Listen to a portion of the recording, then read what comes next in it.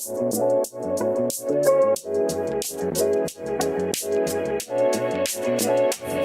out these rims. Let's go deep.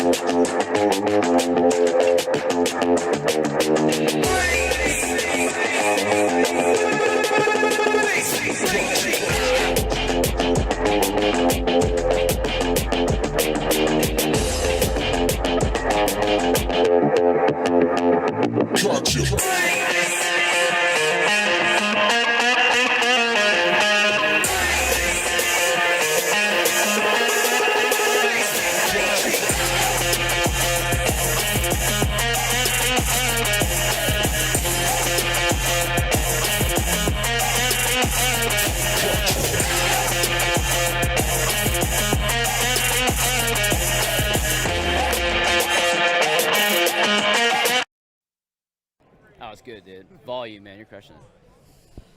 Hello, everyone, and welcome to SIGGRAPH 2024, the final day here at the Maxon booth, Denver, Colorado. Yeah, we got applause going already. Everybody's excited.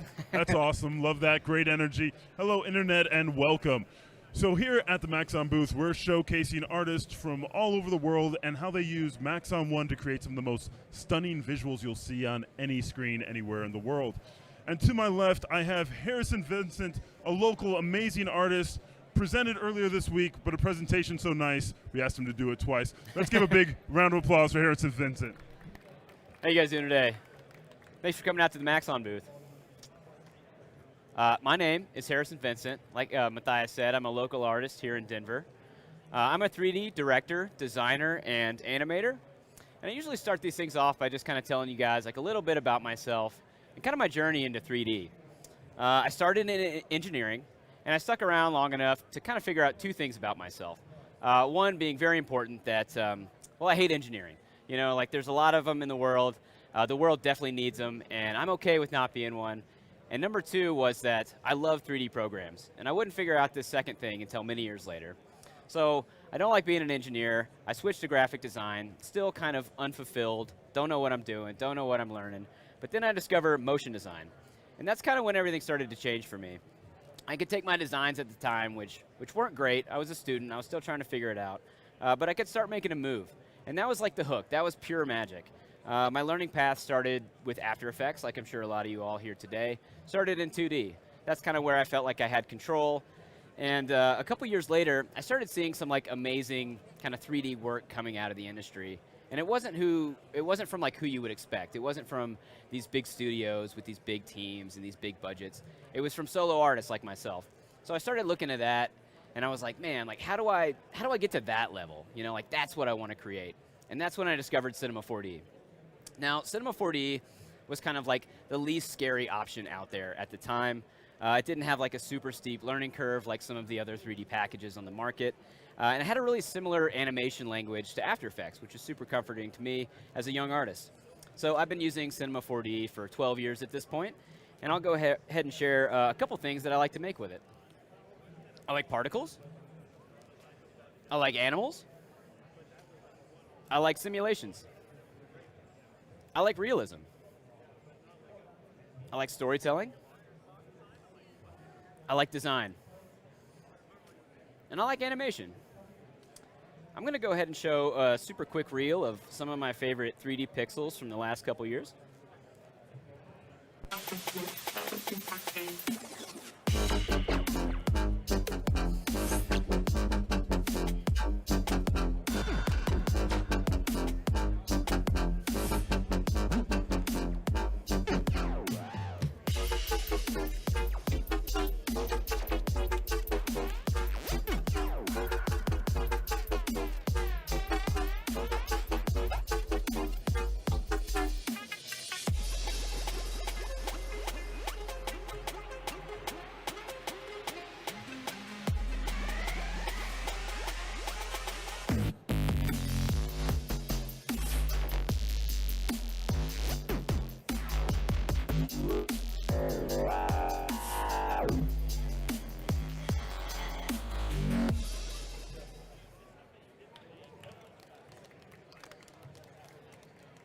Thank you.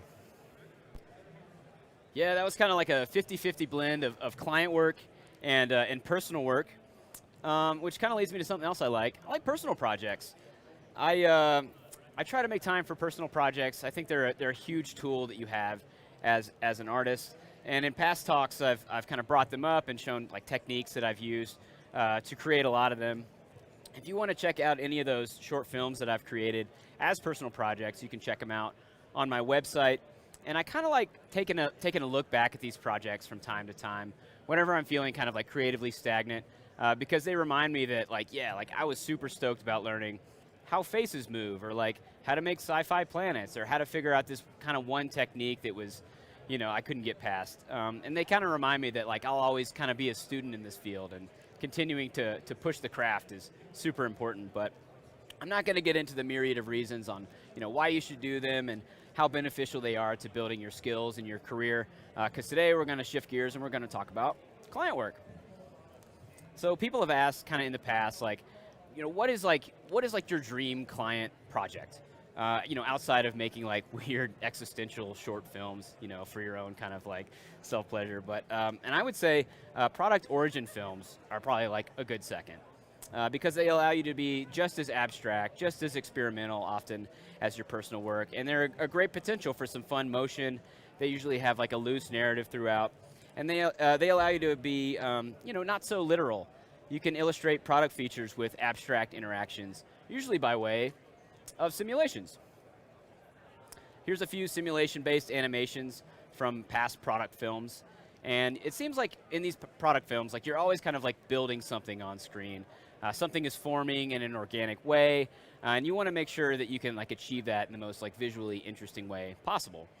And it's kind of funny, like I didn't realize like until I was like putting this presentation together that like my client work is like 1 billion times more colorful than my personal work is. Like I have no idea why that's a thing, but I guess a good epiphany to have like a decade into your career. But simulations are super fun. So that brings us to today's topic, or rather, faking simulations with MoGraph. Now you may ask, Harrison, why would we want to fake simulations? Cinema 4D is an incredible tool for artists, and it has amazing tools for simulating everything from cloth, rigid body dynamics, to smoke and pyro, and now like a huge update to their particles toolset. Why would we want to fake anything?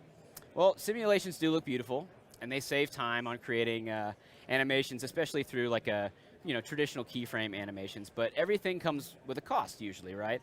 So when you're up against a client deadline, you might not have the luxury of time to go through multiple rounds of tweaking and rendering and swearing, all to come to like an end result that is often very hard to art direct, right? So how can we get like an organic animation with an art directable end result that appears fluid and possesses all of the qualities that we love about simulation? Well, that's the $1 million question.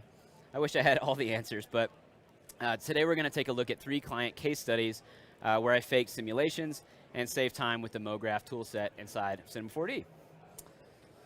So HRE Wheels reached out, and they wanted to create a launch film for their new carbon fiber wheel set.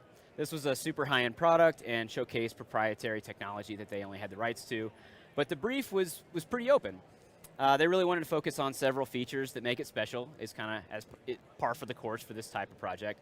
And they wanted to start with 6 electrons, because that's how many electrons are in the element carbon. They wanted it spacey and mysterious and a little bit tech forward. I had a little bit over a month of production time to bring this story to life for them. So I'm going to play the final spot, and then we can take a look at one of the shots, and then we're going to build it from scratch in Cinema 4D.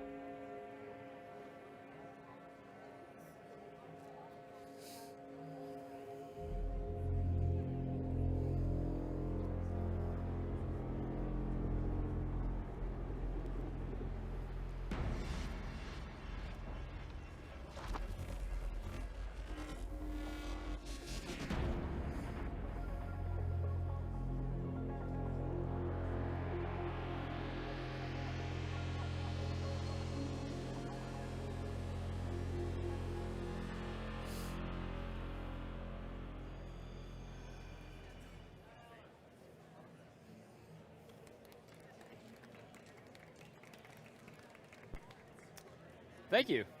Yeah, so that that spot was, let's see, let's open that right back up real quick, talk about it. So this entire spot was created inside of Cinema 4D and rendered with Redshift. A lot of simulations, a lot of fun kind of interactions to kind of figure out and animate and illustrate on screen. But today we're gonna talk about this shot right here. So we kind of have this two-shot progression where we start super close up on this carbon fiber weave, you know, kind of knitting on screen, and then we go to a medium shot where it kind of completes its basket weave animation. And we're gonna create this completely procedural inside of Cinema 4D. So let's hop on over to Cinema 4D. We got a brand new scene open here. And if you're thinking Mo splines, you're absolutely correct. We're gonna drop a Mo spline into our scene. And we're gonna start, in order to create this like weave animation, we wanna create like a guide thread. And then we're gonna change that thread in a couple different ways and stack it together and then have them all weave together for our final animation. So now that we have our Mo spline in our scene, let's go over and let's change its length to 1,000 centimeters. Give it a little bit of length. Let's change this display mode to line to keep it just super simple inside of our scene. And let's go ahead and grab a formula effector. Now what this is gonna do is this gonna change the points of our Mo spline to a sine curve. And if we just play what we got kind of like a snaky motion going on here. And that's like kind of close to what we want. We have like some peaks and valleys, but we want to control this a little bit more. So let's go in our parameters tab. And let's clear out the X displacement, and let's make it displace in the Y. And then we'll go back into our formula field, and we see a T here. Now T stands for time, and that's kind of what's driving the animation. So we just kind of want to nuke that real quick, and let's just throw a 1 in there to kind of lock it off. So now we can see our animation isn't moving if we go through our timeline. And let's give it a frequency of 5. So we got a couple more peaks and valleys. Nice. So this is starting to be kind of our guide spline for our weave animation. That's good. Let's. We need something to displace, or we need something to like wrap along this spline, a piece of geometry. So let's bring a null into our scene. Let's call it instance. And like any 3D project, we'll throw a cube in there. It's a good start. Let's give it some of the same dimensions as our Mo spline. So we'll give it 1,000 on the Z, 3 on the Y. Let's give it like a 30 on the X. That's good. Oh, we need one of those. Clear that. And let's offset it inside of our null, just so that everything kind of starts at the world 0. And then we're going to drop this inside of one more null. We're going to hide that whole setup. But we're going to select our instance null. And let's bring up the commander. Let's hit Shift-C. And we're going to make an instance of that instance null so that we can replace that geometry later with something a little more high poly. But this is going to be great to kind of like work out the kinks of our animation. So we have an instance of that cube that we've created. Now we want to wrap that cube along our Mo spline that we've just made. So let's bring up our commander again. And let's bring in a spline wrap. Let's drag that down there. And then we go in the object field. Let's bring in this Mo spline. There we go. And if we just change its axis right there, we see it's still not doing anything, and that's because we need to add some segments to our instance cube. So let's just go ahead and add some segments of 130. Sounds pretty good. And we see now it snaps to our Mo spline that we've created.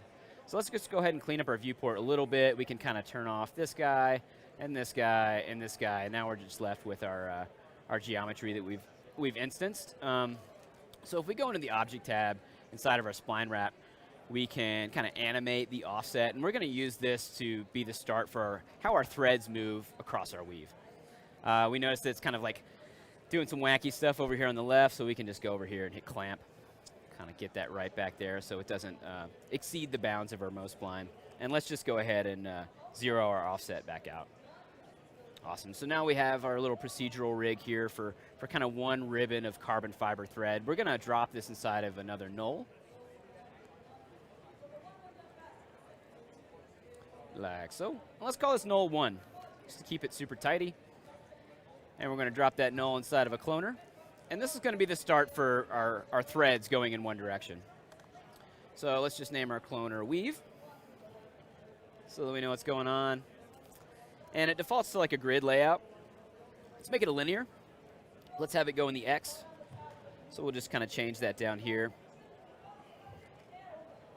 And let's get like 16 of those clones going on. We've got a nice wide weave, a little patch that we're making. And if we zoom out and see what we got so far, we notice that every single like guide ribbon is the same. And that's not exactly what we want. We want each one to be kind of like offset a little bit so that when we have threads coming from the other direction, they weave together, you know, and they create this kind of like lattice work that we're looking for. So let's go inside of our clones and let's make a few more copies of our null setup. And let's just name those 1, 2, 3, 4, so that we can kind of keep track of what's going on inside of them, and we'll just explode those real quick. And what we want to do inside of the formula field that we altered earlier, we took out the T constant so that there was no animation. We put a 1 in there, and we want to offset each one of these by 0.25. Because there's 4 copies, it's going to be 1, 1.25, which is this one right here. So we can see that that gets offset a little bit. We'll make this one 1.5, offset 0.25 from the previous clone, and then we'll just make this one 1.75 so that we see we have like a nice kind of like offset undulating pattern going on there. And let's go ahead and throw down some animation. We can start building this thing up. Before we do that, I think the effect of our formula effector is a little high, so we can just select all of those, bring those down a little bit to something that makes more sense. And let's select all of our spline wraps. We'll go to the first frame in our animation, and let's bring these guys back to like -88, I think is a good start, and then we'll go to the end. We'll have them go to like -10. And let's preview what we got. All right, so we got our threads building on. So I think one thing that we can do to preview the threads coming in the other direction is just make an instance of our previous cloner setup. So we hit Shift-C, and we type in instance. We can get an instance of that. And we can just kind of move these guys around until we figure out a lockup where it starts to weave together. So let's make it -90 on the X. Let's make it -175, 75. And I figured out kind of what these were ahead of time. But you can experiment with like a whole bunch of different like weave patterns. This is like a 2x1 basket weave. This is what the client asked for because that's the kind of weave composition that their high performance wheel was using for their carbon fiber setup. I think it's like the strongest composition of carbon fiber ribbons. So they want to make sure that, yeah, like even at these macro shots, like we still have like a bit of our IP in there. So let's go back and let's play our animation. All right, congratulations. We have an extremely boring animation at this point. But this is good. This is set up the way that we want, and it helps us kind of like troubleshoot some areas here. So I think our weave is like a little too loose.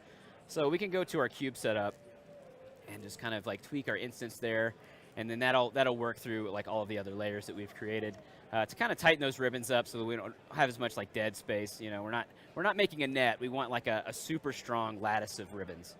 So that's good, and it also, like, if we had any like intersections with our weave coming the other direction, then we could notice that by bringing the instance into our scene.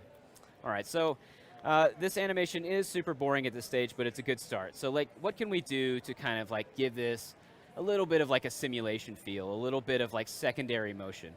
So let's open up our null setups here, and let's select all of our formula effectors. And one thing that you can see in these kind of like weave style animations is that there's different levels of tightness on the weave. So like you'll have like the leading edge of the weave kind of come in super loose and undulating, and then further back in the weave after it's already kind of like knitted together, it'll be super tight. So we can create some controls that'll kind of emulate that effect here. Let's actually bring our strength. Let's go halfway through our animation so we got something to look at. Let's bring our strength all the way up to crazy levels. And then we're going to actually control our strength now with a solid inside of the fields effector. So let's drop a solid in there and kind of dial that down. And then we'll bring in a linear field. And we'll figure out what direction works best for us. I think it's Z+.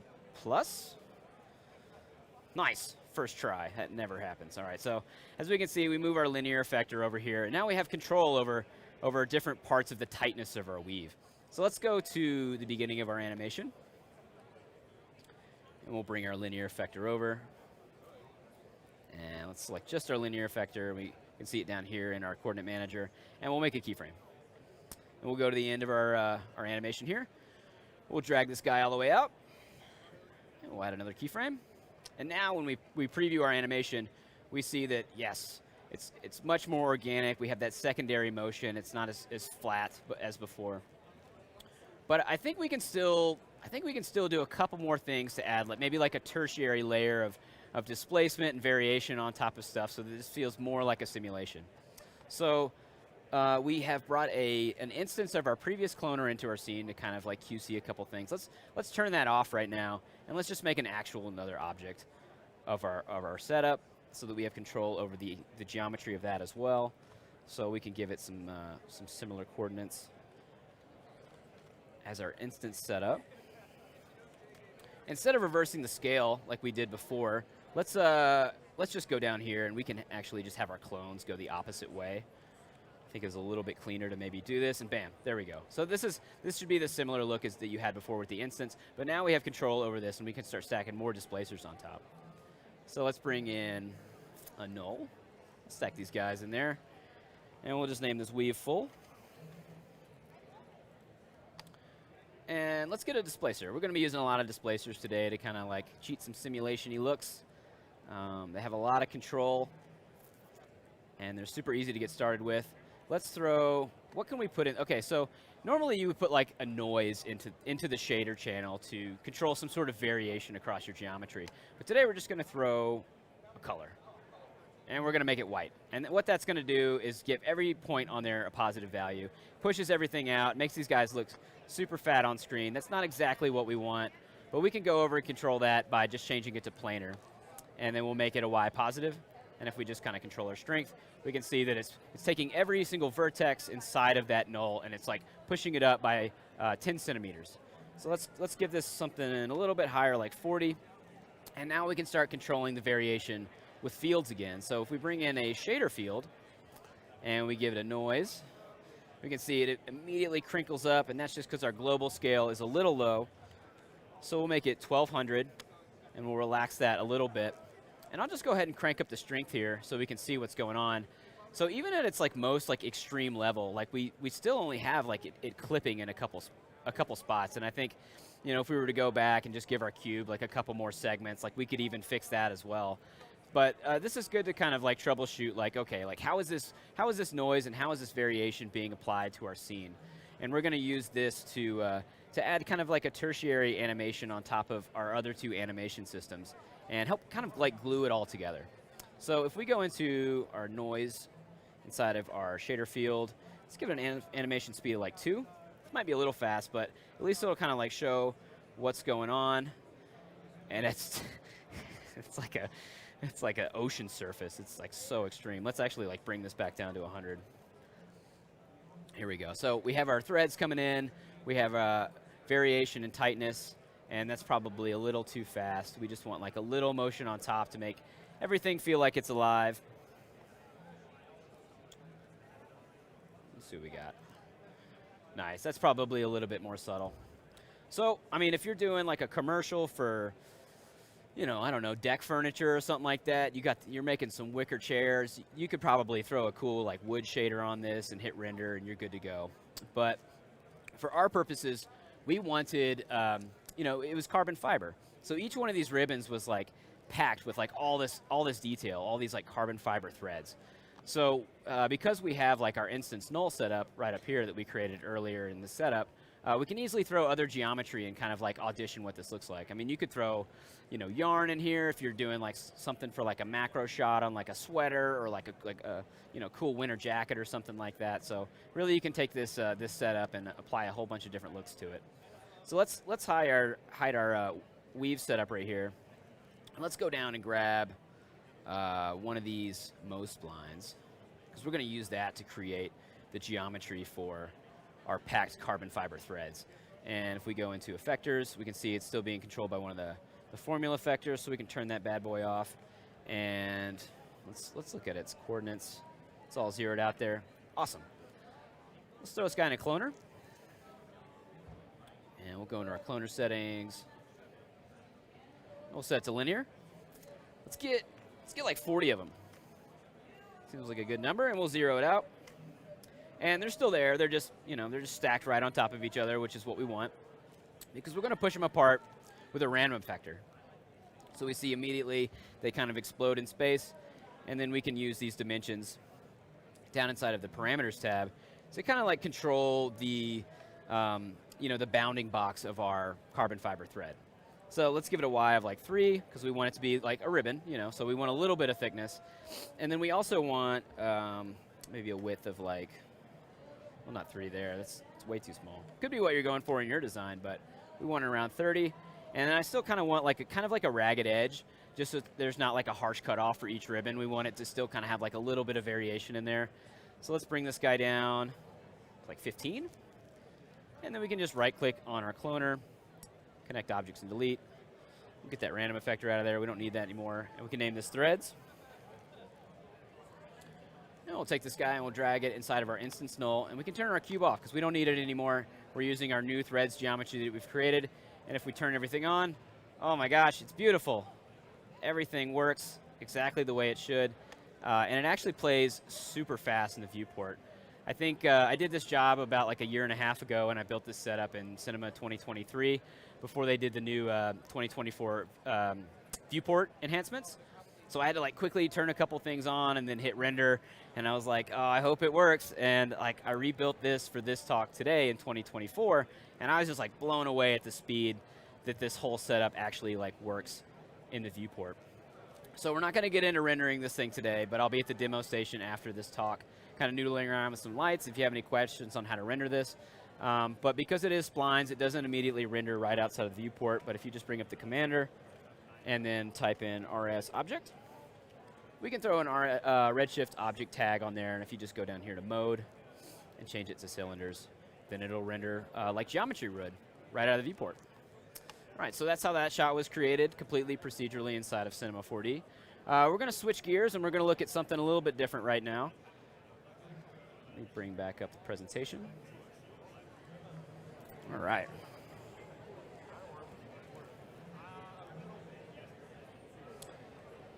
So Live Golf reached out, and they wanted an origin film for their new championship trophy. So each year they commission a new trophy design, and they really wanted like a super cool kind of like organic, big, bold, energy-filled animation to go with it. So a little backstory on Live. Unlike the PGA Tour, Live is team golf, teams of 4. So the trophy needed to split into 4 distinct pieces, 4 distinct shards. Is this coming? So whatever animation was created, they really wanted like that concept to come across. So the concept that I came up with was that we were going to go like full Captain Planet on this thing. Each shard was going to represent one of the unique elements of golf. We have sand, water, air, and grass, and they were all going to come together in the end for a triumphant trophy reveal, all in under 20 seconds. So I had about 3 weeks from like the initial concept to delivery on this one, so it was like a super fast turnaround. So any sort of like tricks that I could use with MoGraph and like staying away from simulations would definitely help me in the long run. So I'm going to go ahead and play that spot, and then we're going to take a look at one of the shots, and then we're going to build it inside of Cinema 4D.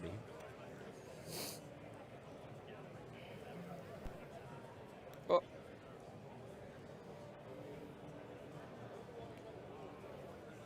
I'll just rewind that real quick.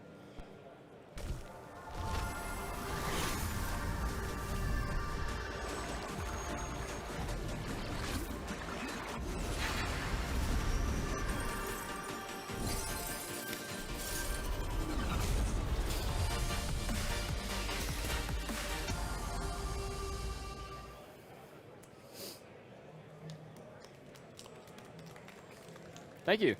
Yeah, lots of fun tricks going on there. Super simulation heavy.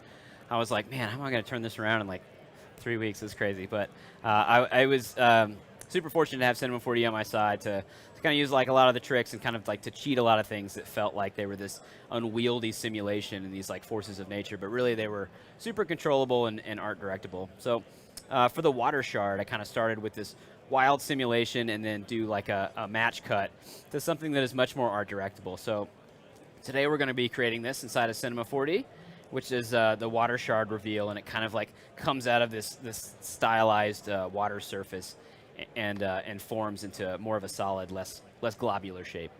So let's hop into Cinema 4D and get this thing going.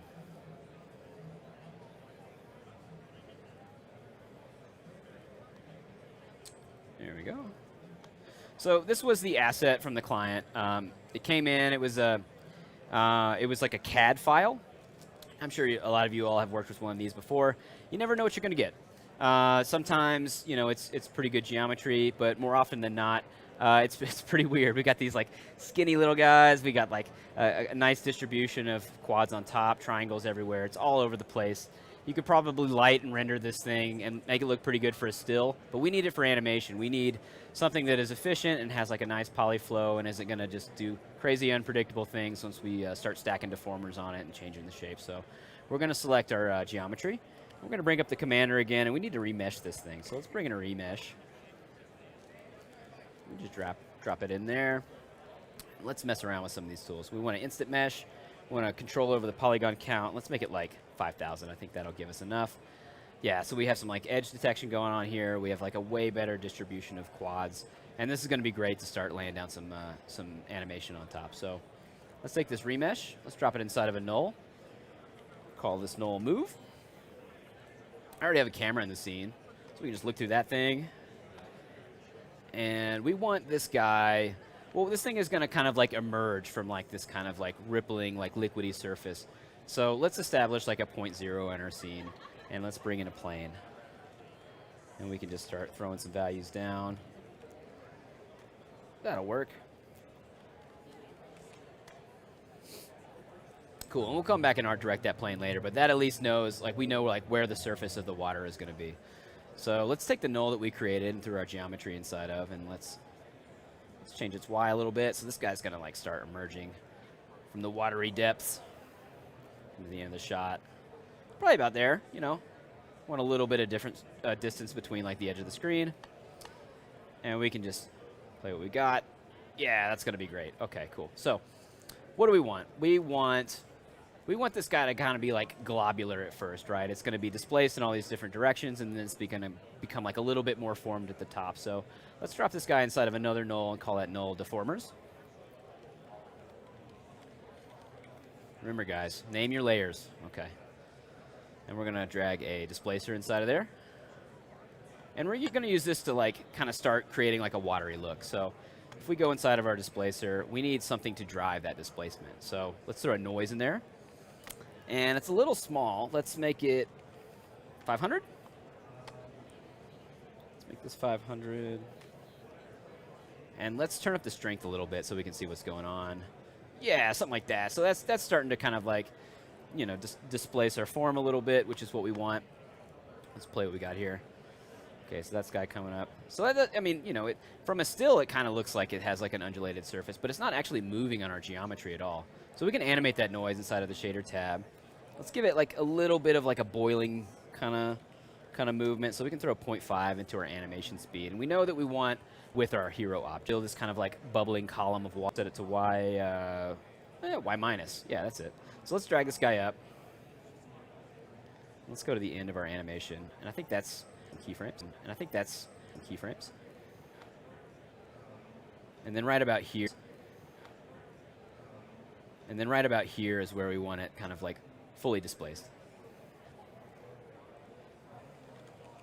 Let's give it a value of 500 on the Y so that when we twist it, so we notice that let's give it a value of 500 on the Y so that when we twist it, so we notice that the deformation is only happening like inside of the bounding box. So if we go over here and click unlimited, then we get full deformation. Let's go to the beginning of our scene. Full deformation. Let's go to the beginning of our scene. Kind of pull this guy up a little bit, I think. We can start, make that like 60 geometry. But we can't really like render this as it is. Like, I mean, we could. It would just like, it would look terrible. We have like edges that are kind of like intersecting each other. It's kind of chunky. We want this thing to feel smooth because water kind of has this smooth undulating surface. So if we go in here and we grab a volume builder, we can start refining our geometry even more. So throw that guy in there. Let's go into the object tabs. Check out voxel size, and we'll just drop this voxel size down a little bit so we get a little bit more resolution. And we can throw an SDF smooth on top. And that's just gonna, it's gonna kind of be like a blur would be in like a 2D program, but this is kind of like a 3D blur. So it's gonna take our voxels that were had a lot more detail before, and they're kind of smooth them out globally. So if we play what we got this kind of like rolling, undulating motion. And then our shard is starting to form.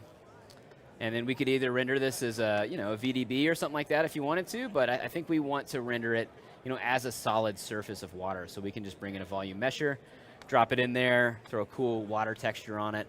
If you're doing like a candy bar commercial or something like that, and you needed the candy bar to kind of like, come out of this pool of chocolate, like that would be a good kind of application for this effect. You could throw a cool like subsurface scattering chocolate shader on there. But today this is going to kind of work for our purposes. So we have our hero object kind of like dialed in. Let's go back a couple steps and start working on the environment that exists in. So we go back to our plane. They meant water. Let's give it some subdivisions because we're going to start kind of like deforming its surface a little bit. Let's give it 100 by 100, and we can always come back and give it more. We can throw it in a subdiv if we need more resolution down the line. And with this water, we kind of want, well, we want three things. We want like these large like ocean swells kind of like moving through our scene left and right. We want like a centrally located ripple that kind of like moves through it and it shows like the point where our hero object is kind of emerging. And then we want like a tertiary object, just like we did in our last simulation, to kind of glue everything together and just give it like a little bit more undulation and make it feel like it is a simulation. So let's click on our water plane here. And let's bring in another displacer. And in this displacer, we're going to go back and do the same old tricks. We're going to throw a color on there. And that's going to bring it up. Is it? Something fun's going on. Oh, I got to nest it under there. There we go.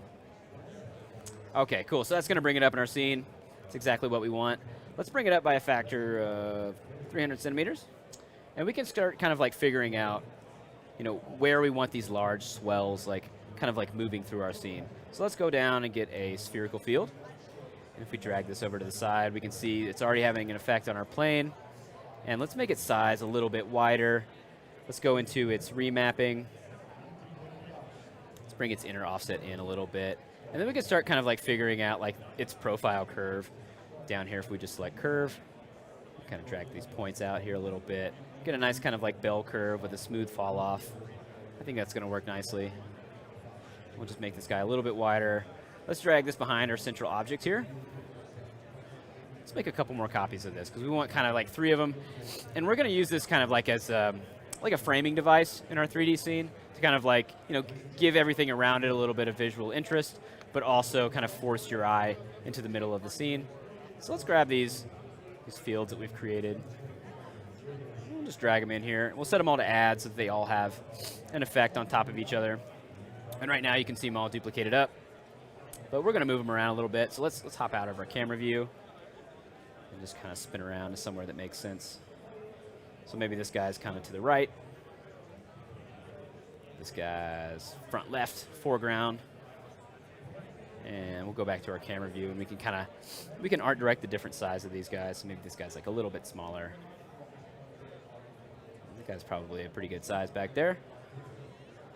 Where's this foreground guy? Here we go.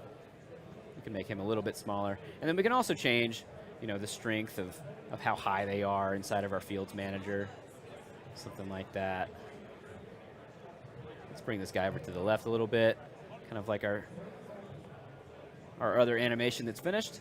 And let's go to the first frame. I think that's a pretty good lockup to begin with. And we can start set some keyframes for how these things are moving through the water. So we know that it's going to move on the X, so we can set keyframe on the X for each one of these fields. We'll just kind of march through it. And then we'll go to the end. We'll slide them over a little bit. Set a keyframe. Maybe this guy's like kind of rolling through town left to right. Set a keyframe. And we'll find our back one too. Maybe this one's kind of ends on the right side for animation. All right. So go up, back, play what we got. We got our central object kind of like coming out. We have our swells moving left to right. We could probably increase their movement a little bit. They seem like a little bit slow. And we can always come back and kind of adjust these things as necessary. Okay. So step 1 done. We have our swells in there. Now we want like we want like a centrally located ripple that's going to kind of like, show our hero object emerging, and it's also going to be kind of like a nice design element to make this whole thing feel like a little bit more organic. And also, like, depending upon your light choices, it's going to kind of like pick up light as well and kind of like bounce it around your scene. So let's select our water plane. Let's go down. Instead of a formula effector, we want to get a formula deformer this time. There we go. And we'll just drop this right under our displacer. We can see that it has an immediate effect on our scene. It's a bit aggressive, so let's just back it off a little bit. And now we have our formula field again. So this time we want to keep time in there because we want animation to be driven by our formula. So we're going to keep time in there, but we're going to actually, if we play what we got, we're going to see that our ripples go in. And we want them to come out because our object is coming out of the water. So instead of plus T, we can just invert that real quick and make it negative T. And that's going to fix all our issues, and also we're going to change our frequency from 2 to 3 just to pack those ripples a little bit tighter and get a little bit more light dancing around. So if we play what we got, we're starting to stack some variation in there. It's starting to look pretty cool. We're obviously going to go back and turn our volume builder and volume mesher back on so we can refine the shape of that hero object. And now we want like a tertiary variation layer that we're going to stack at the end that's going to give it just like a little bit more motion and kind of like glue all these guys together. So we select our water plane again. We can go down and we can grab a displacer.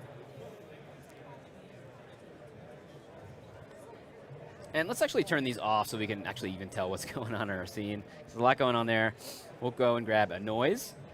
And it comes in pretty small. Let's give it 2,000 global scale. So we want it to be kind of just like a nice little undulation on top that's going to break up any of the previous systems just a little bit more. We want it going left to right so we can well, let's give it an animation speed first of just 0.5 just so it dances around a little bit and kind of has an evolution, kind of has like a little bit of a boil to it. We want it to move left to right, so that's going to be the X. We'll give it a speed of 1. Let's see. I think that's going the opposite way, so let's just make this -1, negative X movement.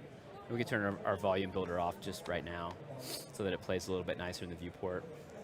Okay, so we have that kind of rolling through, and we can turn on our 2 previous systems.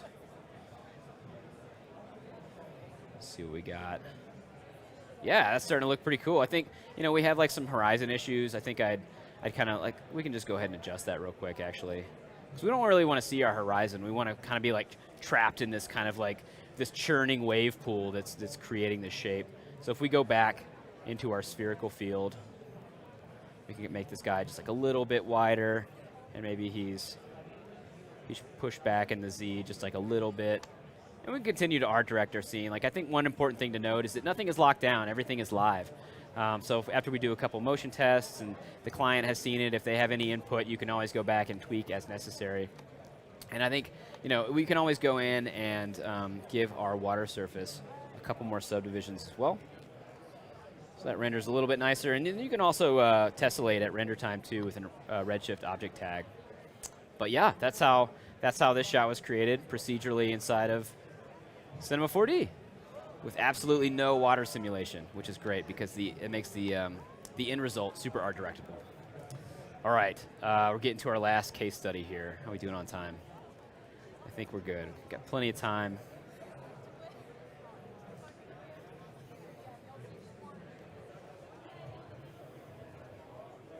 All right, so this job was created earlier this year for a company called Epirus. And now Epirus is a technology that is developing safe ways of disabling unmanned drones. And they wanted a use case video that gave some context to how their tech would be used out in the world. So I worked with the in-house design team at 8VC to realize the visuals for their rebrand. And I collaborated with Victor Dimitrov, who's a super talented 3D designer and close friend of mine on a few of these videos.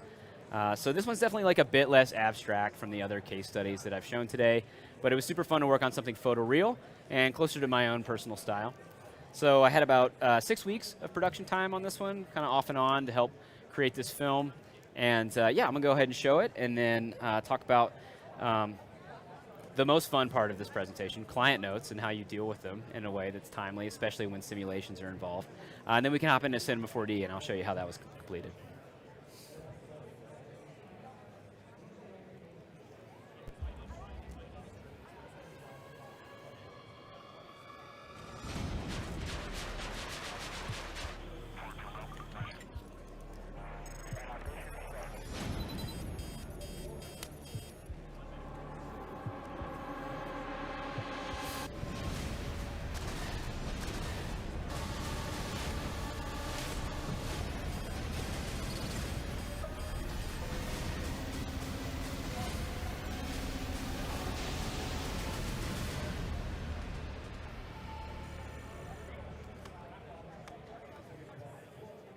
Yeah. Short and sweet, but lots of action. Lots of simulations going on too in this one. I couldn't, unfortunately, cheat everything, but so we got some X particles going on here with some drones kind of generated on top. That was super cool to kind of figure out, like swarming tactics and stuff like that. You kind of throw in some attributes and let it do its thing. This was all the new pyro inside of Cinema 4D, and like I love it. I used to use Houdini a lot and do a bunch of volumetrics in there. The new pyro has brought me back to Cinema 4D. Now that I can do everything inside of Cinema is awesome as an artist. Even the grass moving down here, lets us play. The grass has a movement and a shockwave to it. That's all hair system inside of Cinema 4D. You can generate geometry on top of an existing hair simulation and have that, where everything kind of bends and you can cache it all down and render it super pretty. But today we're going to talk about this shot right here, where we have some in-air explosions, we have some drone destruction, and this is kind of how the shot turned out. A lot of action going on, but this is not how the shot originally started. It was more like this. Just out for a Sunday drive, not a whole lot going on. We still have some explosions going on, but the client came back and they were like, hey, we really want to see this thing amped up. We want to see more destruction. We want to see more energy. So, one of the clients was like this super detailed kind of layout of so drone number B, drone letter B hits explosion number 1 and turns into a shrapnel field, and that shrapnel field gets sucked by camera and destroys drone number B, and this whole physics layout, and my head was just spinning by the end of reading it. And I was like, I was thinking, dude, I don't know how to create any of that, much less simulate it and control all those different pieces. And then I kind of took a beat and realized that hey, none of this has to be a simulation, if you can control the pieces and you can throw a couple, sneaky keyframes in there, then you're in full control of your animation. It can be whatever you want it to be. So if you break it down and be like, hey, can Cinema 4D fracture an object? Can you create debris from stuff? Absolutely. In a number of different ways, super procedural and super lightweight. And 2, can you control the spread of that debris? Well, yeah, absolutely. You can throw deformers and all sorts of stuff on there to control how that debris operates. So let's hop into Cinema and I'll show you how the shot was created.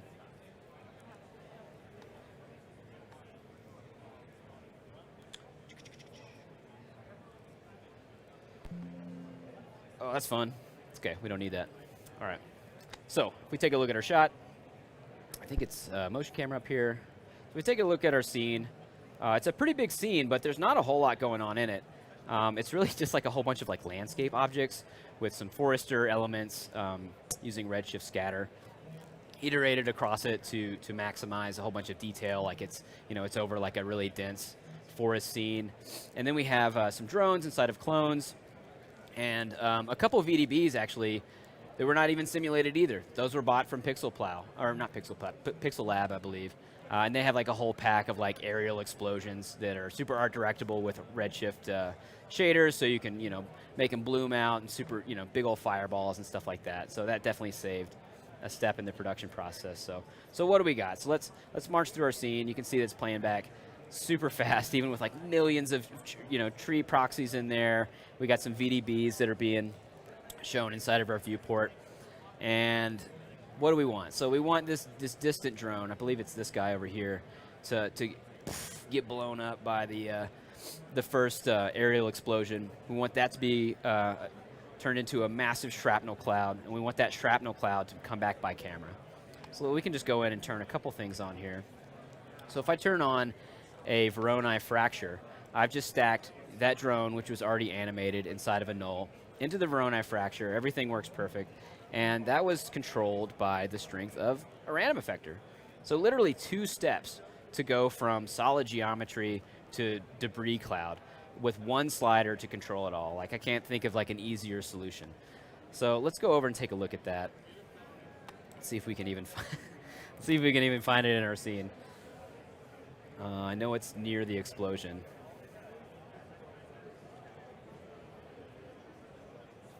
If anybody sees it, shout it out. You know what? Okay, we'd already passed the explosion. Well, let's just go ahead and break down the drone that's right in front of camera. So this is stacked in a null that I've already animated.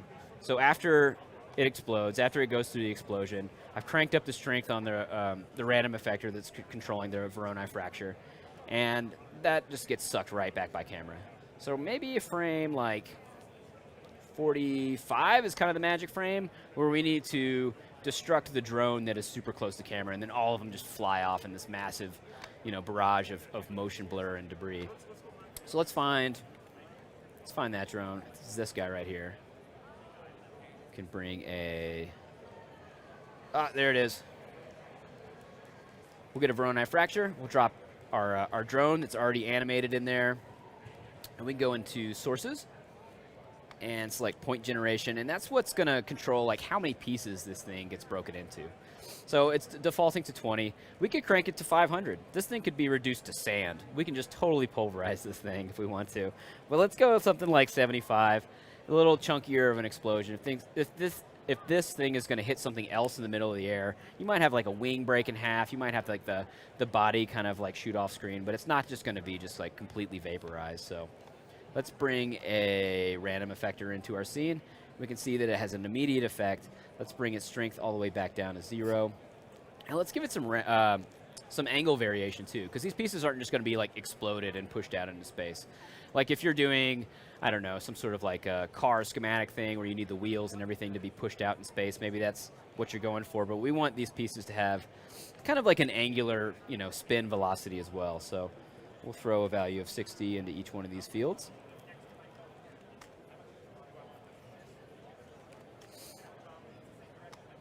We can throw some keyframes down on our strength. Throw a 0 right there, and we can mouse forward in our timeline to where this guy comes off screen already. And we'll just crank the strength up like that. Now, one thing to remember too is that like we're rendering this with Redshift with motion blur enabled, and these things are moving super fast on screen, and that's going to work to your advantage. That's going to hide any sort of flaws that you might have, any sort of like lack of internal components or anything like that, and it's really going to allow the implied motion of the scene to take over, and your brain to kind of like fill in the other details, because the viewer's not going to be like, wait a second, like that thing was going to have screws and all sorts of stuff. Like, no one cares. As long as it has like a nice hit and a nice motion off screen, you've done your job. And these things are going to be, motion blur.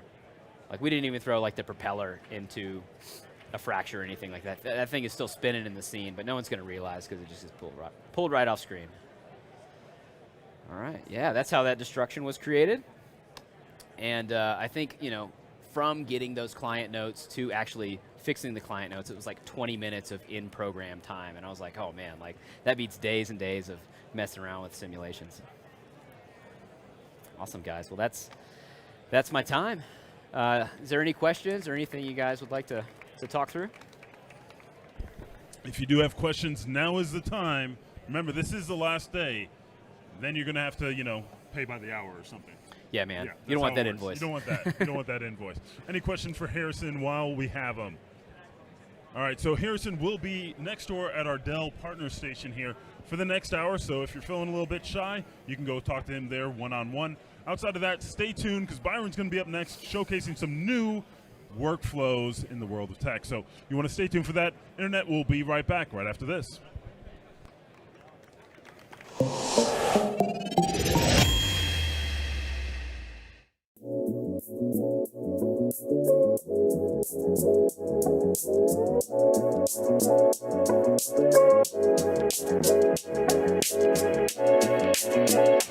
Check out these rims.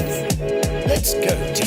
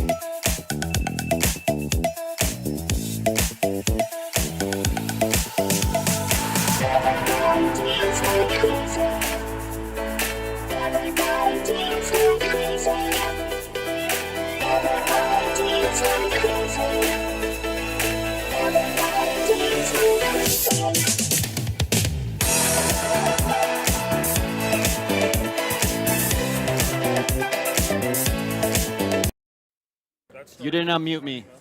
He's good. Oh. Hello, everyone, and welcome to SIGGRAPH final day here in Denver, Colorado, 2024. I'm your host, Matthias, a.k.a. Major VFX on all the different socials. Accompanied by me today is a number of amazing artists showcasing how they use Maxon 1 to create some of the most stunning visuals you'll see on any screen anywhere in the world. Up to my left is a gentleman who's been working on new technology workflows that will stun and amaze you. Let's give a big Maxon welcome for Byron Stanford. Thank you. Oh, I'm still mute. Oh, no, I'm good. Thank you, guys. Thanks for coming out. I'm Byron Stanford. I'm a creative director and AI specialist, and I'm here to talk about next-gen 3D workflows today. And I know that that sounds a little bit complex and like it might be too complicated, but I guarantee I'm going to be breaking everything down and making it as simple as possible, just to make sure that everybody can kind of follow along with everything I'm going to talk about today. I want to do a little comprehension test, so I'm going to want you to follow some like easy steps. Can you guys that are sitting down, can everybody like stand up real quick for me? So yeah, just follow some really easy directions. I want everybody to put their hands out right in front of them like this, yeah? So your palms are both facing each other and your thumbs are pointing up, cool. And now we're gonna turn our wrists so that our palms are facing away from each other and thumbs are pointing down. And I know this is super simple so far, right? It's gonna start getting complicated.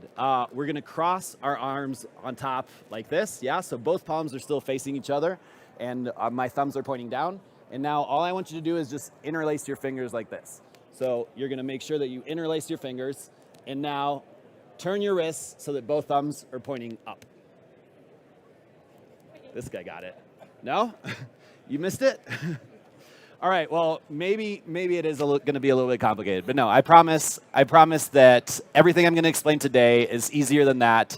And if you stay until the end of the presentation, I might tell you how I did it. And if not, you can ask this guy, he knows. So before we jump in, I'm going to show you a little bit of my work.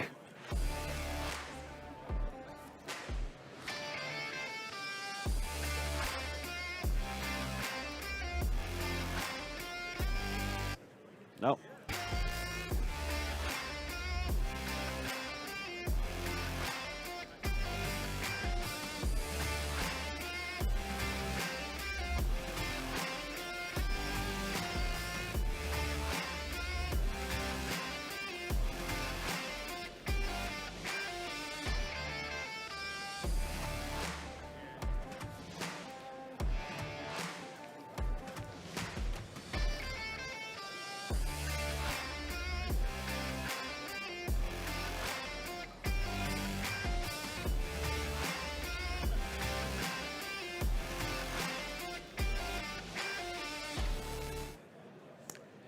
Cool. So that was some of my, thank you. So that was some of my work. I do 2D and 3D animation, and I work mostly in Cinema 4D. But as I said, for the last couple of years, I've also been experimenting a lot with new technologies, and I am integrating a lot of new tools, especially AI, which I know is a little bit of a dirty word right now. But I'm here to explain today how like AI really is, it is very artificial, but it is not very intelligent. And so we want to make sure that we are bringing that human intelligence and our parts as artists to it, and start combining some of these newer programs and newer techniques with our 3D knowledge to actually be able to drive that design and that animation to make it all actually interesting. And all the people that are here today, really, anybody who does animation, VFX, or 3D in general, we're all in a perfect position to actually take advantage of these tools because all of us are very accustomed to learning new programs, learning new techniques, as well as we're all sitting on some of the best kind of like consumer GPUs out there. And that's really all that you need to use these tools. You need an ability to learn something new, to kind of get into a new program and test things out, and a GPU that's going to keep up with your curiosity. So there is already work that's being done out there. There are already studios and clients that are wanting this type of technology to be used, and I'm going to show you a couple of examples. So these are some studios that I've been in the talks with for the last few months. The first example, before I jump into that, these are the 3 projects that we're going to talk about today. So I'm going to break down 3 projects in which I'm going to be using these machine learning techniques to kind of help me with either texturing a 3D scene, either also for asset creation and animation, where everything that's in this scene was created with these machine learning algorithms, and also mocap and animation was captured. And finally, combining MoGraph and Animate Diff to create these like very complicated animations that really have this like painterly look, and you can really style however you want over top. So as I was saying, I'm going to jump into showing you some examples of work that's actually done in the wild today using some of these techniques. So this is from a studio in Sydney, Vandal, and they did a lot of projection mapping and using some of these generative programs and Animate Diff as well.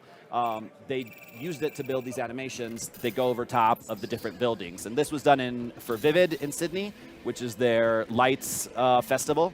And they just use different techniques using 3D, using Cinema 4D to drive a lot of these animations, and then project them using depth maps on top of these different buildings.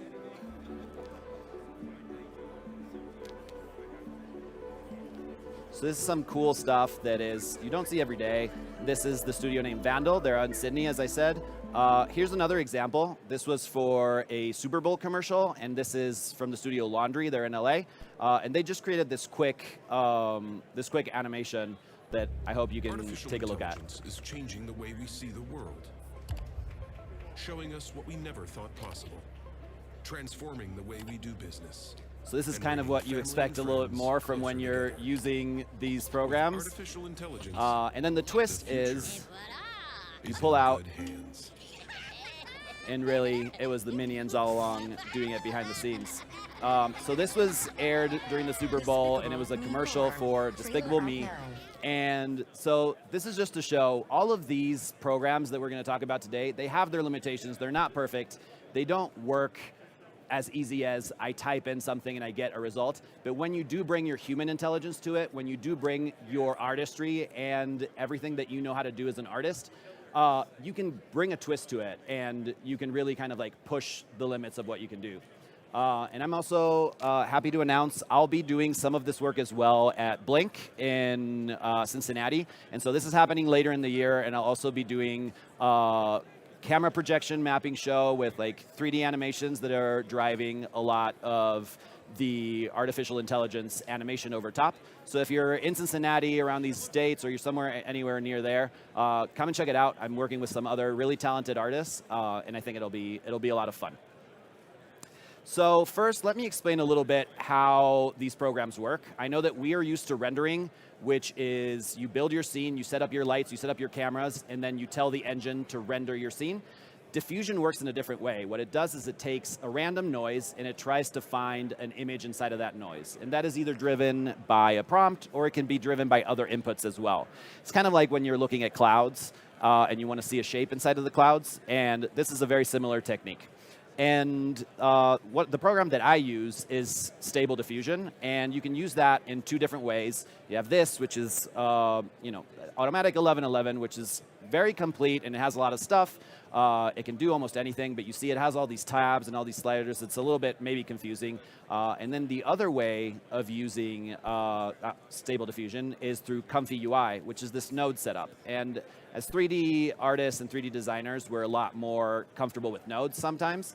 And so the beauty of this setup is that instead of having to load a whole program when I load this up, like when you launch C4D, you kind of have the splash screen and everything has to load, all the plugins have to load. And here what I'm doing is I'm just really bringing in the nodes for the operations that I want. So it's a lot lighter on my machine and it really is good for my resources.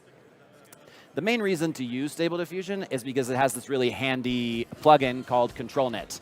And what ControlNet allows you to do is take different inputs, and in this case, I'm using a raw video to kind of like analyze the scene, and then it's going to kind of like extract skeleton information, depth information, or line information, and then I can paint inside of those lines, and I can tell the program what it has to paint over top, how to skin this in different ways, and these are just like different tests of different techniques.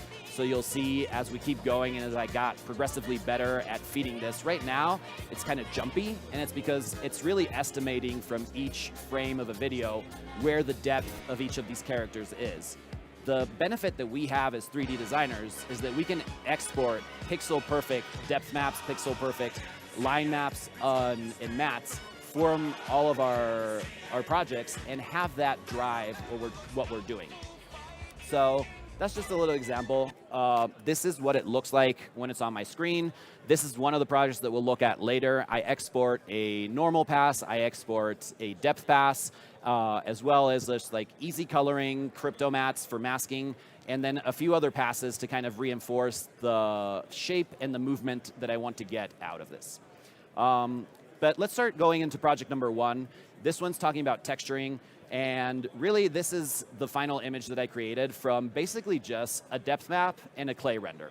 And I'm going to drop into Cinema 4D in a second here and kind of show you how this is all set up and how we get these maps. This is all created, and we'll see it in a bit. But we can either use it as like our last step for texturing after the whole scene is done, or you could also use it for look dev. So you could throw this in at different values and get different type of styles, and then I could take this into Cinema and I could texture my scene according to these different looks. So let's go into Cinema here, and I have my file set up and open. I'm just gonna put this off to the side. So this is my file. It is a kitbash scene from the course Lights, Camera, Render from David Ariev, who's right here as well. Really recommend the course. It is super complete. It talks about everything you need to know about Octane and everything you need to know about C4D as well to build cool scenes like this. And so really, this was just a kitbash. It comes with all of its own materials and everything, but just to show you how it works for this, I deleted all the materials, and so I have an empty scene with just these kitbash. I did start putting in some lighting in there, so you'll kind of see that.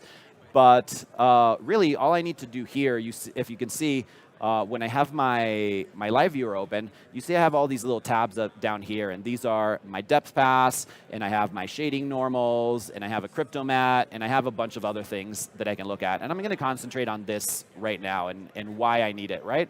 That depth information is going to be really good at telling our diffusion model where I want those pixels to be rendered, how close to the camera and how far to the camera. So this is honestly really easy to set up. All you have to do is make sure that in your Save tab, you have the multipass image save. You're telling it where you want it to go. And in this case, I'm going to save it out as a PNG because it's just a still, and I don't really need more than that. Then I'm going to go into my kind of like Octane renderer, and under Render AOV group, you go to your render AOV manager, and in here you see I have pulled on some of these mats. And so like you can just choose anything you want and kind of like, you can double click it and it'll add it into here. I don't really need that one right now. But the important one that we're going to talk about right now is the depth pass. And let me make a little bit more space so that you can see it better. So the depth pass has these like values here. And this is really what's going to tell the renderer how much depth I want to render out of this pass. So if I set this very low to say a 10, you see everything is white and I have no contrast in here. And so that's not going to show anything to the diffusion model on where I want those pixels. And if instead of that I set it really far, I set it to 300 for example, then I have mostly all these dark pixels and you can't really see anything. So for every scene and for every different scale that you build into your scene, you're going to have to play around with this number a little bit to find. In this case, I went for 80 because I can see this gradient. It can kind of show that how that depth is working. And my building back here in the back is in the white, and my stuff in the front is dark and black. And I can still see separation in some of these objects. So that's why I went for that value. But for each scene, it'll be different. And for where you place your camera, it'll be different for you as well. And this is really kind of like all I need to export. I can use a few of these different maps. I have the normal in here as well, which we can kind of see here. And the normal is just going to kind of tell us a little bit. In this case, because I have no textures, I'm not using the normal shading, which would usually, this would load in the normal values from the different textures that I have in there. But this is just giving me the geometry, which sides my faces are looking towards the camera, and then that can give me just a little bit more information. And then what I do with this is that I run it through Comfy as well as I let you know. And so you have kind of like your models and your checkpoints that you're loading up on the left, and then you have your inputs in the middle right here. And so these inputs really, here I can show you, I'm just using the depth map, and then I have my clay render that I'm running through one of those pre-processors that I told you about. Because it's just a still, and I don't need this to keep consistency over an animation, just pre-processing it within Comfy UI is enough for me. This is kind of what it's tracing. It's trying to trace and find the internal lines inside of the scene, and that's just going to help me guide a little bit more of the generation that I'm getting. But again, none of this is about trying to get a one-click answer to your work. All of this is like, what can we bring to it to actually make this better? So what I do with these is like, I just render a bunch of different styles, and I change the noise seed a little bit so I can get different looks in all these generations. But as you can see, it keeps the overall structure of the scene. And then I bring these into Photoshop, and I kind of just like take the pieces that I like the most.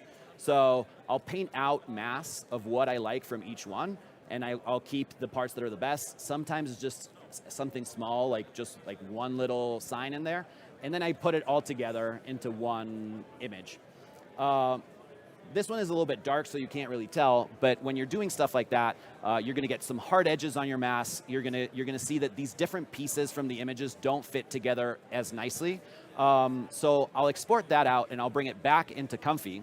But this time, instead of starting with an empty canvas, I'm going to start with my image already rendered and generated, and I'm kind of going to reinforce it with the control net and tell it, hey, I still want it to be this structure, but I'm going to run it through a really low denoise. And so the denoise value that you see over here, this is what I showed you at the beginning. If I have it up at 100 at 1, it's going to give me a full noise image, and it's just going to generate something new.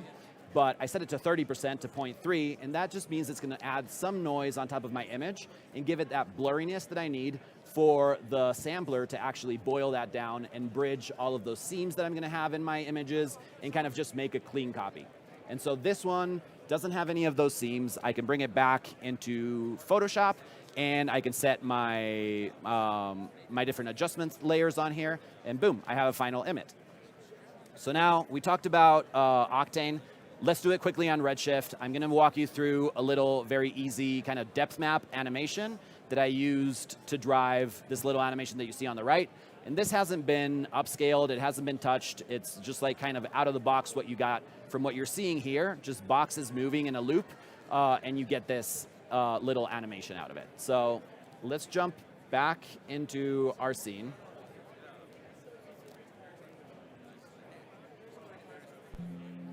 And in this file,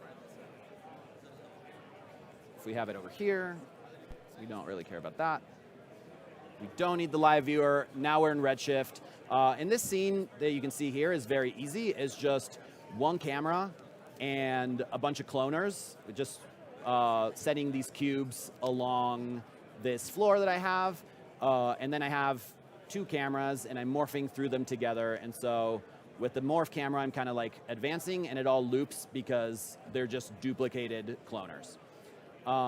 But what I want to show you here is through Redshift, once we render this, we're going to see kind of the same thing. You do have to have your bucket renderer turned on so that you can get the different maps, because if you don't have the bucket renderer, you'll see that the only options I have here are the normals, which, as we know, there's no textures on here, so there's no real normals. But once I do turn on the bucket rendering, now I can check my depth, and I can check my crypto matte, for example. This is going to be very handy later in the next project we're going to look at for masking. So, but let's talk about the depth, because that's really what matters here. So now we got to make sure that we're on Redshift.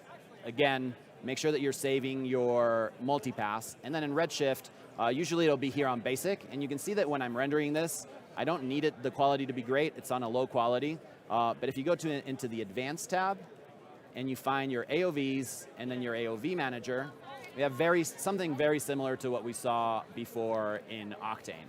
We have all of our maps in here that we can just kind of like choose and bring in if we need. And in this case, Redshift will usually start with this in Z, and that gives us nothing. We'll see only white, and you might be a little bit confused. You're like, well, where's my depth pass? I'm not seeing it. So the cool thing about Redshift is that it does have a Z normalized inverted, and the inverted is really what we need to bring into Comfy. We want the white pixels to be in the front and the black pixels to be in the back. When you get it from Octane, it'll be flipped. All you have to do is invert that mask, and that's it. And so the way I set this up in Redshift is that if you use the near camera far, this is what's going to tell the camera what's near my camera and what's far. And so like I click on use camera near far, and then in my camera, if I'm here, I have this clipping. And now I'm going to be looking at my viewport for this to help me kind of like figure it out. And here I already have it dialed in, but if I start playing with these values, you can see here in the bottom, there's this line that's moving. And if I'm pushing my depth further and further away, I'm clipping out of my image. And so you'll see now in the render, when I'm doing the depth pass, I'm losing the front of this image, and I'm not getting that depth information. So I want to make sure that I'm setting this depth closer to where the camera and where it's intersecting with the floor. And for the far, it's kind of the same deal, where I want to play with this, and I have a handy little line that I can see here on my top view, for example, that as I bring the depth down, that line starts getting closer, and it's going to clip out the information. So you just want to play with those for the scale of your scene, and make sure that you have enough information that you're rendering out something that's useful to you. And using this technique is how I did these animations here. And this is a project that Will Harvey Revelo created, and he does these very cool VJ loops that he puts to music. And so I took that 3D file that he let me use, and I exported a depth pass, an emission pass, and a normals pass as well. And then I used those to run it through Comfy and to skin this in all sorts of different styles. And of course, the 3D version that he has of this looks amazing, and it's a great animation. This is just some type of animation that you can't usually get out of a 3D package. You can't usually, it's a lot harder to get something like this out of Cinema directly. You would have to play around with the toon shader a lot. Then you also have all this different morphing that's happening. So it's a very it's a look, and it's something that you have to want to go for, but it is very interesting to play around with. So let's talk about this second project, which is all about asset creation and animation. And this is a little animation I'm putting together and I'm currently working on.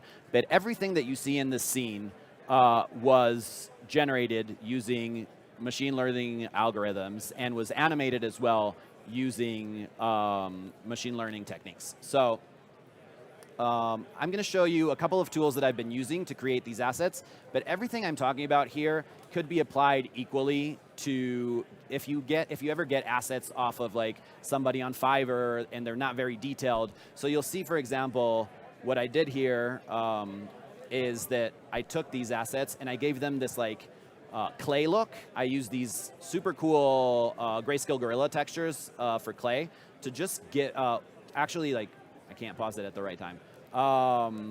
To like lean into the fact that these aren't perfect meshes. These weren't modeled by a 3D designer. They aren't great. The topology on them is a little bit wonky sometimes. So using that and bringing some of that like human intelligence into this is how we're going to create more interesting animations. So this is one of the tools that I used, Meshy, and really you just type in kind of like what you want to see and it'll give you some options for meshes, and then you can refine them at different levels, and then you can get your final mesh. And this works pretty fine. It works with some credits that you load onto the scene. But there's this other page that I've been using, and you can see I created all of my characters that we were looking at using this tool, Hyperhuman Rodin. This was super useful for me. I really loved how it worked. And so I'm just going to walk you through how this really works. You come in here, you kind of type out what you want to see, what you want to create. In this case, a cute fluffy cat, and it's going to give you, oh hey, I think this is what you want to create. And what's cool about this is it has this kind of like re-roll button that you can push, and I can just push that as much as I want until I get to an image that I'm like, oh, that one looks maybe like more like what I was going for. And then you click generate, and it's going to create kind of like this very, very rudimentary 3D mesh. And it's going to be like, this isn't the final mesh that you're going to get, but it's like, hey, is this what you want? And you'll see that you have, on your right side, you kind of have like more prompting that you can do. You can give it a lot of other details to try and make this mesh as much as you want. But especially it has this redo button, and you have up to 20 redos for any given mesh. So you can kind of click through them, and I clicked through a few, and you can see I used a few of these until I got to a mesh where I was like, well, I like those whiskers. Let me confirm this and generate it. And after a couple of minutes, this is the mesh that I'm getting from Hyperhuman. And so, as I said, they're not perfect meshes, but they are a good start. The next step would be the material generation. It's very similar. It already made us this image, and it's going to try to create this texture and project it onto our mesh. In the same way, in this case, you have 6 redos for the material generation. So the thing that's interesting about this is that you can't go back. If you click redo and it makes me a new texture, if I see something I like, I kind of have to confirm it, because if I re-roll and I get something I don't like, then I'm stuck if I run out of redos. But say I like this, I just click on it, and I have my mesh and my materials. And now I'm going to talk about how I did the mocap, and that was using Move One. It's an app that you can download onto your phone, and you can see me here like acting out my mocap in my living room. And this is just off of my iPhone. It's capturing this video and then uploading it, and a few minutes later, I get the skeleton and all the mocap information that I need to animate my characters. So let's jump into C4D again and show you. This is the more fun part of these projects, how I use that information and how I put it onto my characters that I already generated online.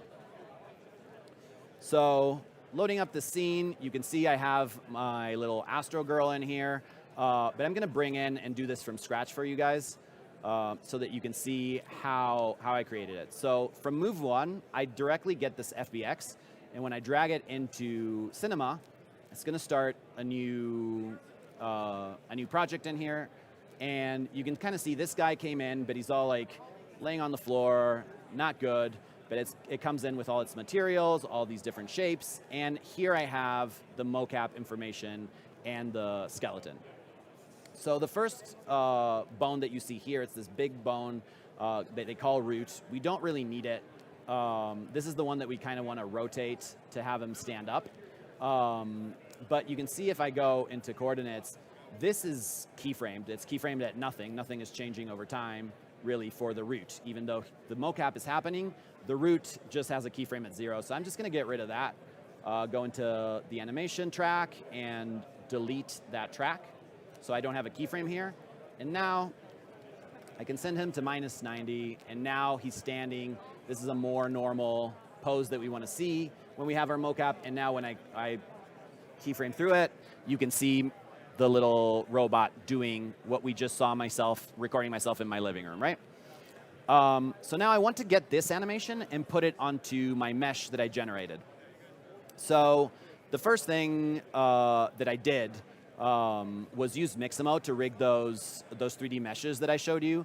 And I'm just going to run through this quickly because there's a lot of good tutorials out there on how to use Mixamo. But basically, it's this Adobe tool, and you can just upload your own character.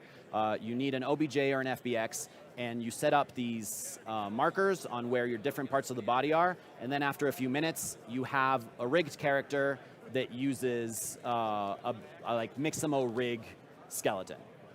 So that's really all that we need to kind of bring into Cinema. And I have my Space Girl in here. And what I do from Cinema is that I export her in a T-pose. And I bring this in pressing Shift to make sure that she comes into my same scene. And now you see my Space Girl is here in her T-pose, and I'm going to move her off to the side so that we see them side by side. But she has no motion on her. She's just still. I want to take the motion from my Move 1 character and put it onto my Mixamo rig. So what I need to do for that is, as I said, you can see the Mixamo rig starts with the hips. That's like my top bone is the hips. So again, this top bone is the root. It's that big bone. I don't really want that one. I'm going to click on the hips here. And now that I have the hips of my robot selected, my Move 1 robot, I'm going to right-click, go into Rigging Tags, and choose Character Definition. That's going to add my little tag in here. I'm going to name this Source just so that I know what I'm doing. And I'm going to click on Open the Manager. Once you open the manager, all you have to do is click on Extract Skeleton, and that's going to detect all of my bones. And I'm going to set this as a reference. I'm going to go to frame -1, where it's the mocap character that you bring in comes at frame -1 in a T-pose. And let me move her out of the way again. So he comes in in a T-pose at frame -1. So I'm going to set this as my reference pose so that in case I touch anything in the mocap and it gets messed up, that I can always go back to this T-pose. And that's all I need to do here. Now I'm going to click her. I'm going to click on her hips again and do the same thing. Put in a rigging tag, choose character definition. I'm going to name her target. Open the manager, same thing I did. Extract the skeleton. It detects all the bones that I have in here. And I'm going to set my reference pose to this T-pose. Now, all I have to do right now, there's still no animation on her. All I have to do is click on Create Solver down here. That's going to add another tag onto my Mixamo rig. And really, it's as easy as dragging my first character into the source character, and boom. Now it's referencing that animation, and this character that I generated in only a few minutes now is fully animated and rigged, and it's doing the motion that I did in my living room. And when I did it, when I recorded myself, I knew that she had this like big helmet, and so I kind of put my hands out to the side. I didn't really fully put them on my face to try to account for that, but still, they're a little bit too close. They're clipping through the big helmet, so I want to fix that. I can edit this mocap further a little bit, but before I do that, let's take a look. If you look, I'm going to push Shift F3 to go into my dope sheet. And if we look at our dope sheet, we can see that there's no keyframes on my girl. She's just really like doing exactly what my robot guy is doing, just referencing that animation. So I couldn't really copy her out of this file and bring her into anywhere else. So before I can do any editing to her keyframes, I'm going to go into animate, and I'm going to make sure that I choose her, and I'm going to add a motion clip. And this is going to bring this up where it's going to tell me where do I want the, animate, add motion clip. And this is choosing my T-pose, which is not what I want. I want it to go from -1 to 662. So that's how long my timeline is, and that's the keyframes that I want it to bake down. And then I am not going to click remove included animation because I want it to keep the animation. I'm going to see if this actually works because I think something is a little bit wonky, but it might work. And no, I chose the wrong thing, and I baked the T-pose into him instead of baking his animation into her. So I'm going to undo that. I'm going to click on him, make sure that I have him selected because he's the one that's animated. And now, when I go to animate, add motion clip, now this is what I was hoping for. It goes from start -1 to end 62. I don't want to remove the include animation. And now I can bake it down. And now I have this motion source that I can now use onto her. And, oh, I know what I did wrong. I'm sorry, guys. Let me restart this. So before I go into motion clips, the first thing that I want to do is go into her function and bake down the animation. I want to bake the objects. So now I do have start from -1 to end 662. I don't want to create a copy. I just want to bake down all her animation into keyframes. And so now, yes, it took all those keyframes and it put it onto her rig. And now I can actually delete this guy, get him out of my scene, and I still have the animation on her, which before, if I deleted him, it was just referencing his animation, so I wouldn't have kept the motion with it. So now let's go into the motion system to see how we can edit this mocap and change this kind of like part that we have where she's touching her face, but it's clipping through the helmet. So now we can go into animate, make sure that you select her, animate. All right, make sure you select her in the manager. Add motion clip. Again, I don't want to remove the include animation. I just want to add that motion clip. And now this is baked down into a motion clip. And you can see here, it has its own layer. And so it's also added this tag over here, which if you ever get lost, you can say, hey, open this in the timeline. It'll show you the motion system. And now all I have to do really, if I wanted to change this animation that I have, I'm going to add a layer in here. So if I click add, you see it's going to add another layer. I want that layer 1 to go over my layer 0. And now I can add different keyframes and change this mocap. So let me get a little bit closer so that we can see what we're doing. And you can see at around here, I like where her arm is, but then after that, she's going to start clipping in. So I'm going to go to right here. I'm going to twirl down on my skeleton, and I'm going to find her left shoulder, open that up. We have the left arm, we have the left forearm, and we have the left hand. And these are the two that I'm going to want to change. So let me go in here. First, I'm going to set keyframes for this position because I like where these are right now, but I'm going to change them in a few frames. So keyframe these. And now I'm going to move up to where my mocap is clipping, and here's where I want to make changes. And they're going to go onto this layer 1.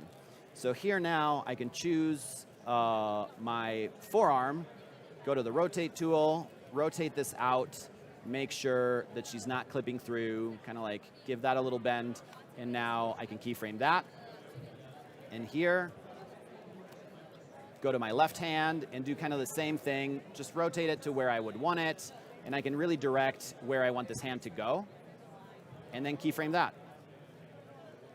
And now, I could go over and do that to the other hand as well, but now we have our mocap, and boom, now she's not really clipping through. There's a few frames here where maybe she clips through, and I could kind of go in here and say left forearm, bring that down so that she's not doing that, bring that out. Keyframe that again. So this top layer that I have here is making changes to the motion clip that I have underneath, and it's changing everything moving forward, right? And so the problem is after this, if we zoom out and we go to the end of the animation, her arms were supposed to come down, but it's still applying my layer 1 animation onto that arm, and I don't really want that. So at about here when she's bringing her arm down, I want the strength of layer 1 to kind of go away. So I'm going to keyframe that, set it to 100 here, and then go forward a few frames to here and set that to 0. Not to minus anything, but just to 0. And with 2 keyframes, now that layer is not affecting my underlaying mocap, and so she goes back to normal, and her arm is doing whatever the mocap was doing. So that's how I kind of directed the motion on the characters, and I'm going to jump into the scene here to show you how this claymation scene was set up, just so that you can see it all applied into one scene. And so this is done in Redshift, so I'm also going to bring my Redshift render view up, dock this over here, and we can kind of render it. So I have all my cameras set up, and everything that you see in the scene, using that tool that I showed you before, was all generated in really a couple of minutes. And then using the Move 1 app that I showed you before, I brought in all the mocap for my 2 little characters, and they have the little animation, and you can really kind of like make your own animations very quickly like this. Like this was done really in only in only a day, really. And then I kind of have like this other stuff going on in the background. Also, everything generated in here, but I have this little like airplane with a cloth tag in there just to kind of like add something more to the scene. When you're looking at our main characters, it's just some background elements. They don't have to really be in frame.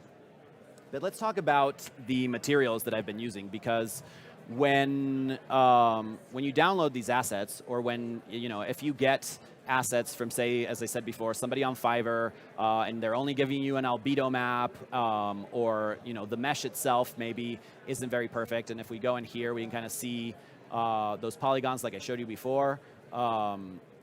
So it's not, it's like okay, but there's some imperfections in here. So to hide that kind of stuff, what I really want to do is I'm using these Grayscale Gorilla textures. They have some really amazing clay textures, and I drop them in and put them on a triplanar to make sure that it all gets projected onto my characters. And so you can see it here, how it gives her that look that she's almost made, like sculpted out of clay. And that's going to hide those imperfections in the mesh quite a bit. And so the best way to do that really is to just drop in your different maps from either textures that you have or from the Grayscale Gorilla textures. You throw them into a triplanar, and I have this collapse just to make some space. And I have a common scale vector that just scales this up and down. And you can see I like soloing the normal map because I can kind of really tell what's going on here with the displacement.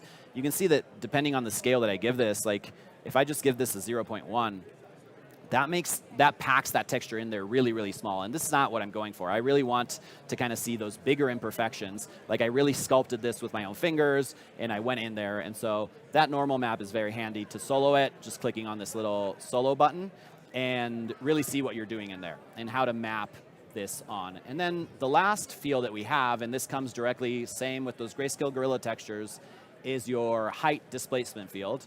And to make sure that this works applied to our different elements in the scene, you need to make sure that you're adding a Redshift object tab. So you're going to add this to any object in your scene that you want to see displacement on. So you add your Redshift object. You go into the geometry. You're going to click your override, because you'll see that once I turn it off, the only thing driving the displacement is the normal map.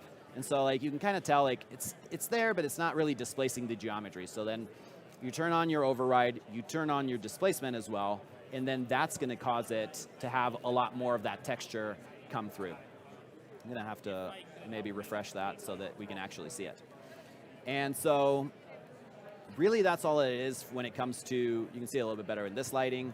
When it comes to the textures, again, just bringing in part of that human intelligence and being smart about how you're building your scene to make the most out of either the assets that you have or the different animations that you can get. So you can capture motion data just with your phone from your home, project it onto your characters, and then make, this is kind of like I showed you at the very beginning how this project went. And these are just a quick few scenes rendered out in one day with these two little characters interacting, and they have this little cute interaction.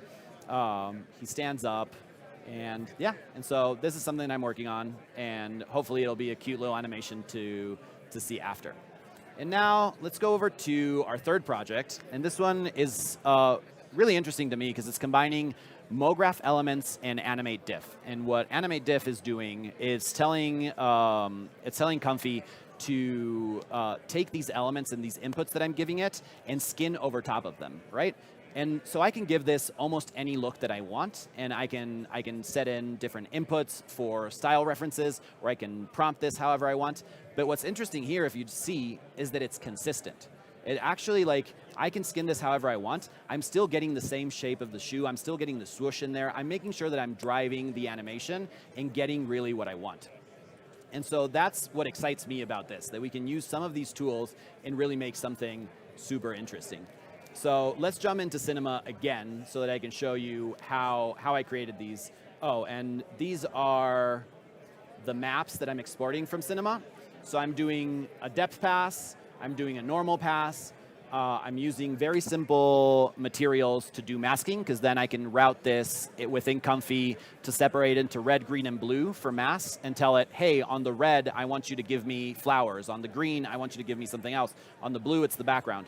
And then I'm just doing a pass for just the swoosh so that I can kind of reinforce that shape is something that I want. And then over here on the right, a little bit bigger, I've done this with the Toon Shader. I have this line pass. The line passes really give us a lot of more detail in the animation and really help kind of separate these different pieces and tell Comfy that these are separate pieces that are kind of rolling away, and I want you to take those and generate over top of those. And so I'm gonna, then the way that I use them, I kind of showed you this before. I use those 5 little exports to drive my control nets. And at different weights, I kind of tell it what to look at. So I really want to go heavy over here on the strength. You can see on the depth pass, I really want 90% of that depth pass to give me strength. The normal pass, I really barely even want, because it's gonna give me a lot of that bump texture. So I got that at 0.05 for the strength. For the details with the line, I want it at 40%. And so that's gonna, when you start tweaking those values, is when you can really get into customizing these things. But let's jump into Cinema here for a third project. So we're gonna go to the sneaker. And you'll see in here what I have. I don't need this. I also don't need this. This is what we have. So I'm going to break down the scene quite a bit, and we might actually have time to rebuild it. But there's a lot of techniques in here that, if you checked out Harrison's talk right before this, he really goes into a lot of MoGraph and how to do great animation that way. And so those techniques would also be super helpful. So, but just to break it down for you, what I have is a low poly version of the sneaker in a Voronoi fracture, because I really wanted to make it easy on the Voronoi fracture to kind of separate it and break it up. And then I have a high poly mesh of the shoe over top. And if you look at my render, you can see that I'm kind of fading between one and the other. And I'm going to break down how I do that in a second. I do that with vertex maps. But just so that we can see what we're doing here, this is the low poly shoe, and I have it in the Voronoi fracture. And then what I'm doing with it is that I'm applying a few different MoGraph effectors. So the first one is going to be, I drop in a plane effector, and I just named it location so that I know what it's doing. And this effector is only touching our position. And let me change this so that we can see a little bit better what we're doing, I'm going to bring these textures down. So that's just the green and blue textures that I told you before. And the way that I have these set up, by the way, so that I can have the green only on the inside, if you go into your Voronoi fracture and you go to selections, you can toggle these on and off.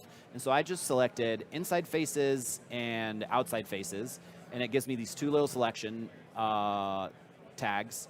And then in my material, under selection, I drag the one that I want. So I want the green for the inside, and I want the red for the outside faces, and boom. That's all that there is for like texturing in these two different colors.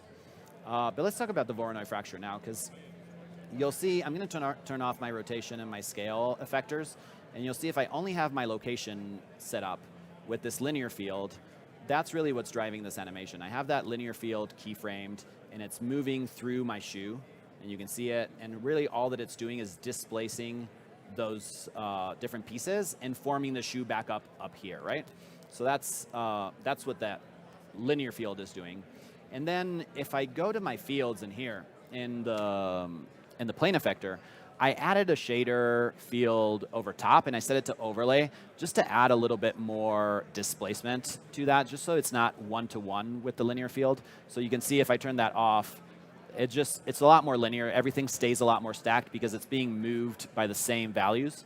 But once you turn on the shader field, you have a little bit of that variation, and you can jump into your noise here and kind of like mess with how big you want that noise to be and how much you want it to displace.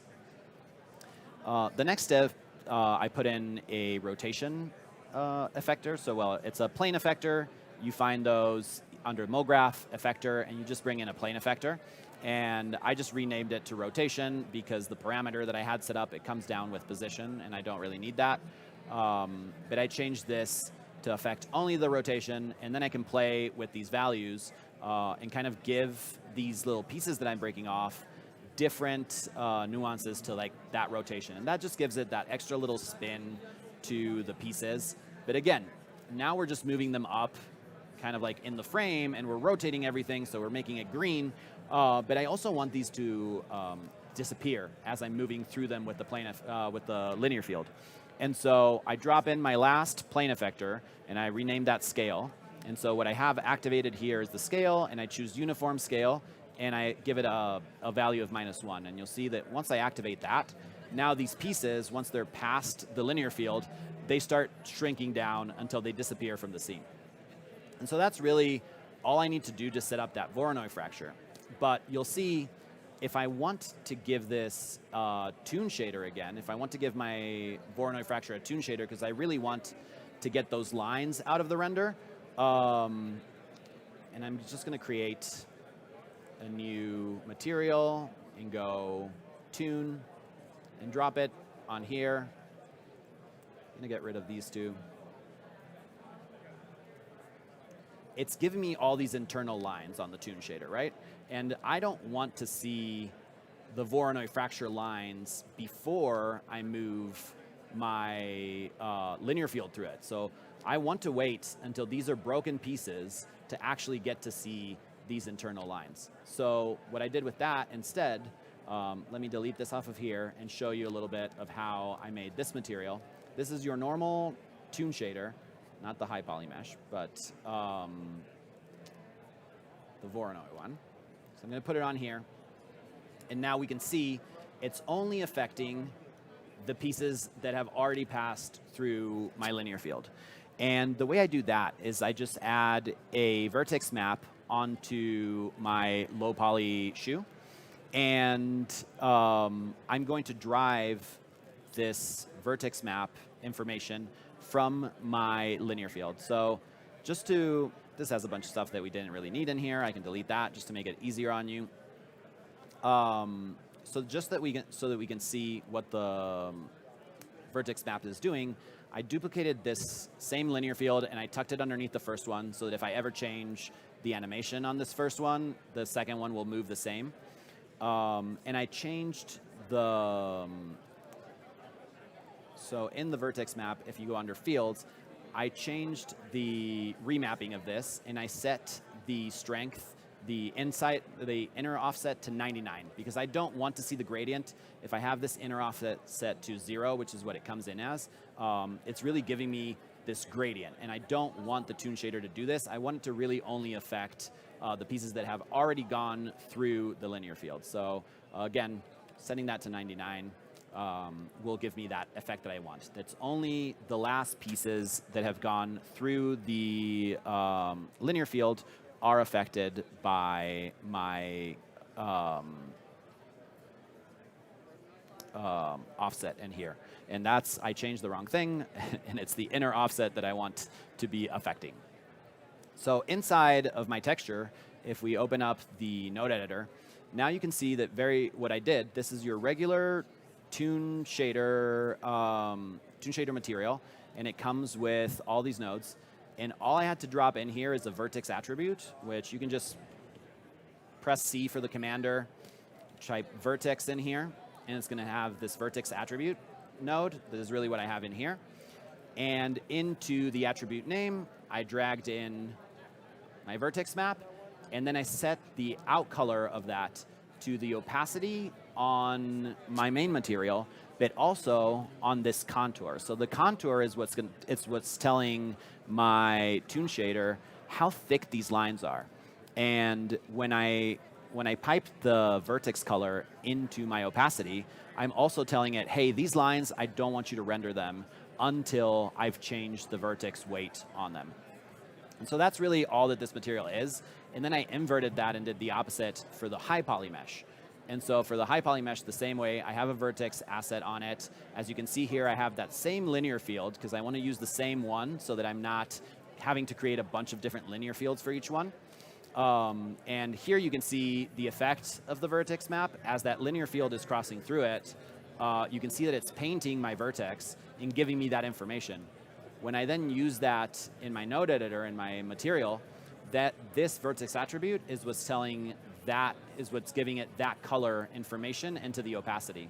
So it's basically saying, let's put this down here. It's basically telling Cinema, hey, as you're painting on my vertex weight, I want you to change the opacity on the main, on your main material, and also on the contour, also on those lines, because you can see my high poly mesh has a lot more details in here. I can see all the shoestrings, I can see the swoosh in here, I can see all these little like breaks in the shoe style. So that's really what I want to export and bring into my different nodes, as I was telling you before. And then all I have to do really is come up with different styles. These are some tests that I did, and you can go for a painterly style. You can start playing around with different effects. And here are just some of the exports that I get from using this technique. So as I said, you have an underwater one, you have this particle generation one, you have one coming out of like the flowers and the lights and stuff. And these are all just different generations of the same thing. Not a look that you could easily get out of Cinema necessarily. You could to get this painterly effect is really hard out of 3D software. But again, I'm creating these just by kind of coming up with different inputs and adjusting those sliders, and but it's still retaining the size, the shape of the shoe, the size, that swoosh. So I really can kind of make sure that I get granular, and if I'm doing this for a client, I can make sure that I'm making it the way that I want it to show up on the screen. So again, those are the 3 little projects that I talked to today. Thank you all for coming out. Again, thank you. I hope that what you take from this is that these tools are out there and they can be useful, but they're not your end solution. You need to bring some of that human intelligence with you and actually use them to the maximum of your ability and to as far as they will go, and you have to kind of put in the rest. You kind of have to put in your expertise in 3D, in 2D, or anything else to kind of build this up and actually make a good final render and a good final project. Awesome. Let's hear it for Byron again. That was a really solid presentation. So many different workflows. One of the things I've heard is prompt but modify. Yes. It's you definitely want to modify. You don't want that cookie cutter design. Exactly. And you've done so many modifications there. Everything looks like your own. I haven't seen those workflows before. So thanks so much for sharing. Byron will be available for the next hour at our Dell station if you have questions. But we do have, time for like one or two. So questions from our live audience. They're just sitting stunned. You just stunned the audience. Well, if it means I explained everything well. Yeah, you did. That means you killed it. So find them online. If not, stay tuned. We're going to be going into ZBrush land. It's about lunchtime. You know what that means. We're going to be bringing Patrick 4D to the stage to make us some lovely food in ZBrush. So stay tuned. We'll see you after the break. Thank you.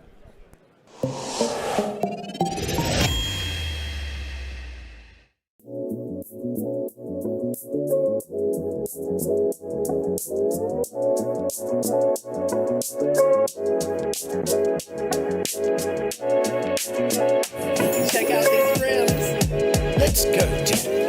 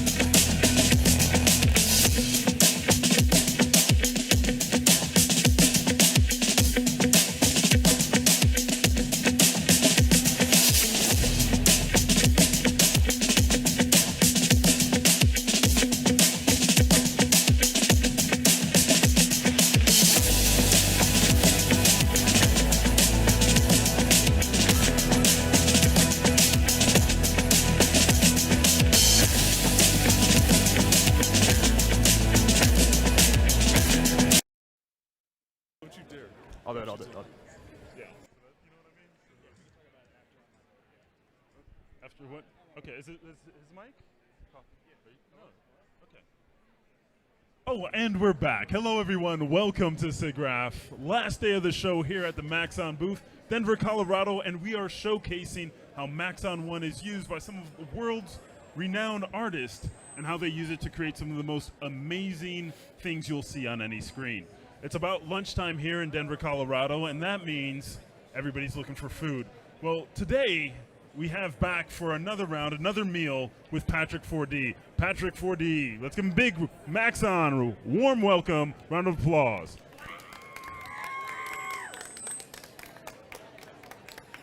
Wow, what is going on, guys? My name is Patrick Foley, or Patrick 4D, as you guys might know me on social media. I've talked to a few of you already. This guy right here. What's going on? Yep. I'm a digital chef or 3D artist based in Atlanta, Georgia. And I make a lot of these culinary digital designs in the photorealistic food and product space using ZBrush, Cinema 4D, and thought I'd show you some of this stuff here. I actually presented yesterday, and I think that went pretty well, so we might actually do something a little bit different on the fly. You can see a bunch of these collage items I've made. A lot of them are on the personal side that I release one of these a day on Instagram. This is kind of probably what you're used to seeing if you are familiar with my work that I post every day. This is like the intro shot that you might have seen where I work out of in Atlanta. And so my 3D journey actually started in the film world. So I went to school at SCAD Atlanta as a director of photography for film and television. And these are just some of the stills I used to take from music videos and commercial sets. And you can say long before we were doing 3D, we were actually shaping the lights. I was familiar with the camera settings and how to portray different moods using lighting and focal length and depth of field and all that stuff. And so as I got into my 3D field, because I had such a knowledge of film and like composition and lighting, the only thing I could really do at first was make these really abstract designs just like this. So I had like a lighting element down, but I didn't know how to model. It was all abstract, and it's kind of hard to be wrong when you're making things that don't exist. You're just kind of meshing shapes together. So I had a lot of fun doing this stuff, and I had no idea that at some point I'd want to do something more than just stylized abstract art like this. And soon after that, I started working on different kind of like product shots. I was like, okay, let's take it a step further, at least make some objectionable things like a GameCube controller. And I was using, I think at this point I was using the volume mesher and builder out of Cinema 4D.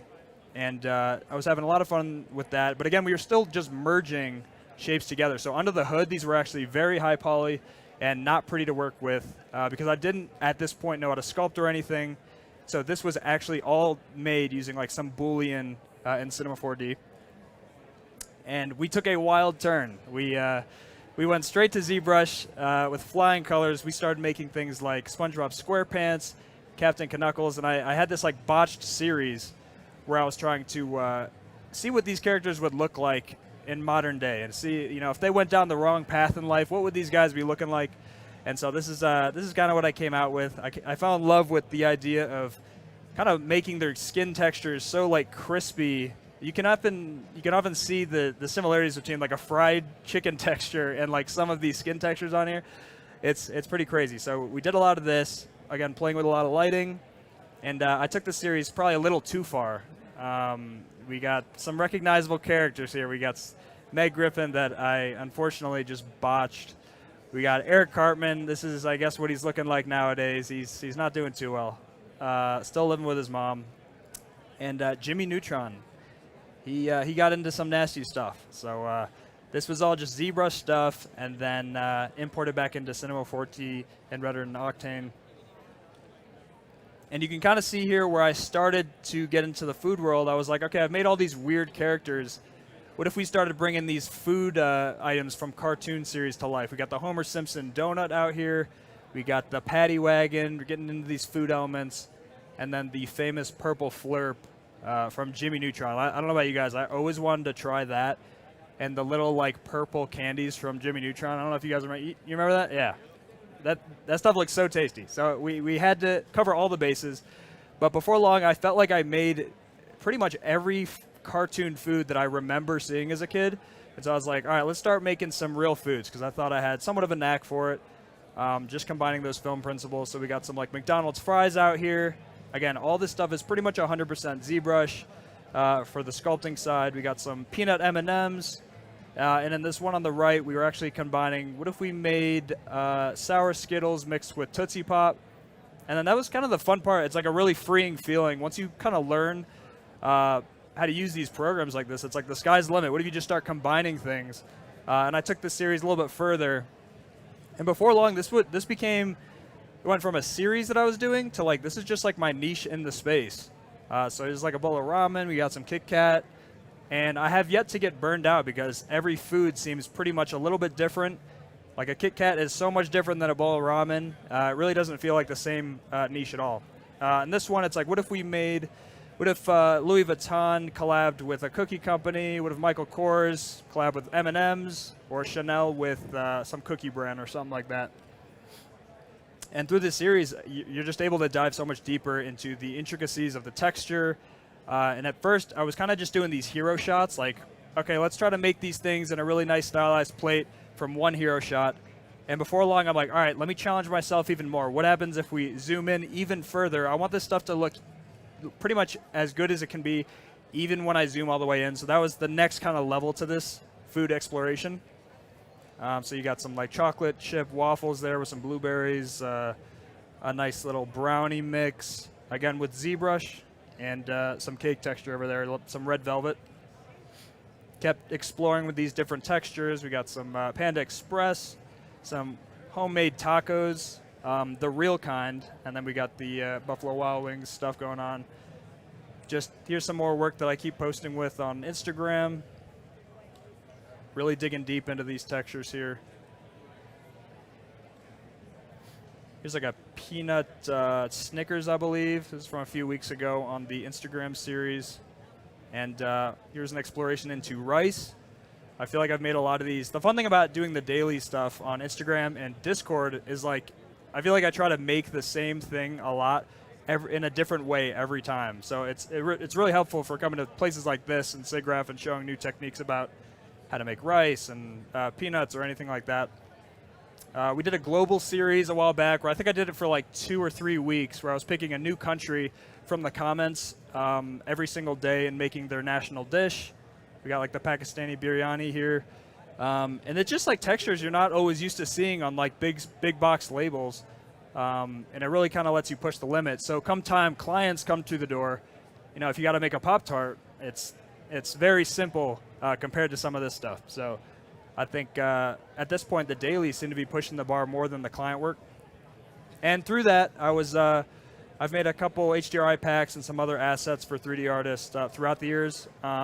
And actually, for every single one of my renders I've ever used in the past like 3 to 5 years, it's been from one of these packs. So you can find that at p4d.store. And here are my links right here. And I thought I'd bring about one of the, just to show you what I release on a daily basis on like platforms like Instagram.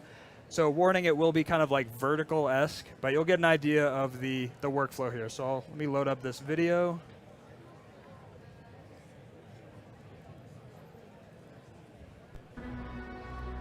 Let him cook now. Let him cook. I said let him cook.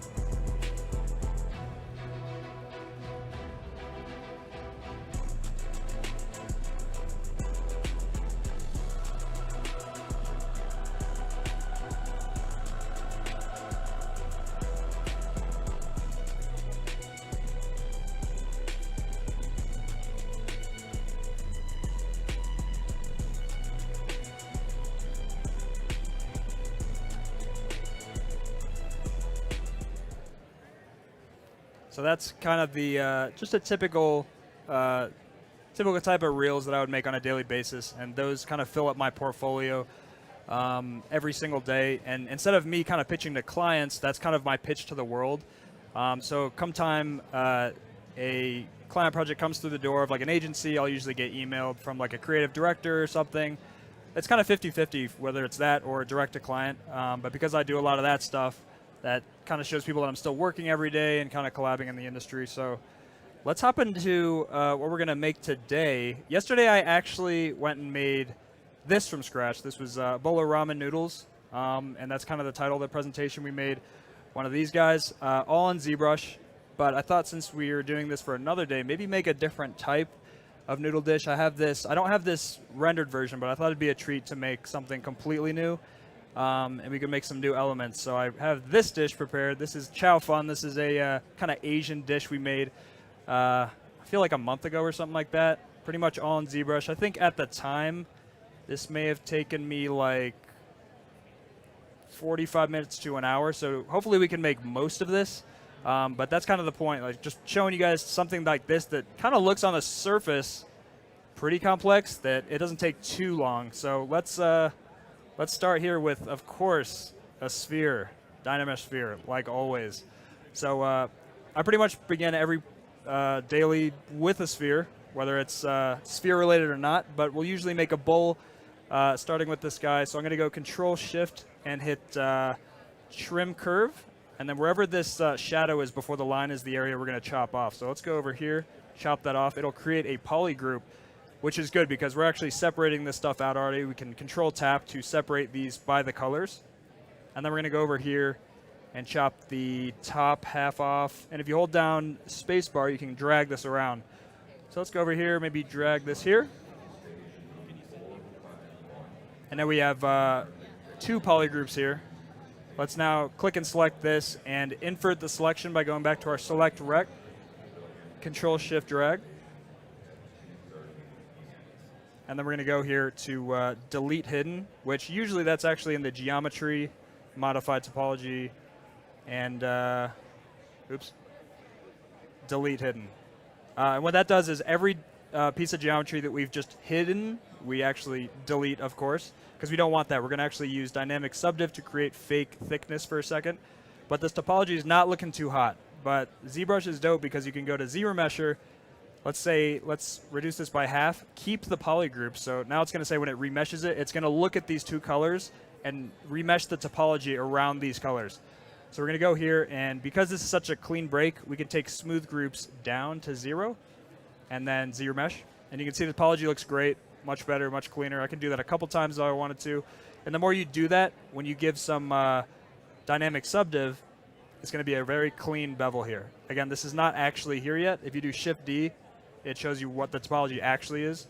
And if you hit D, this is how we're looking. So this is how you do things like BZM, which is the Z modeler or hard surface tools. This is how you add some nice on-the-fly breaks. A lot of times it's like hard to tell what it's going to look like after you add like a subdivision surface, but if you go hover over an edge and hit insert single edge loop, you can actually live time see how sharp these edges get. So you can go over there and then one here. And before you know it, you got like a really harsh edge here, which is good for like a bowl, something like that. So let's add some thickness. Let's go dynamic subdiv, thickness like this, and disable post subdiv. Looking okay. Cool. So actually, let's go and not have it smooth at all, just yet. And let's hit apply. Now this is physical geometry we can work with. This is a nice little bowl. I think in the reference I had, it wasn't this deep, so let's maybe hold down Alt, which allows you to move the axis and move this here to make a little bit of a better bowl. And then we're going to want to actually smooth this. This is looking too harsh for me. So, but I want to keep this very harsh. So we're going to go here and Control, Shift, and Tap on this poly group. Control Tap on the outside to mask. And then we're going to invert the selection. So all this stuff is unmasked and everything else is masked. And then we're going to go to just Control Tap until we kind of feather this out a bunch. And then we can go to our deformation tools, which I use this tab probably more than anything else. I'm going to take something like the contrast slider and drag that out. And you can see it just drags all that stuff here. So when we do add some topology to this, let's take the thickness off and smooth it out. Very smooth here, very harsh here. And if you want, you can just do that thing again with the contrast. There we go. So we have a little bit of a better thing there. And we're going to apply. So now this is the final bowl as far as I'm concerned. If you don't want this kind of stuff here, you can just keep pushing. Let's go back to the first subdivision level. Again, when you apply the dynamic subdiv and the thickness and all this fake topology, it actually adds it as subdivisions here on the top left. So now you can always go back, feather this out. Oops. Just like that. Take the contrast down. And when you add that topology back, very clean bowl there. So this looks good to me. Let's add some, I guess, let me think. Let's do some noodles first. And this is probably the most fun part. For the noodles, I'd probably take something like again, we're doing this a little bit differently from yesterday. Let's insert some planes. This will be our noodles. I'm thinking much thicker noodles and wider noodles than last time, which is ramen. But I think the general same principles. So we're going to create maybe one of these guys here. Let's make this, let's rotate this 90 degrees. So it's kind of above the bowl. And I think what I want to do is create a few of these. So I'll drag one here. Go like this. Let's actually remesh this real quick. Go half. Should keep some decent topology there. Maybe one more. Just like that. And then we're going to control drag. Maybe stop it here and unclick control and then keep dragging, and it'll give you as many as you need. And we can do that both here and up. So we just created a bunch of these here. And it was kind of hard to see that, but I think we'll start small. So let's go and put a little bit more space here, just like that. Let's uncheck it. And now that we have this, these are essentially the noodles we're going to be starting with. So let's go and let's randomize this a little. Let's create one more, maybe twist it, just like this. So these look like perfect noodles, not what we want quite yet. So now we're going to take advantage of our dynamic subdiv. We're going to add some fake thickness here. Take off post subdiv. So right now they're looking a little bit more noodle-esque. They look like flat noodles that have been like processed or something. And we're going to turn on dynamics, self-collision, firmness by 3 or 4. Let's start with 4. And then collision volume, which is going to allow us to interact with the topology below.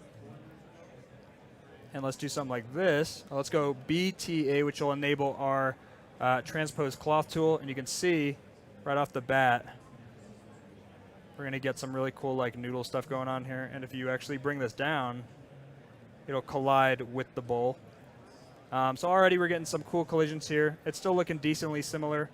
Sometimes I would start off with one and mess it up a little bit. But if you want to get like right off the bat this stuff looking not as perfect, you can just apply an overall noise mask above all of this, which is surface noise. And let's go over here and just add some noise, add the strength. Maybe take the focal shift down so I can see where this is being applied. And you want to make it decently even here. And then we're going to mask by noise. So right now there's like some kind of weird noise mask going on. And I want to make this noise essentially evened out. So let's go and boost this noise. Grow the mask. Invert. And a lot of times I'll do is I'll invert a noise, boost it, invert again. So now when we start moving this stuff, it's giving you some different irregular deformations right off the bat. And you can see how this stuff is waving around. So come time of like simulating the stuff, if you wanted to just drop this on, just like that. Which that kind of got rid of some of those details, but it's only because this is still what we're working with. So that's all we really got.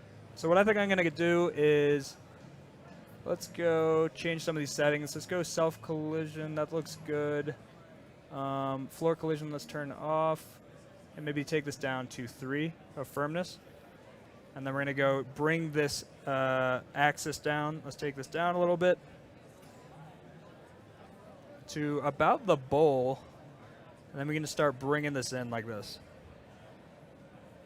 And this is not the regular transpose cloth tool. This is the actual, yeah.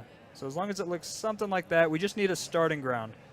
And then we can always control drag, maybe rotate a little bit. Get some different deformations by just doing that. So they're kind of overlapping each other. Again, this is going to be a really saucy dish. So definitely doesn't matter if some stuff's running into each other. And even if they are, it's totally cool because, again, this is what we're working with.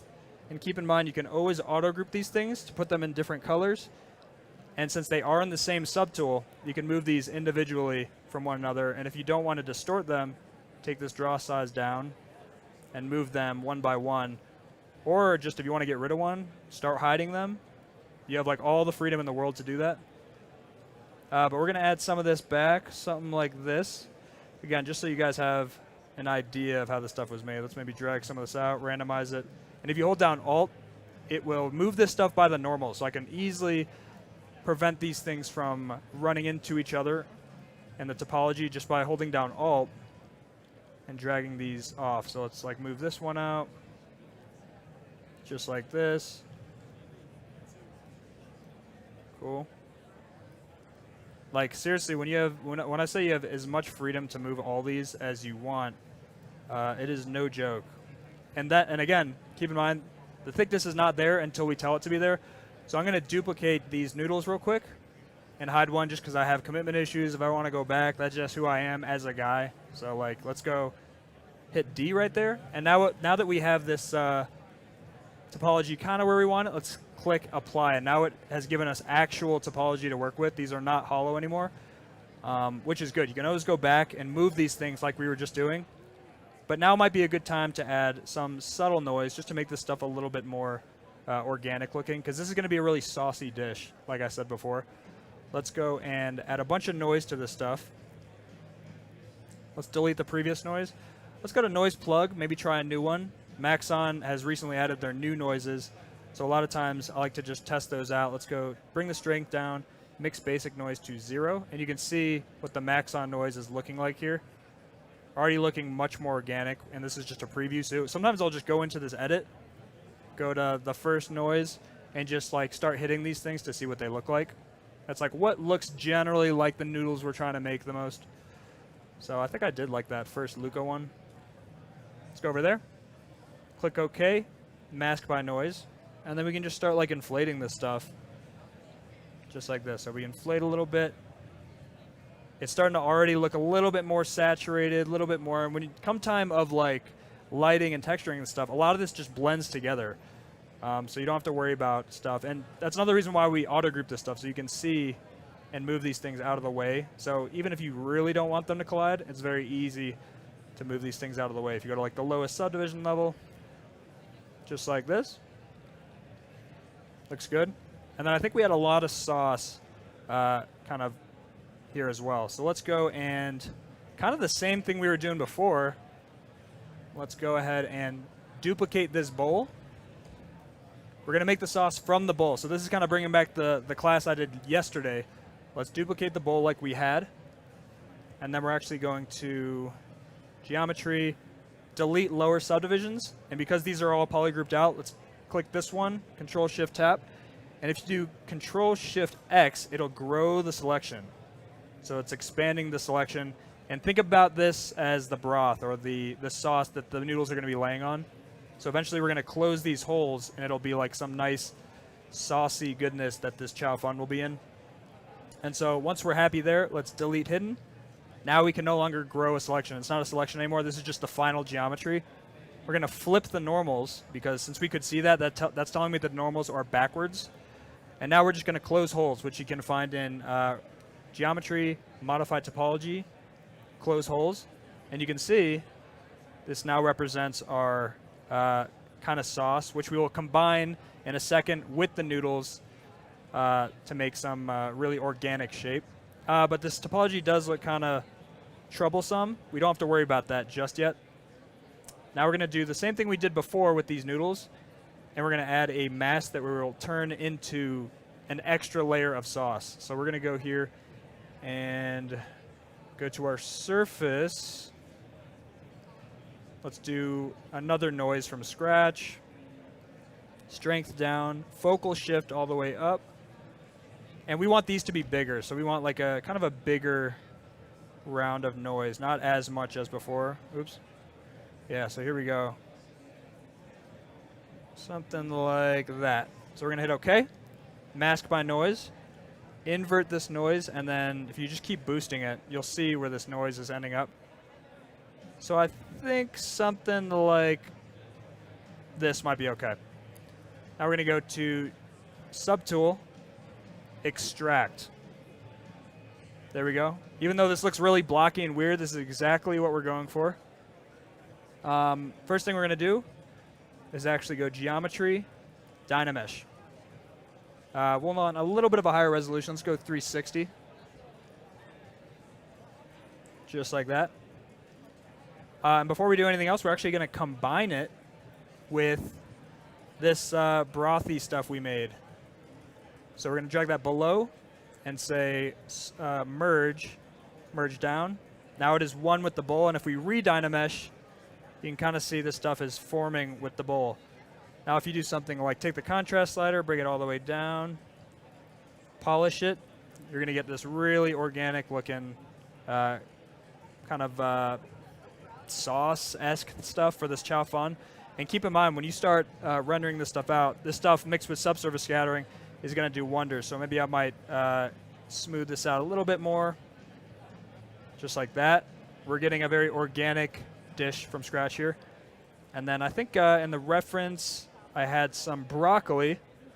So let's go ahead and I always try to make these things in really peculiar, weird ways. I think last time I started with like a cylinder 3D for this broccoli. So let's go all the way down.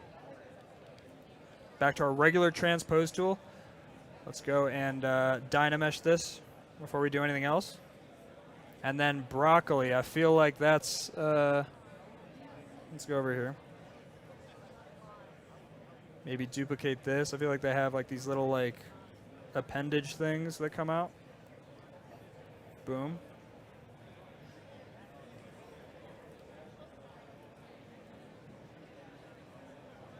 I think that's fine for this. And then we're going to pretty much just puff this out with an inflate brush. Oops. I think you want to probably separate these with polygroups before anything else.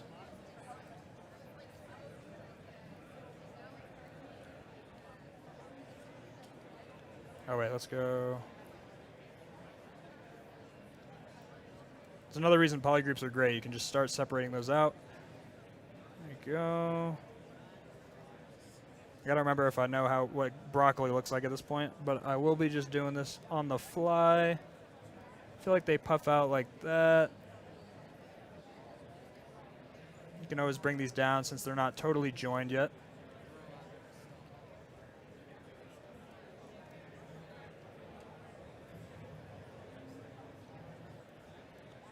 And then we can mesh those together. And let's actually invert this. Here we go. Now let's go resolution, maybe like 3.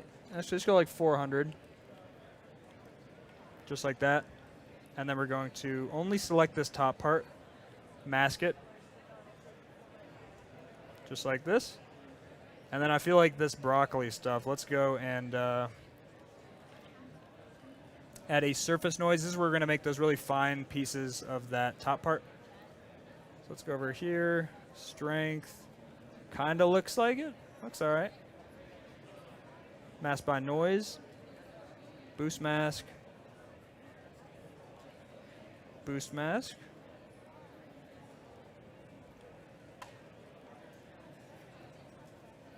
And then start inflating the stuff. Just like that. And I feel like, you know, when you start adding like different textures, you can get stuff. I definitely need to spend more time on this this broccoli, but just so you guys somewhat see, let's go to like an H polish. Start moving this out like this, something like here.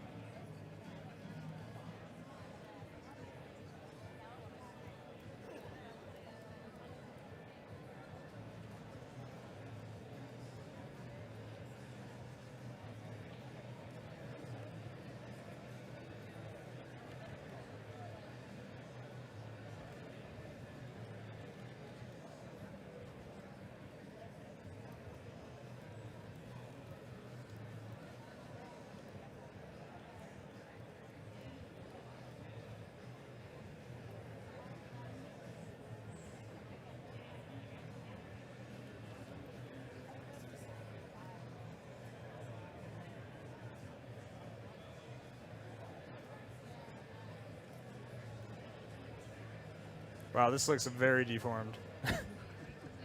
Yo.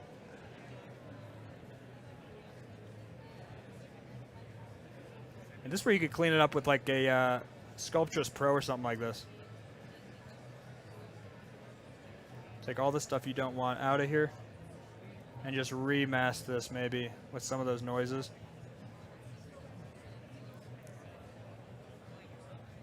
And the noise still should be saved, just like that.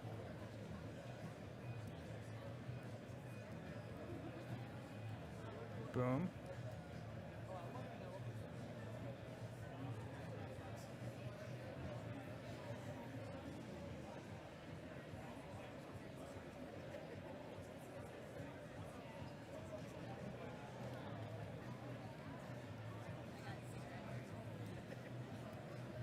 And then I'm kind of just inflating the mask here to get like that certain point.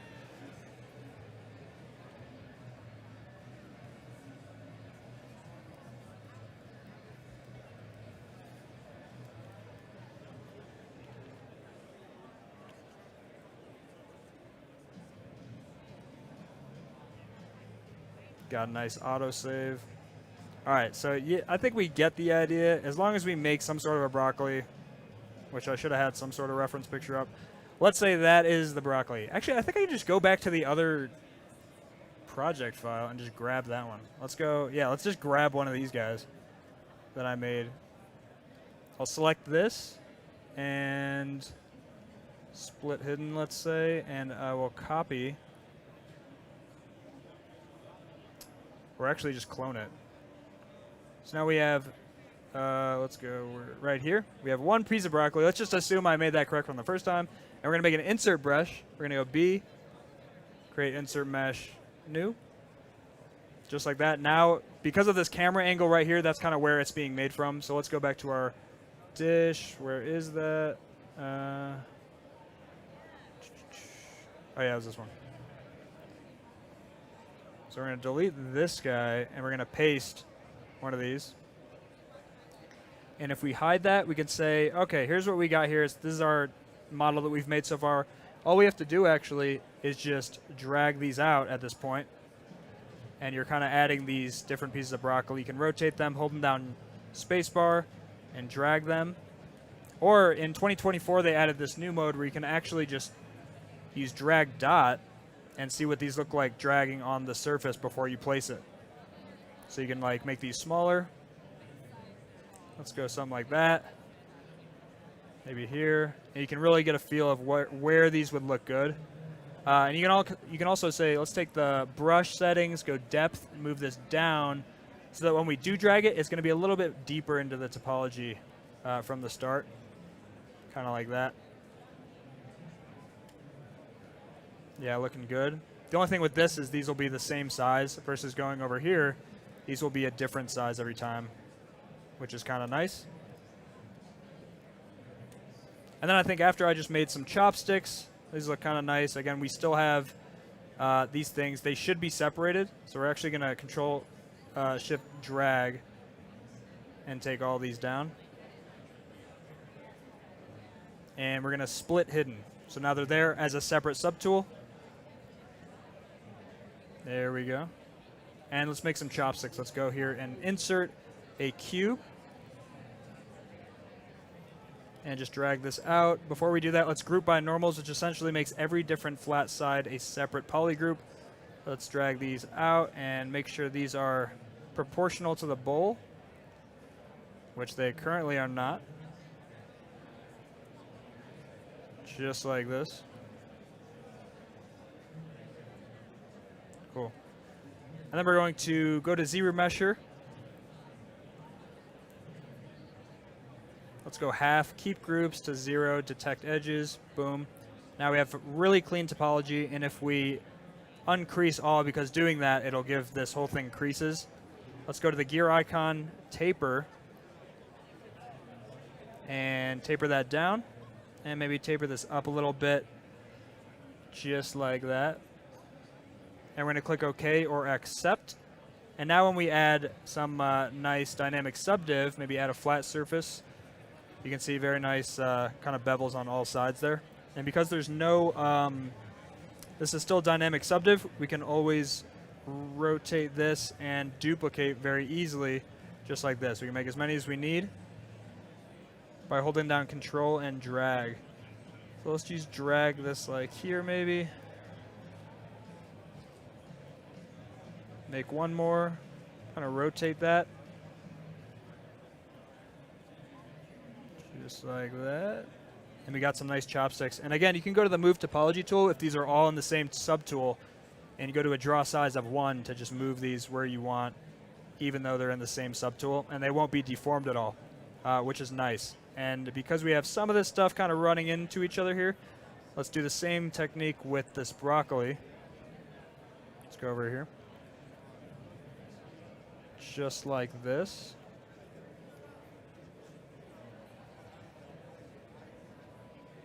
Again, holding down Alt, you can like push them on the normals that you're facing on, which is very useful when you're like at a top-down view and you're just trying to not have these things come out of nowhere. And then this last piece, I think I had in my other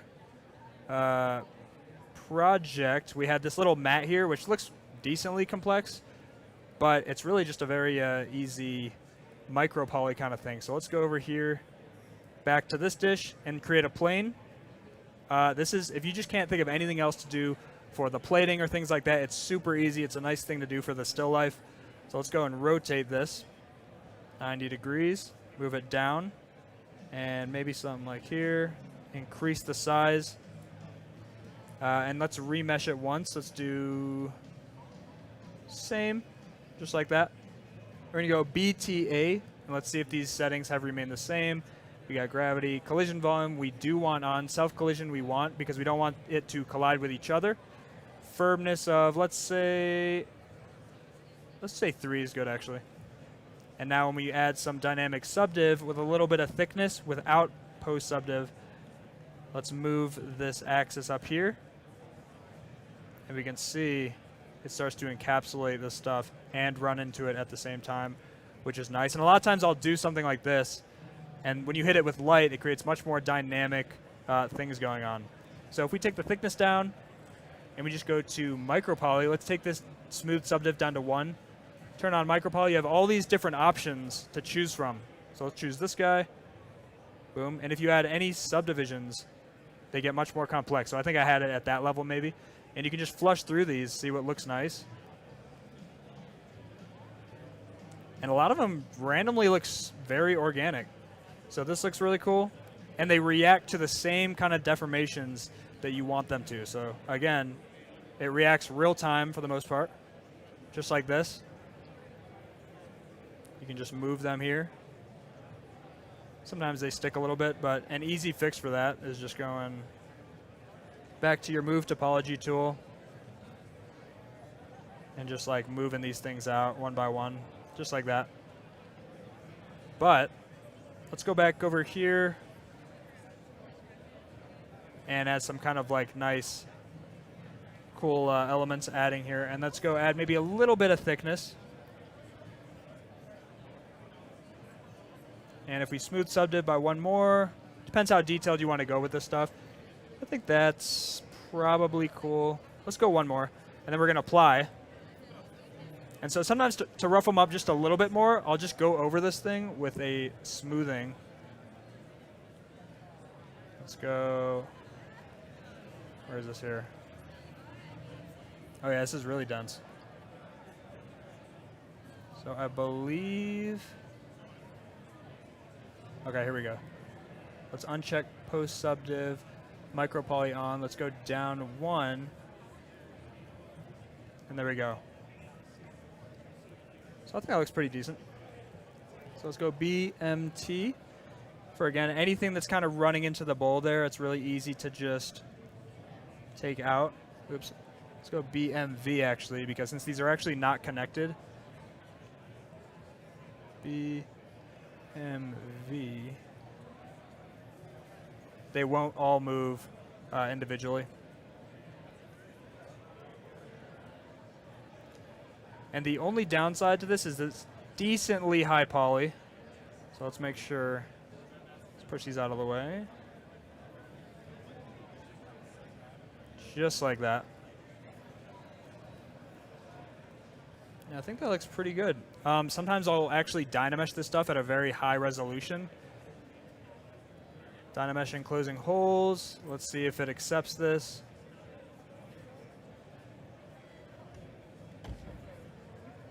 Sometimes this could take a while. So what I would essentially do, just to make it look a little bit more organic, is maybe dynamesh this and then decimate this from here. And then after that, you have something very easy to work with, very light. Again, in my world, I'm just doing like hero shots. And I don't have to animate too much or deform or any of that. So I guess we are just waiting for it to close holes. This might have been a mistake to dynamesh this at this stage. This is a lot. So we'll see.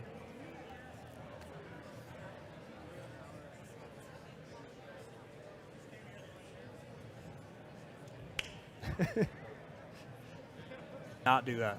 Let's keep that there. But that's pretty much it. The only thing I did for this other thing was had the noodles kind of falling up. Other than that, I brought a couple other project files. I think I went over this one with you a little bit earlier. This was a steak tartare I made a little bit ago, but because we nanomeshed a lot of these kind of weird spheres together and dynameshed them, they create a lot of different polygroups. And when you have a lot of different polygroups, you can mask by feature, grow, and you can do things like inflating now and deflating while keeping a lot of that architecture there.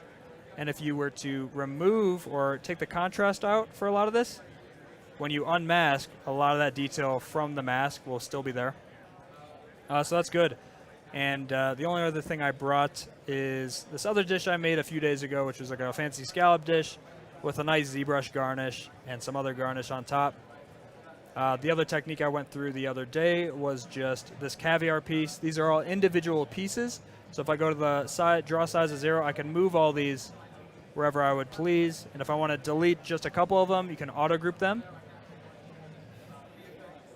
And then you can start selecting these, inverting, and each individual selection. Let's say you didn't want to, there's one just sticking out. That'd be a good use case for that. But before that, the way I transferred these all onto there was actually right here. So these are in nanomesh mode.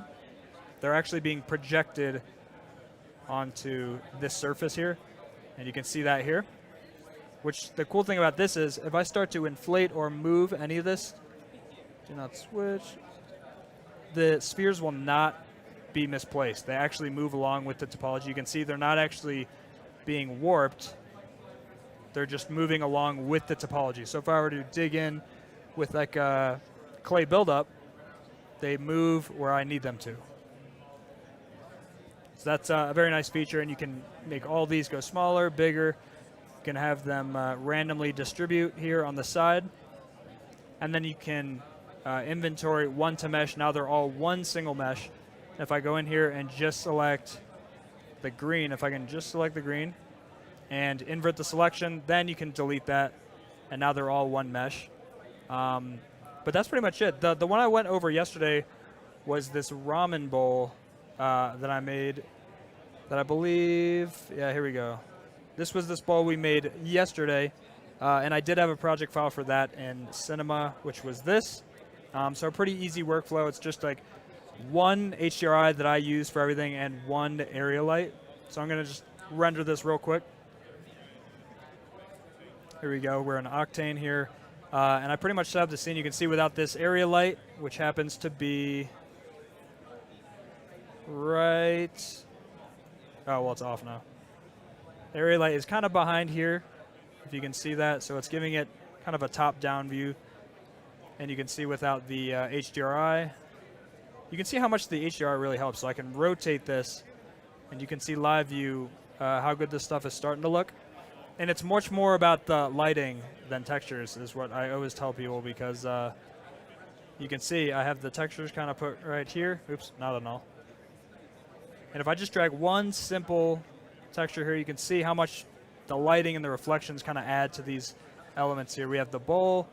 We got the chopsticks. We got the noodles. I think that's the noodles. There's one of the noodles. And then we have one more. We got the broth. Let's drag this over here. And some green onions. Where is that cloner? There we go. Yep. Which I believe in for whatever reason, this stuff did not load right. So let's actually get rid of, which one is it? Right here. There we go. And yeah, then we have one more noodle thing here. Where are the noodles? Oh, right here. And you can see, yeah, if I just zoom into this right here, you can see how that's looking. And it's really just like a simple subsurface scattering on this stuff. You can see if I were to open a node editor, nothing too crazy. I'm actually going to get rid of these things because they're not even in use. So it comes down to just this. It's mainly like a little bit of subsurface scattering. We got some bump on there, actually 0 bump, so we can get rid of that. And just to illustrate how important it is for the actual environments for stuff like food, where light bleeds into this stuff a lot. But that's pretty much it. That's pretty much a final of the dishes. I wanted to open up a few of these things, and I hope you guys got something out of this and making those beef noodles. Again, we kind of switched it up from yesterday. But yeah, that's pretty much it. Awesome. Great job. Got some good shots of you two. Appreciate it, man. Thank you. All right, so we do have question time for Patrick 4D. Questions. Now's your time. If not, you're going to have to order it to go. We can do that. Yeah, order it to go. All right, so You got Cash App? Grab up. All right, so we will catch you at the Dell booth. He will be right next door at our partner station for the next hour. So if you have questions, you can catch him there, and he can showcase any other meals that he's prepared over the years. Check out some of his old stuff. He has some stuff for a long time. Really good work. But yeah, stay tuned. Up next will be EJ Hassenfratz, so you're not going to want to miss it. See you right after the break.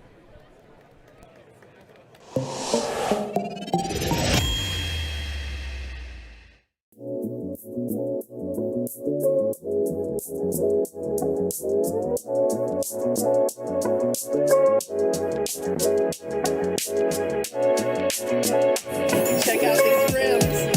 Let's go, Jack.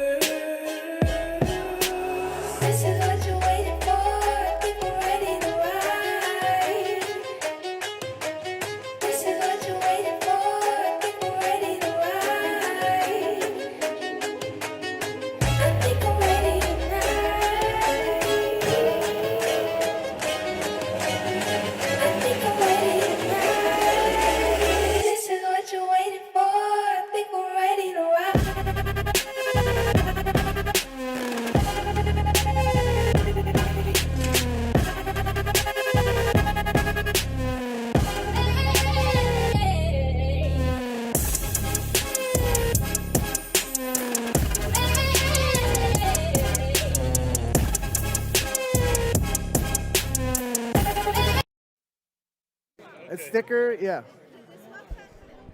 And that's why you should never sculpt and drive, right? Right, you I should- know. shouldn't Am do I that. right? Yeah, I'm right. You're definitely right.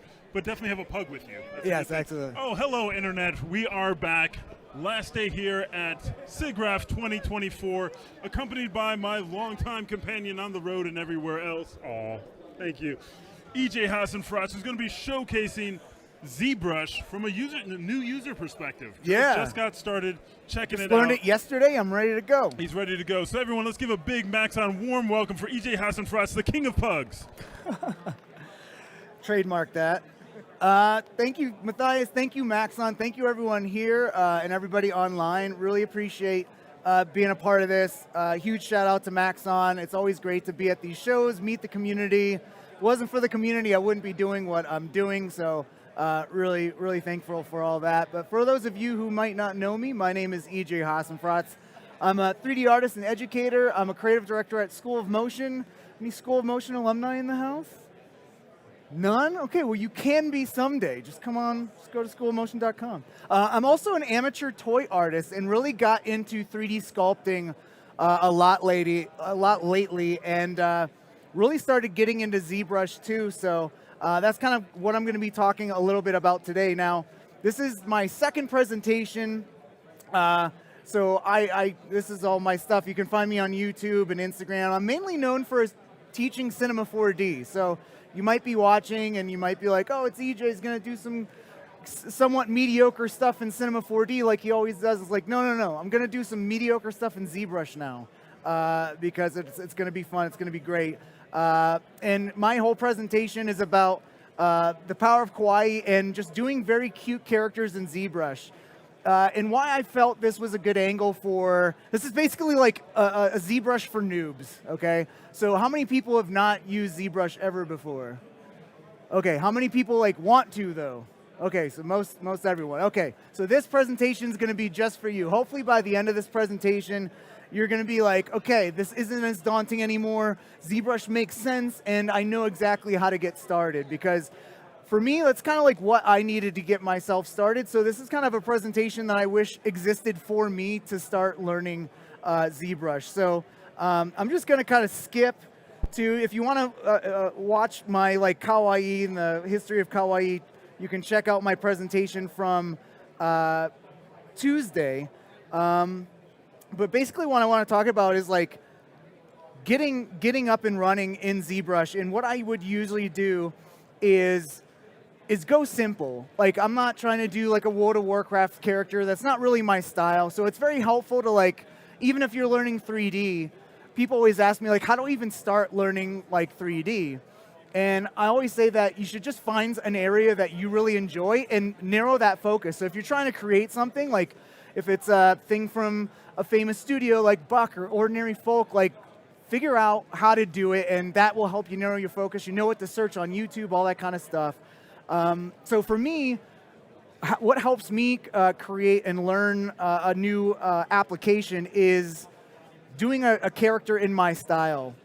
And so when I was first started learning ZBrush, I was like, let me make this like cutesy little panda character. And you can see my little sketch on the left.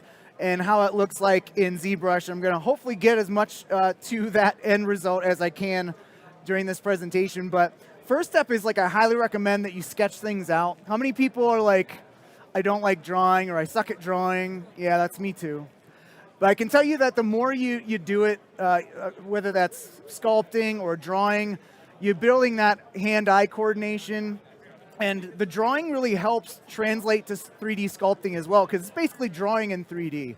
So training your hand-eye coordination is really, really helpful.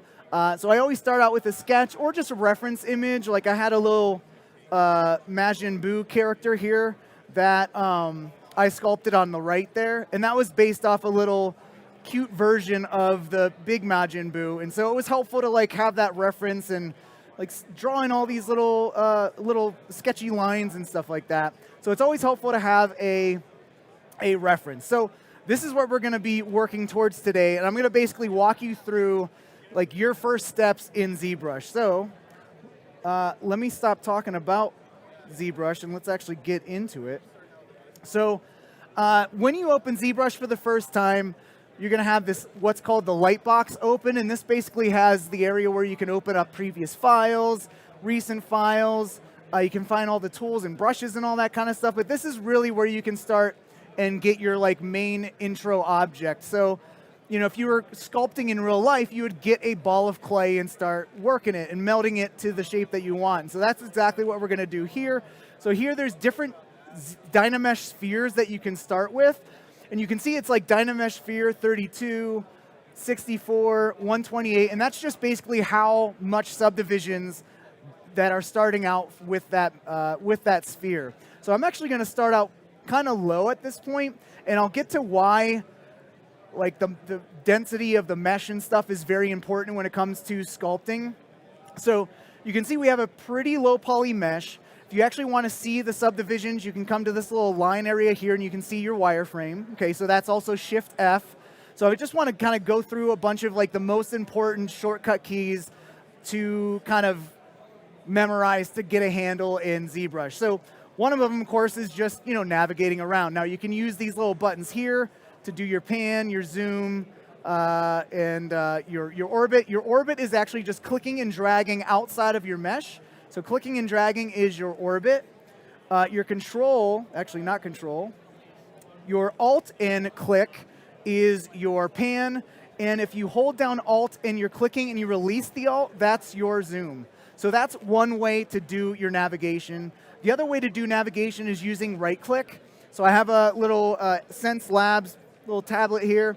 So I'm going to use that right click and I'm going to program it to like one of my buttons. And so if you right click, and actually, if you control right click or alt right click, actually my right click is not working. There we go. Actually, it's the bottom button. Okay. So if I just right click and drag, that's my pan or my orbit. If I control right click, that's my zoom. And this is nice because to do a lot of the other shortcut keys, you have to be outside of the mesh. But using the right click menu, you can just zoom in wherever your cursor is, very much like Cinema 4D.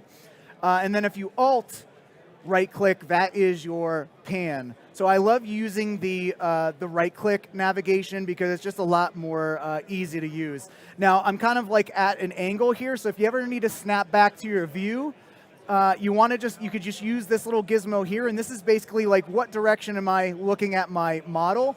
And if you ever want to frame up, if you ever want to frame up your model, say it's like, oh, it's up here. If you just hit F, that's going to frame up your model. I think there's something similar in Cinema 4D. I think the shortcut key is like H, where it just like whatever your viewport view is, it's going to fill up your screen with it. So we'll just, again, click on this and just make sure we're looking straight at our model. And I'll zoom out here.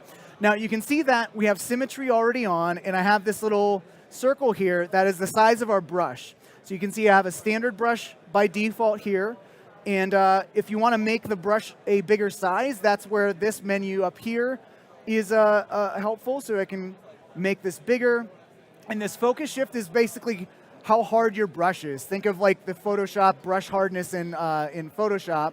Same kind of thing. If it's big, it's a hard brush. If it's soft, this is going to be a very blurry brush. So 50%, or at 0, it's about 50-50. And so Another shortcut key to bring up these brush size things is just hitting the space bar, and that'll bring up your draw size, your shift, which is again your softness, and then your intensity, which is just how strong that brush is. So this is a very helpful menu that even has like what's the color of the brush if you actually have a paintbrush.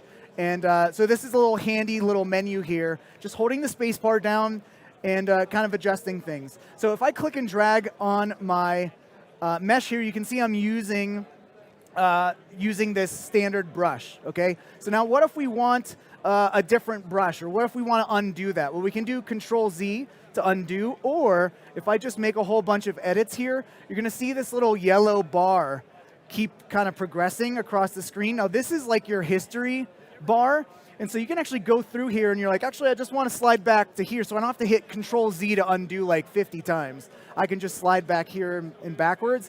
And if I want to smooth things out, you can have any brush selected, and if you want to smooth, just hold the Shift key down and that's going to smooth everything out, okay?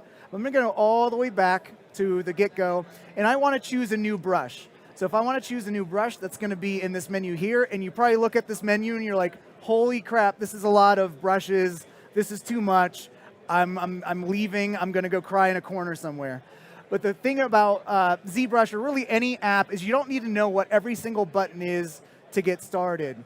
I think like even like Patrick 4D, who you might have seen before me, he probably only uses like a core amount of like maybe 4 to 5 brushes, and then depending on what he's doing, he'll use like some specialty brush for like cloth or something like that. So I'm going to show you like the 4 or 5 brushes that I always use and most sculptors always use. And one of the main ones is just the move brush. And so to bring up the move brush, you can see this is all listed in alphabetical order. So if I know the name of the brush, it's move. So I can say, okay, M, and that will filter out all the brushes that begin with M. And then you can kind of see like, okay, there's the move brush, so V. So if I hit V or I just click this, you can see I got my move brush, and this is just going to kind of move my mesh. And so if I want to get my little reference panda here, you can see he's got kind of a wide head, big forehead kind of thing. So I'm going to start molding this little bit of clay here into that shape. And so one thing I'm going to do as well is I have this symmetry in the X, but I also want to have symmetry in the Z as well. So if I want to change symmetry, that's up in this transform menu, and you can see here's where you can activate symmetry. You can actually do radial symmetry as well if you want to, but I also want to turn on the Z symmetry. So now you can see we got these dots not only at the front but the back. And one little tip and advice that I will give you, and that's one of the things that I've struggled with up until this point, and that's what a lot of beginner sculptors run into, is lumpy meshes. Okay, you don't want lumpy meshes. But one thing I'm going to do is to prevent lumpy meshes. Number one, start out sculpting at a low poly count. So Shift F, we got a low poly count here.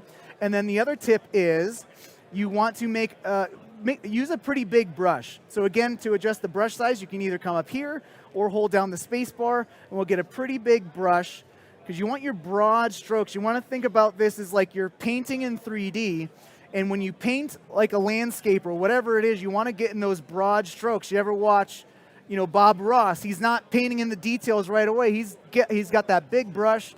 He's kind of painting away, just blocking out colors, and so that's exactly what we're going to do.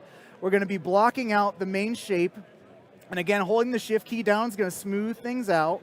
And you always want to look at things from different angles, because you could be locked to this view and be like, oh, this looks really good. And then you turn it around and you're like, oh, this looks like actually hot garbage. So I need to get to work on this over here.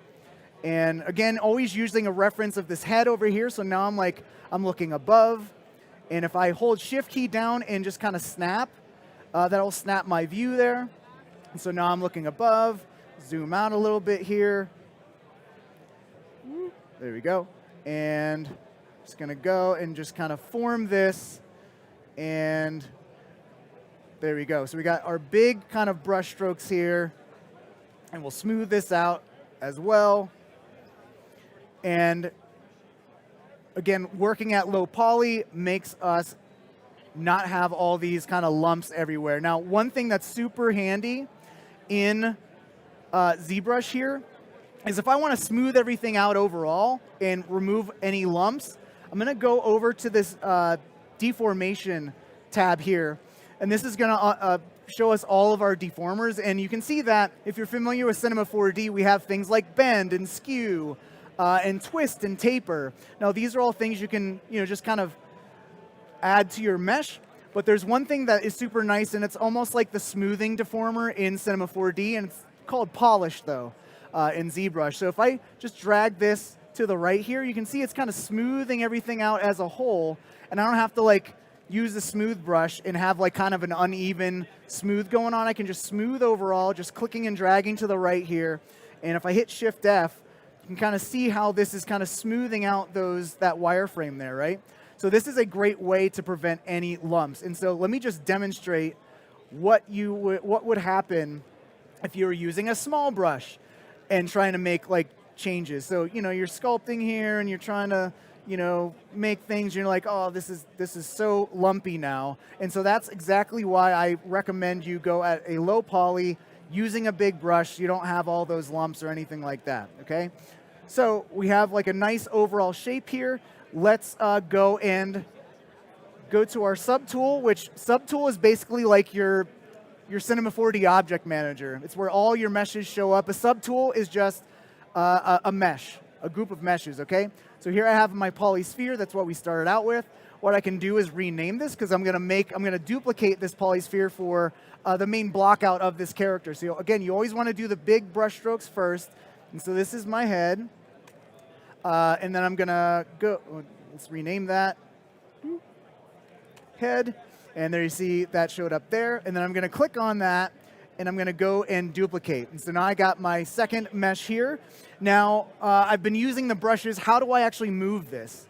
So if you want to move something, you can go up to this menu here, or you can see the shortcut key is W. So if I hit W, you can see there's my gizmo. And unlike Cinema 4D, where you can hit ER and T to get your rotational bands, or your scale bands, or your move bands, translate band, or translate arrows, you can see it's like all in one here, where we got like our rotation here. We have, if I click here, this is like our pan. And if I move this down, this is your locking in the Y direction here. And this little yellow rectangle, that's your like overall scale. So I can scale this down. So it's one gizmo to rule them all the translation kind of shortcut keys there. And so you can see I'm just blocking this out. And one thing as well is there's this handy little silhouette view here too. So if you know about like building interesting character silhouettes and stuff like that, this is kind of nice. But really, you're just blocking out the proportions, making sure that everything looks good from a proportion standpoint, and then you can start adding in the details. So you can see right here, I'm looking at my mesh from a perspective view. But if you want to use a isometric view, that's this button right here. And so you can see I can flatten that out. I always call this like the SimCity view. So now this is flat, and I actually like working at this level here too. So I hit Alt and clicked to select my head, my original head mesh. You can see that I actually just hid everything. So I'm just going to turn on the eyeballs there to just bring everything back. And let me hit Alt and click to get back to the head 2, and I'll rename that to just the body. Or I guess this would be the torso, if I could spell. And again, just blocking this out. And then what I'm going to do at this point is let me make an ear. So let's go, and I'll duplicate the torso, and let's name this ear, or ears. And again, I'm going to use this corner to like move this and lock this to a 2D plane. And I'll just kind of rotate this. Again, these are my rotational bands. And I'll scale that down. And so I actually need a symmetrical version of this as well, okay? So you can see my axis is off whack here. So if you want to adjust the axis and unlock it, you're going to click on this unlock. And if you hit this little pinpoint, the little navigation arrow, that'll kind of center everything up nicely to your mesh. And so once you're done doing your axis manipulation, you can just lock that back, and that'll lock your axis there. So actually, you can see it's a little bit off, so I can unlock it and just move it up like so, and then lock it again. Now, I need to make a symmetrical version here. So what I'm going to do is go up to my Z plugin menu, and we're dealing with subtools, right? So I'm going to go to this subtool master. ZBrush has a lot of weird named things, but if I go to my subtool master, that's where you'll find the actual mirror. Now, most of the time, I'm only going in this Z plugin menu for this mirror. So you might think like, oh, I got to dig deep into getting all this stuff, but really I'm only getting the mirror. And so once I hit mirror, you can see it brings up this dialog. It's like, which mirror axis do you want to go? And we just want to mirror on the x-axis. So I'm going to click OK, and there we go. Now we got our mirrored ear. Now, if I had symmetry off, which again, if you toggle the symmetry by hitting X, you can see I'm just going to move this as a whole. So I'm going to undo that, hit X again, got my symmetry, and you can see now I can adjust this. Okay, so what I can do at this point is like shrink this in the Z there, and I can also do something, and that is like to chop off the front bit here. And so to do that, I'm going to hit the Control and the Shift key, and this is going to bring up like a rectangular kind of selection thing. But if I go to the stroke, or actually if I go to the brush, you can see that this is just set as like a selection, but you can actually change this to a knife brush. And so I will go and do a knife rectangle. And so if I go and, whoops, if I just hold down the Shift and Control and click, you can see that just kind of deleted that front bit there. And so now if I go and hit Shift F, you can see the subdivisions are kind of janky there. So what we can do, and it's very similar to the volume mesher in Cinema 4D, is you can like remesh things and have it evenly subdivided with like a little volume mesh kind of thing. We can do that in ZBrush by going to geometry, and this is all your geometry specific items, so you can remesh the object. And remeshing it, there's a thing called Dynamesh. And it's basically like just remeshing at a different resolution here. So you can see as I toggle that on or off, now we have this more evenly subdivided. And you want evenly subdivided mesh for sculpting, because if you stretch anything out too much, like if I demonstrate with the head here, so alt-clicking the head, and I'll hit, to go back to my sculpting brushes, I'm just going to hit Q. So Q is a huge shortcut key there. So W for the move, Q for the brush. And I'll hit the space bar, hold it down, get a bigger draw size. And if I stretch this out, you can see how these polygons here are getting really, really stretched out, especially if I have a much smaller brush. You can see how these are really getting stretched. Now, the moment I do a Dynamesh, that's going to evenly subdivide everything out again. Now, this looks nothing like a panda, so I'm going to undo all that. And so you can see how you can remesh, and I can go in here and make this a little bit bigger. Hold the Shift key down, because remember that toggles to our smooth brush. And I'm just going to smooth everything out. And you can see the smooth is very aggressive when you have a highly subdivided mesh. Now, one thing I'm going to do is go to Transform and turn off that Z symmetry. But you can see I can go in here and like, okay, maybe I want more definition here because I want to add details.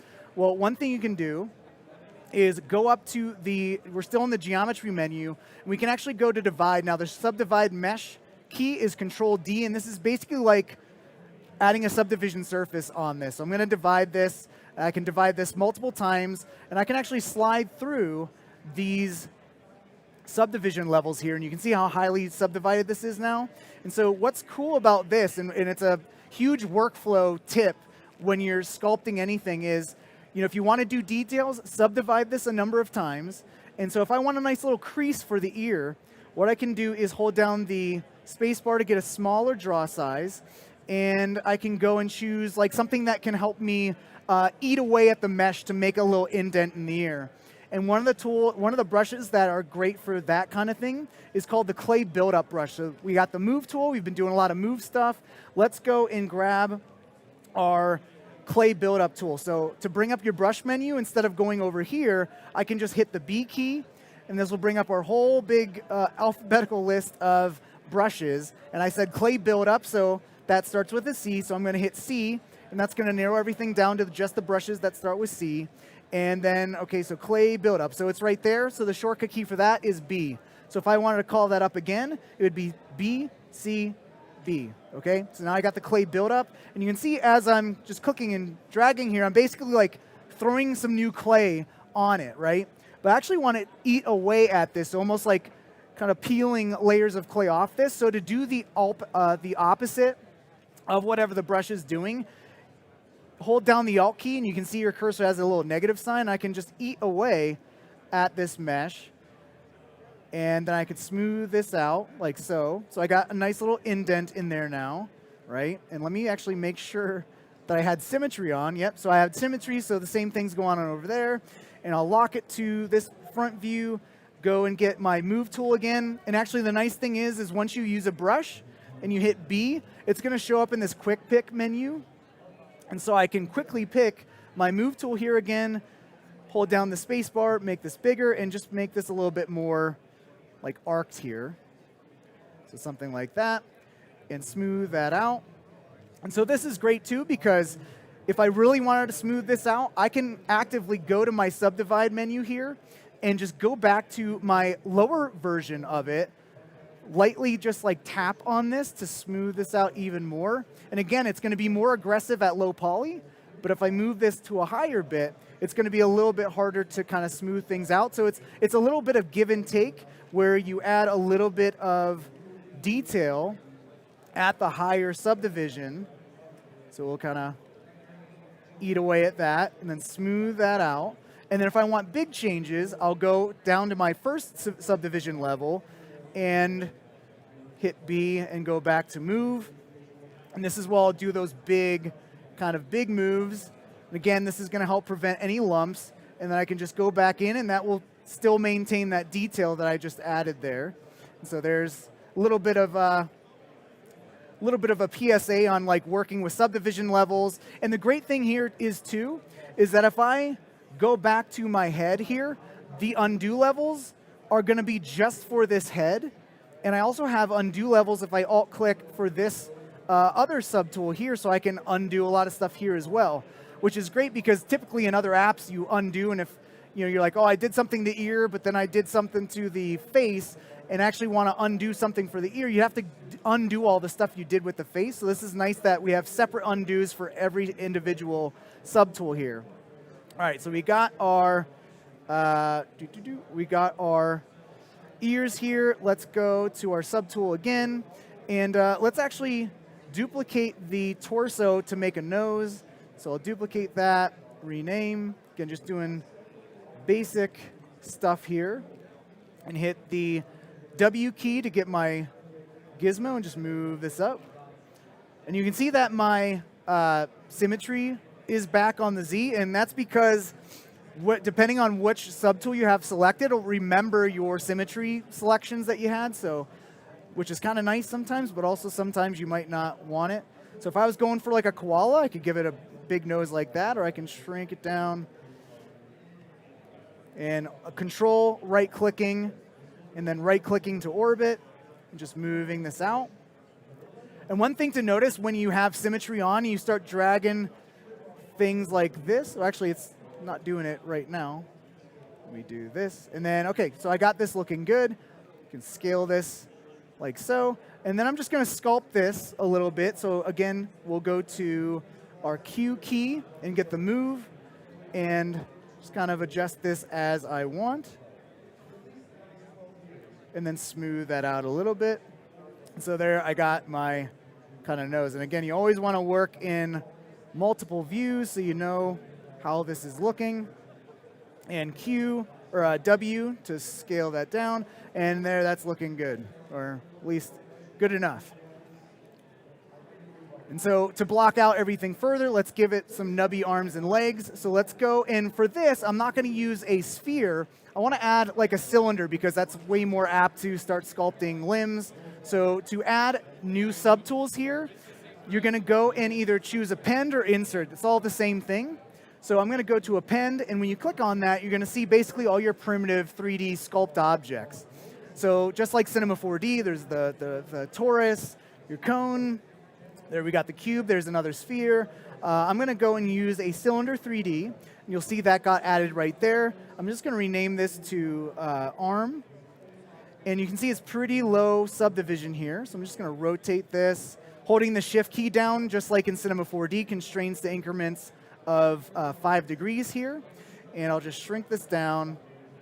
And again, just majorly just blocking out the basic shape and proportions before you start doing any of your detailing. So maybe that's looking good. And now this isn't evenly subdivided here. We got the typical subdivision at the caps here. So what we're going to do, remember to evenly subdivide something that's good for sculpting. We're going to go into the geometry, and we are going to go into that Dynamesh again. So right now, Dynamesh is turned off. So if I click this, it's going to activate Dynamesh, and it's actually going to subdivide it based on this resolution number. So this is pretty highly subdivided for what I need. Remember, to prevent lumps, you want to actually work at a lower subdivision level. So I'm going to bring this resolution down to 48. And now if I want to adjust this, what I can do is Control, click, and drag. And actually, if I go and hit my Q key and just hold Shift and move this. So the Dynamesh isn't going to work unless it notices there's been a change. So now that I did that smoothing, I can Control, click, and drag, and that's going to remesh at that lower resolution there. So now that we have this at a lower subdivision, I can smooth it out by holding the Shift key down, or again, we can smooth everything out globally by going to the deformation and going to give it a little bit of a polish. And so that's smoothing everything out really nice. No lumps detected, which is great. And I can even go in here too and hold the Control key down, and that's going to give me my mask pen. And I can go in here and just mask off this little area here. And to blur a mask, just Control click on that mask, and then it will blur it. If you want to invert it, Control click outside the mesh. And so what this allows me to do is just be able to adjust this area. So if I hit the W key and I want to scale this down, I can unlock that axis center there, lock it again, and I can scale this. And you can see I can kind of taper this like so. So make this like a little paw. And then to clear that mask, I'm going to Control click and drag, and then I'm going to remesh. So Control click and drag again. You can see that all those stretched out polygons are now going to be evenly subdivided. And then I can go back to the polish again and just smooth everything out. And then I can even go and hit Q, get my move tool again, make this a little bigger by hitting the space bar and choosing the bigger brush, and just kind of moving this and kind of adjusting things like so. And yep, say that's looking pretty good. And now we'll go and let's make the mirror version. So remember, that's in the Z plugin, and you'll see that the subtool master is already tooled down. So all I got to do is hit mirror, hit OK, and there I got my arms. And so let's go and go to the subtool again. Let's just duplicate this whole setup, and we'll make this, whoops. Let's delete that. So I duplicated one too many times, so I'm just going to go and delete that and delete that. OK. And then let's rename this legs. And let's hit the W key because we got our leg selected now.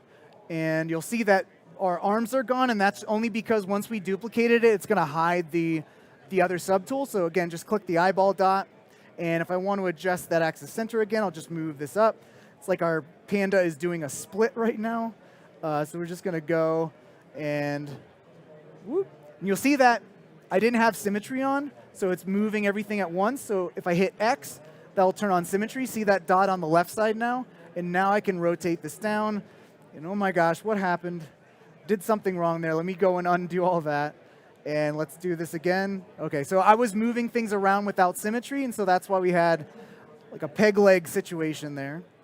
And we'll just scale this down. And we got some nubby arms, nubby legs, looking pretty cute. Whoops, and then X again.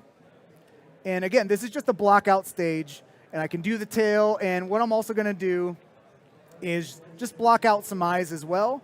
So let's go in for that. I'm going to append a sphere, and this is going to be helpful because I'm going to make like the little eye holes, or like the where the skull would be, the little eye cavity. And so I got my sphere here. Move this forward, holding Shift to snap to the front view. Scale this down. And I'll just kind of scale this up a little bit. And let's make the symmetrical version. So Z plug in, meter, okay. And symmetry's on. Whoop. Now symmetry's on. And we'll just kind of rotate this into place. So again, just blocking things out, making sure our reference looks good. And my nose looks like it's hidden, so I'll turn that on. So we got our nose there, so we can kind of make sure the face is orientated the right area.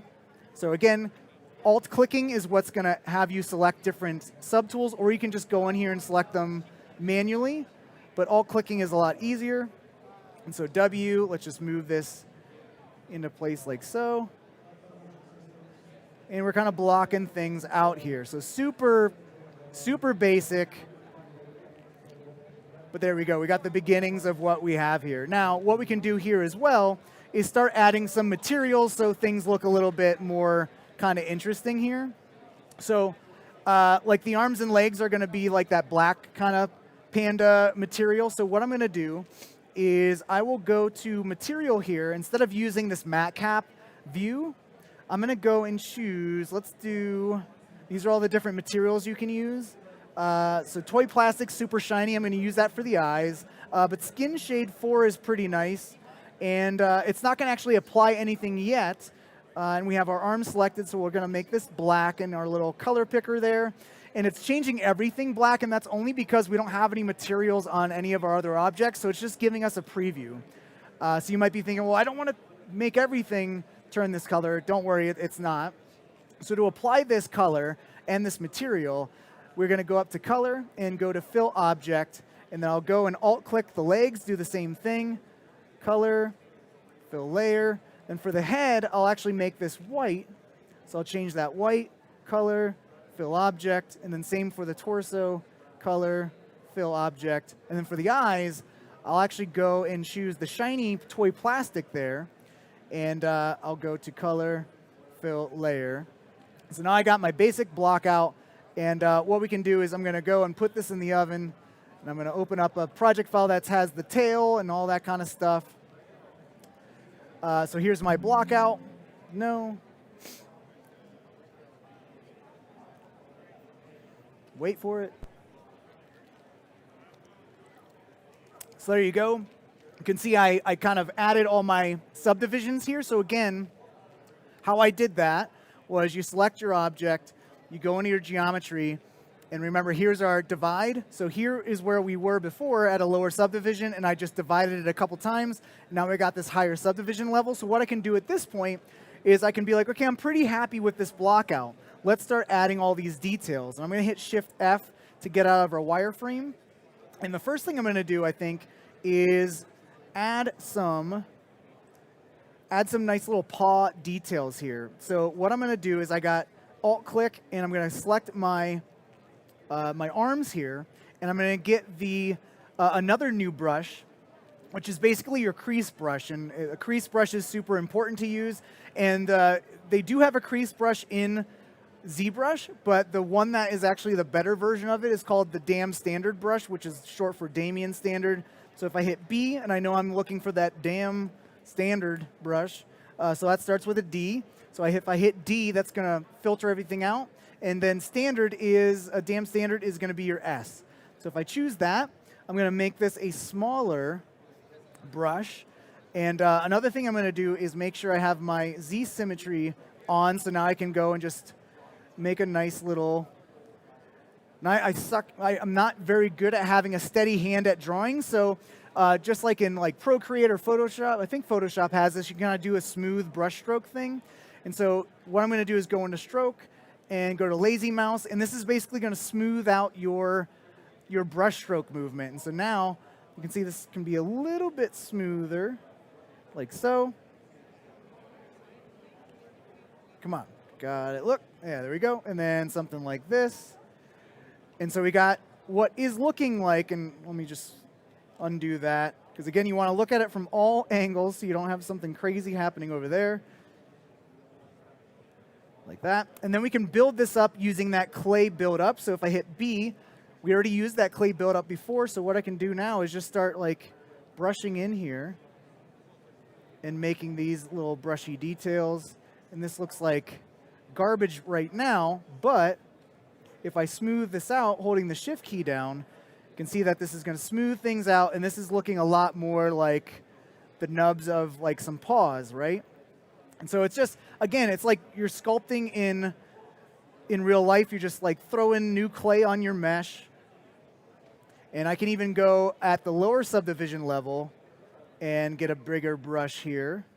And so this is a lot easier to do because, again, if you use a bigger brush stroke at a lower subdivision level, it will help prevent everything from being like super lumpy. And so I can then move up and smooth at a higher subdivision level. Because again, the higher your subdivision level is, actually the lower your subdivision level is, the more aggressive that smoothing will be. So this is looking a little bit better. And so let's go back to that clay buildup and smooth. And so that's basically how you can like build up all these features. And if you want to kind of go back and make that little crease again, just hit the space or hit B, and then get that damn standard again, and just kind of like go in here. And if that's too strong, again, if you hold down the space bar, lower that intensity. So that's the overall strength of that brush. And so now, much more subtle. It's like little happy brush strokes, as Bob Ross would say. And we got the beginnings of some detail in there. Now I could mess around with this a lot and change this to the move and really start to dial everything in here. S is also a shortcut key that just allows you to bring up the draw size button there. So looking good there. And see, I just smoothed everything out too much, but let's just say that's looking good.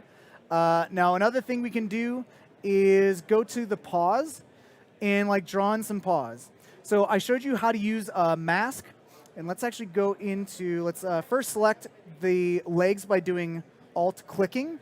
And you can see that under my transform, we're just back to our symmetry in the X. Because again, it saves whatever symmetry you were using on that subtool before.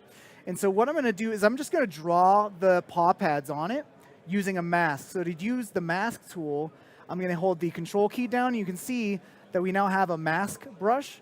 And depending on the focal shift of your mask is how hard that mask is, that brush is. So you can see it's a harder edge. So what I'm basically going to do is let's just make this a little bit smaller, hold the control key, and I'm just going to make some little paw pads there. So like that, and a little bit something like that. That's actually not bad. If I want to remove from the mask, if you have the control key still held down and you hold down Alt, that's going to remove from the mask there. So let me make this even smaller. So Control and Alt, and I can remove. And if you want to blur, just hold the Shift key down, and that will kind of blur things. Or if you want to blur everything all together, remember that's just by Control-clicking on that mesh. And if you want to sharpen it, Control-Alt-click, and that's going to sharpen everything. So you can see what's going on there. Now I want to invert, so I'm going to Alt-click outside the mesh. And now I have just these little paw pads selected here. And so with that, what I could do is I can either hit the W key and just kind of move this out like so, but that's a little bit janky looking there. Another thing I can do, and one thing to note is that the resolution here of this mask is pretty pixelated, and that's based on the subdivision level here. So one thing I should do is let's actually Control-click to blur that out, and then Control-Alt-click to kind of sharpen it a little bit. And let me just, I'll just clear this out. And because what I want to do is make this a lot more highly resolutioned, which is a word, totally a word. And so I'm going to the bottom here. Whoop. So go to the bottom, whoop, like so, and zoom in here. And I'm just going to subdivide this a couple more times. Okay, so just hitting divide. Now I have 5 subdivision levels. I can go back and forth. And now when I draw this mask, though, watch how much sharper and unpixelated this is going to be. So holding the control key down, or actually get my brush tool by hitting Q, then hitting the control key, that's much smoother. Okay, so this is exactly The same thing if you want to like paint directly on your mesh. You're basically doing like vertex painting. So if you have a low poly mesh, your painting is going to be very low resolution. And let's just say this is fine for now. This is fine for demo purposes. As Matthias would say, it's good enough for government work. And we're just going to go and we're going to click outside our mesh, control click to invert. And then again, we could just hit the W key, pull this out. That's a much smoother deformation there because we're at higher poly. But one other thing I want to show you is super cool, and it's back in that deformation menu. So that's where we had our polish, which kind of smoothed everything out overall. But if we go in here and we use this inflate, let me just go to the side here. We can actually just inflate this out. We got this nice little thing going on there. Or I can undo that and do the balloon, and it's going to be a little bit smoother. And so that's looking pretty good. And now with that selection there, I can go and say, you know what, make that pink. So I'll go and do pink. And then to apply that just to the masked off area, I'll go to color and then fill object. And then I'll just command click and drag, or control click and drag outside here to clear that mask. And now we got our little paw pads. And I can go in here and I can smooth this out overall by getting the Q key to get my brush back, holding the space bar down. And now you'll notice that if I smooth this, it's actually smoothing out the color as well. But if you just want to smooth out the actual mesh without affecting the painting, what you can do is hold the shift key down, and right here is this little menu. And so this means that you are either going to just either blur or paint on the using color or the mesh. And so this RGB means that if I'm going to smooth, it's also going to smooth out the color. Now if I uncheck that and smooth, you can see it's going to smooth out the mesh, but not blur out that color. So you can like isolate whether you're blurring out both or one or the other. Now you can see with RGB on though, I'm blurring out the color. So very important to know whether what you're blurring, what you're not blurring. And so we got our paw pads. And so now what thing I want to do is let's make some, this is just a like dead eye look at us. So what I want to do is make some pupils. So one thing I can do is I can use my, I can do a mask again and fill that in, or I can use a paintbrush. And so to get my paintbrush, I'm going to hit B, and then I know the brush is called the paintbrush, so I'm going to hit P to filter everything out to brushes that start with P, and there's my paintbrush. And now if you go up here, you can see there's all these different strokes that you can do with a brush. And I could paint in the color in here like so. And let's not do that. Don't want to make it cross-eyed. Let's actually choose a black color here. And so I could just draw and paint, or I can go in here and actually let's just make sure that this has this white color applied to it. And then we'll make this black. And then what I'm going to do is instead of dots, I'm going to do drag rectangle. And I know it says rectangle, but I can actually draw this out and make a sphere or a circle. And so you can see that's pretty blurred out. So again, remember how we can sharpen up our brush stroke. That's by going to the focal shift. And if I just click and drag now, we got a nice sharp little eyeball there. So we're going to look down, or whatever. And again, this is looking pretty low res because we have a pretty low subdivision there. So I'm going to undo that. And then with that mesh selected, I'm going to go to geometry. And let's subdivide this a couple more times.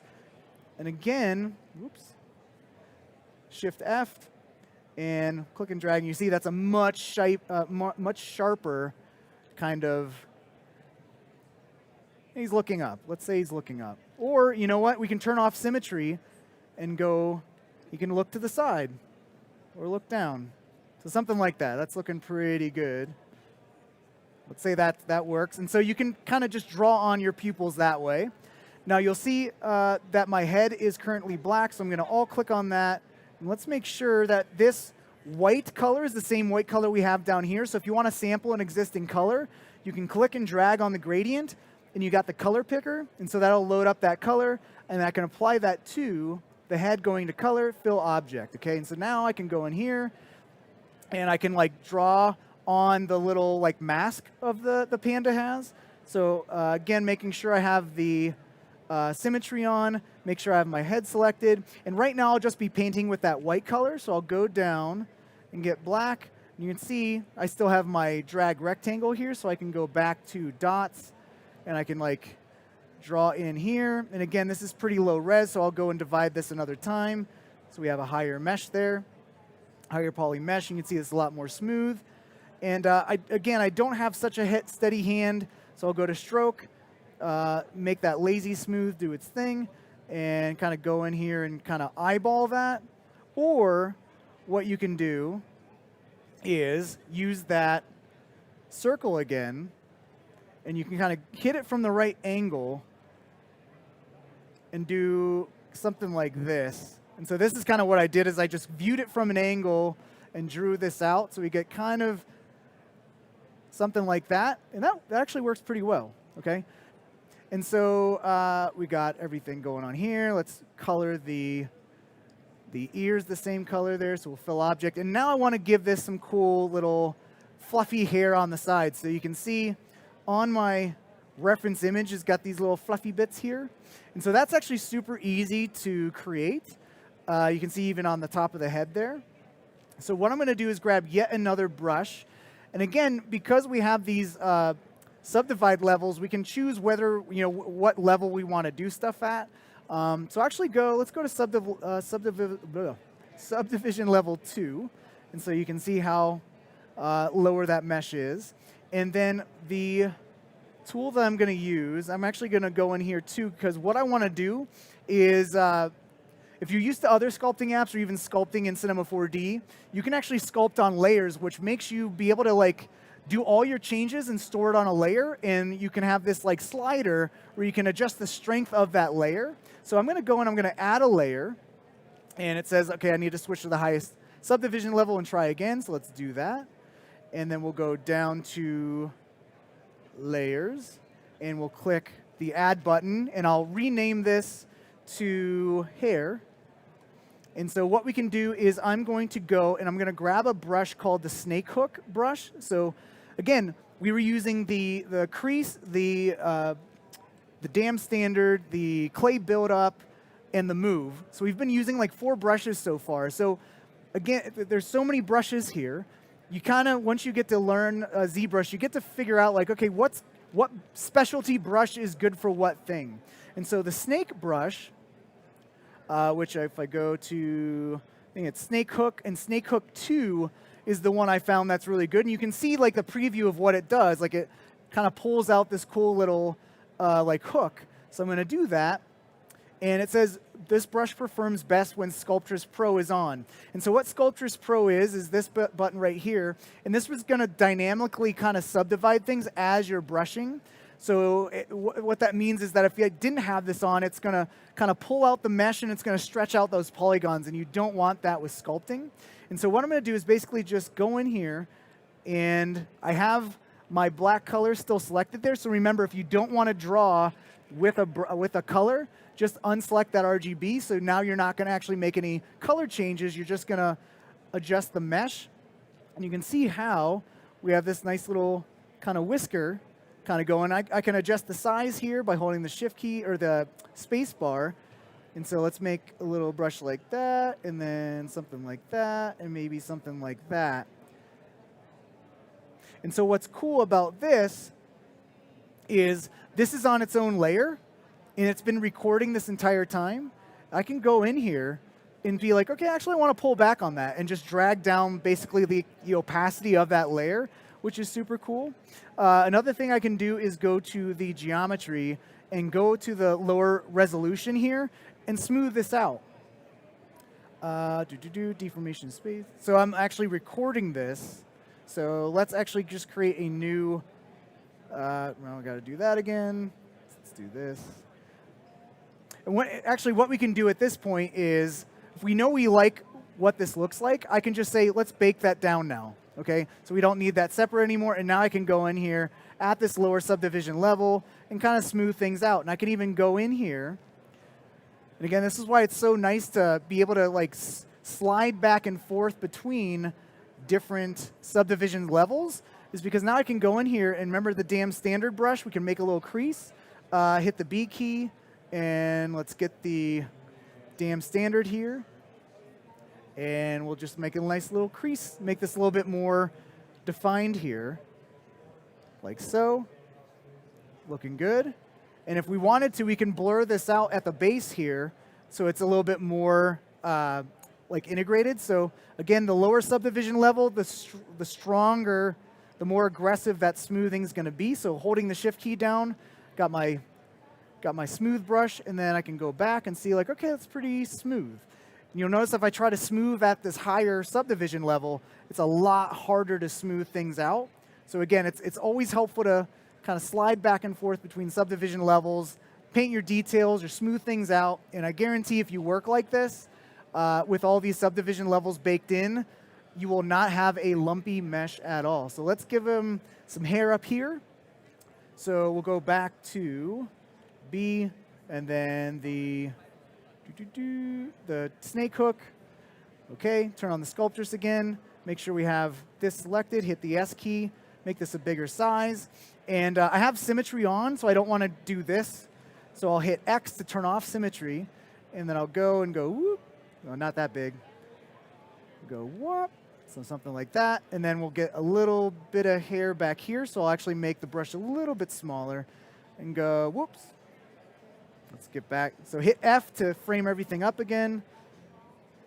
And get back here. And let's undo that. So go and get a good angle here. Go whop like that.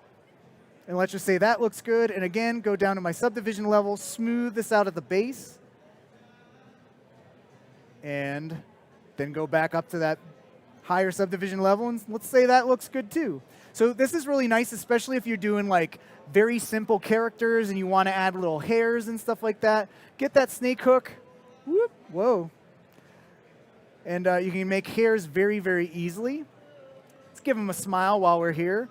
Go and click on that, get the B key, get the paintbrush. And I'm going to be painting with this black color loaded here. And so just, whoops. We got that drag rectangle. I'm going to bring that back to dots. And we'll just give them a nice little smile. Like so. Happy little panda. All right. So what we can do now at this point is Panda's got this little... and so I'm going to go with my paint. And I can just go over here. Whoops. And kind of... Whoops, not that. And now it's auto-saving. No, don't want to do that. We're going to go in here and get a bigger brush size. And make sure adding with the second, with the invert, which is the Alt key, is actually the same color that's already on there. Let's kind of carve out some of the mesh. And so I'm actually going to do this at slightly lower subdivision level here. And I'm basically just going to go and with that subtract with the Alt key held down, I can kind of subtract from here, like a nice little cavity, and I can solo the head. And you can see I have symmetry off, so dummy, let's hit symmetry on. Hit X, turn symmetry on, and then again, use that eye as a guide. And we got the lazy brush on as well, which is going to help us here. And then we can go and kind of sculpt in here. You can see how that's kind of digging a hole.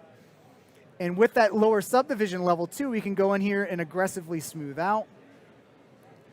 And you can see I actually blurred out my color, so I'll go and blur this out. And then unsolo, and there we go, got our eye hole. So let's again say that this is good, this is ready to go. Let's bring this into Cinema 4D. It's as easy as going up to this little menu here, and we have Go Z, which is basically allows you to export to any app. So that could be, you know, Cinema 4D. I think Photoshop is another thing you can export out to, Maya, all these different apps. So Go Z is going to, if you just click Go Z, it's only going to export out the current selected subtool, which again, remember, subtools are just your objects. So if you only have one object selected, it's only going to, and this will automatically open up Cinema 4D. And so remember, when we were painting, that's basically like vertex painting. And so what will happen is that it's going to automatically apply that vertex paint to your model in Cinema 4 using Redshift, shortcut keys and stuff. So here is You can see this vertex map is basically just using this tag, which has all that paint on default texture size that's pretty low. If you just up that, or actually place this in a subdivision surface, using the lower subdivision level, wherever subdivision level you had currently. So you just throw that. It's how you use it for retopo and stuff. So here you can see my cute little, not koala, panda. So Shift F. And so one thing to be able to get this down to a lower poly count is first I'm going to go and I'm just going to duplicate this just so I have a backup there. And I'm going to go to, I'm going to command, or control, is it control click? Yeah, control click this. And if I go to ZBrush or geometry, go to geometry, I'm going to go to Z remesher. So same thing. Your target polygon count is in the thousands. So let's just try 15,000. And let's do the Z remesh. And you can see it's doing it up here. It's calculating, reticulating splines. And so now you can see this is a very nice subdivided mesh, right? So I can actually go lower if you want to, and Z remesh again. And we lost some detail there. So what we're going to do is we're going to divide this. And then what we're also going to do is use that saved state where it was heavily subdivided and use that to bring back some of that detail. So to do that, I'm going to go to Subtool and then go to Project and then Project History. And what this is going to do is take that highly subdivided level with all the detail and apply it to this mesh. And you can see it jumped a little bit, and I got some of that detail back from the higher poly mesh, and now it's applied to the lower poly mesh. So that's kind of the last step there. If you want to work with that, you can go even lower. You can rig this in Cinema 4D. And yeah, that's it from me. Let me bring up my final slide here. And thank you all so much for joining me on this ZBrush journey. I hope it empowers you to go home and try ZBrush for the first time. If you have a Maxon 1 subscription, guess what? You already have ZBrush for free. It's included in your Maxon 1 subscription, so you can go and play right now. And you'll be all ready for the iPad version coming out soon, too. All right, let's give Thank you all so much. EJ a big round of applause, putting in that extra effort, that extra time to give them all the goodness. Yes. All the extra juicy goodness. How do people get pugs? Are you just giving away to the audience? Yeah, come up, get pugs. I got stickers. I got one? 3D prints. Get one for Also, Lily gets a pug. yeah, you All get a right. pug. You get a a pug. I'm being, we yeah. don't I have am time the for questions. I'm 'cause the we're on our Oprah last- of pugs. Yeah. So stay tuned, folks. We're going to be up with our last presenter of the day, Sean Astrom. So stay tuned for some more digital goodness.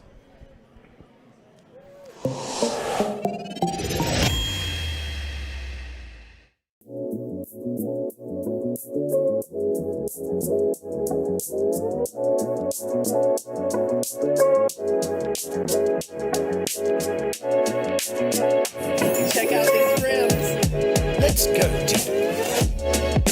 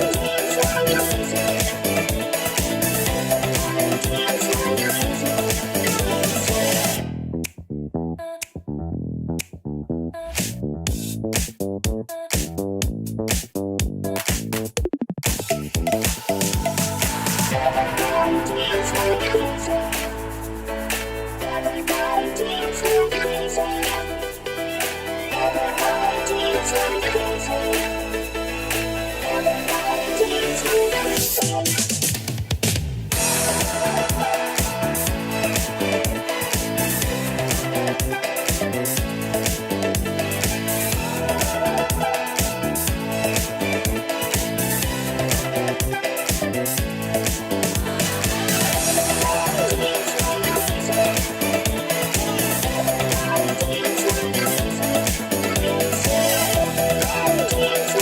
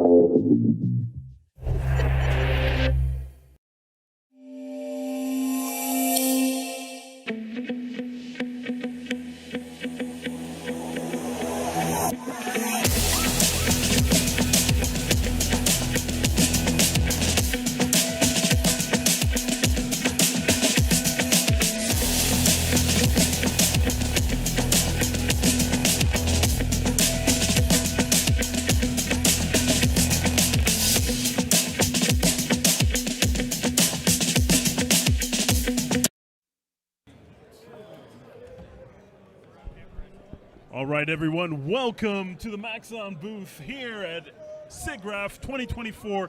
We are in for the final presentation. I know everybody's sad. There's a lot of weeping, sad faces in the audience, but they're also happy because up next to my left, once again, another presentation so nice. I had to do it twice. So let's give a big Maxon welcome for Sean Astrom. Woo!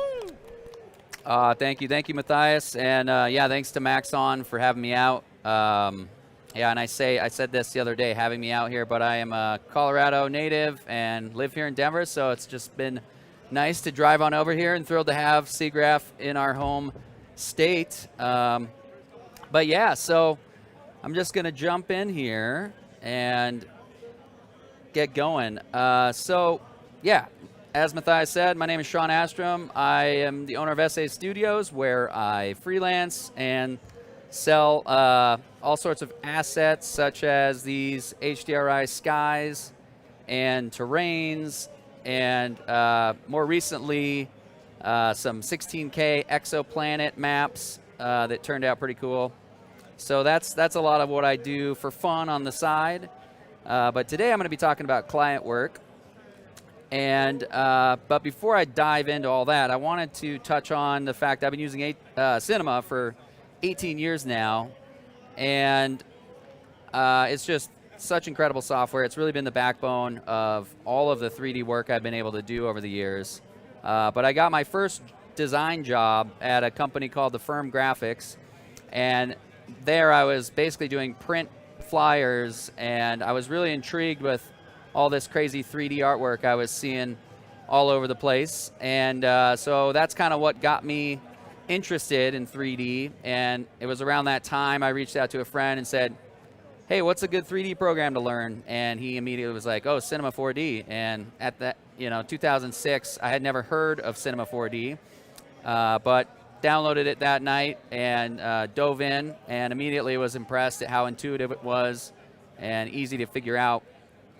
So this is just some of the work I did while I was at the Firm Graphics, and some of it is newer, but it was quite a fun job because we really got to just do whatever for the clients. It was pretty creative. And then shortly after that, I started working for a company called Citizen Pictures. They're here in town, and they produce a couple TV shows, a couple big ones for Food Network, and that's really where I got my hands dirty with MoGraph and animating in Cinema 4D and camera animation, all that good stuff really happened around that time.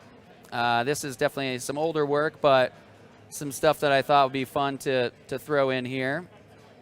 And then moving along, if we jump forward a couple years, I started SA Studios. This is when I went freelance and just kind of wanted to get out and start working with other clients. And yeah, I was fortunate enough to work with a lot of the agencies around Denver here, Legwork, a couple others in here, and this is just some of the work for them. And yeah, moving along, if you zip forward 8 years, I got another really fantastic opportunity came my way. I got a job working for the Fisk Planetarium up in Boulder, working on all sorts of basically space films for NASA. And when they reached out about this work, I immediately was like, heck yes, that would be a lot of fun to do. So all Cinema 4D, and I really was kind of thinking, man, it can't get better than this. This is like an area that I really enjoyed, and there were some nice challenges working on these films. One of which we had to render everything at 4K by 4K, 60 FPS. So all of we actually believe we used Redshift on all of these projects, and it really came to the rescue when it comes to render times. And yeah, moving along, 2020, I got a call from a good buddy of mine, Chad Ashley, basically saying, hey, how would you like to come work at Grayscale Gorilla? And I said, yeah, that would be amazing. So I wasn't too sure what they wanted me to do at first, so I was talking to Chad and said, hey, what do you want me to do? And he said, well, I need someone to jump in and help me with all these materials we're releasing. And so I ended up helping them out with several material collections. This first was this car paints collection. And that was quite the challenge to get a car paint shader that worked across all 3 render engines, Arnold, Octane, and Redshift. And then shortly after that, I did Tech Products, which was another really fun challenge. Ended up making close to 100 materials for this. And yeah, these are just all some of the marketing images I did while I was there. And one of the last collections was this Metals Volume 1. And a real challenge for sure. The goal was to get, the most physically accurate and realistic metals we could produce using a PBR workflow. And there's some nice resources out there for getting accurate refractive index information. It was just a matter of translating all that into the texture maps. But this one turned out really cool and was super fun to work on. And then, 2022, I kind of went back to freelance, and this was around the NFT craze, so I kind of made a few NFTs for a bit there, and so that was fun. And then this last slide here just kind of shows some of my more recent work. Lately, I've just been focusing heavily on a lot of product visualization and renders for all sorts of clients like Bose here. And I have a wonderful jewelry client that I'm working with more recently. So yeah, I'm just going to play a quick reel so you guys can see some of the motion stuff that I've done. And yeah, we'll check this out.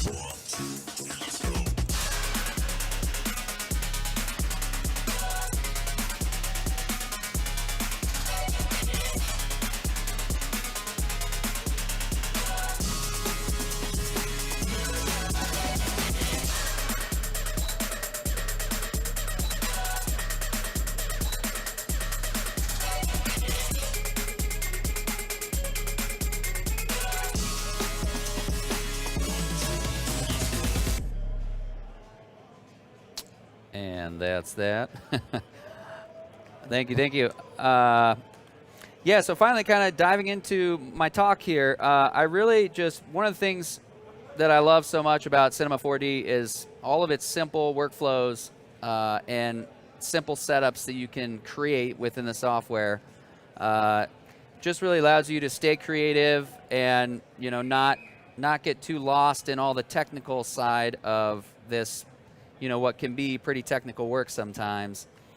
So I wanted to share a couple projects today, and this first is for this really awesome agency I have worked for a bunch in the past called Carbon VFX, and this particular project was for the Maryland Lottery, and it was this kind of roller coaster concept. You might have seen some of it in my reel there, but essentially we had about 3 weeks to build a 3D roller coaster, rig it up, rig up all the characters, which in this case were the scratch tickets riding this roller coaster. We had a bunch of signage to do, and flags and clouds, and so it was quite the undertaking. Fortunately, the creative director, Ian Bradley, was fantastic and had a very clear vision of what he wanted. And then I worked with one other Cinema 4D artist by the name of Young Ho Kim, and he was amazing to work with as well. So between that little group, and then we had a wonderful Newt compositor in the end, it really came together pretty great. But again, like working under a 3-week deadline was pretty absurd for a project this complex. So I will just quickly play that video so you guys can get a better look at how that one ended up.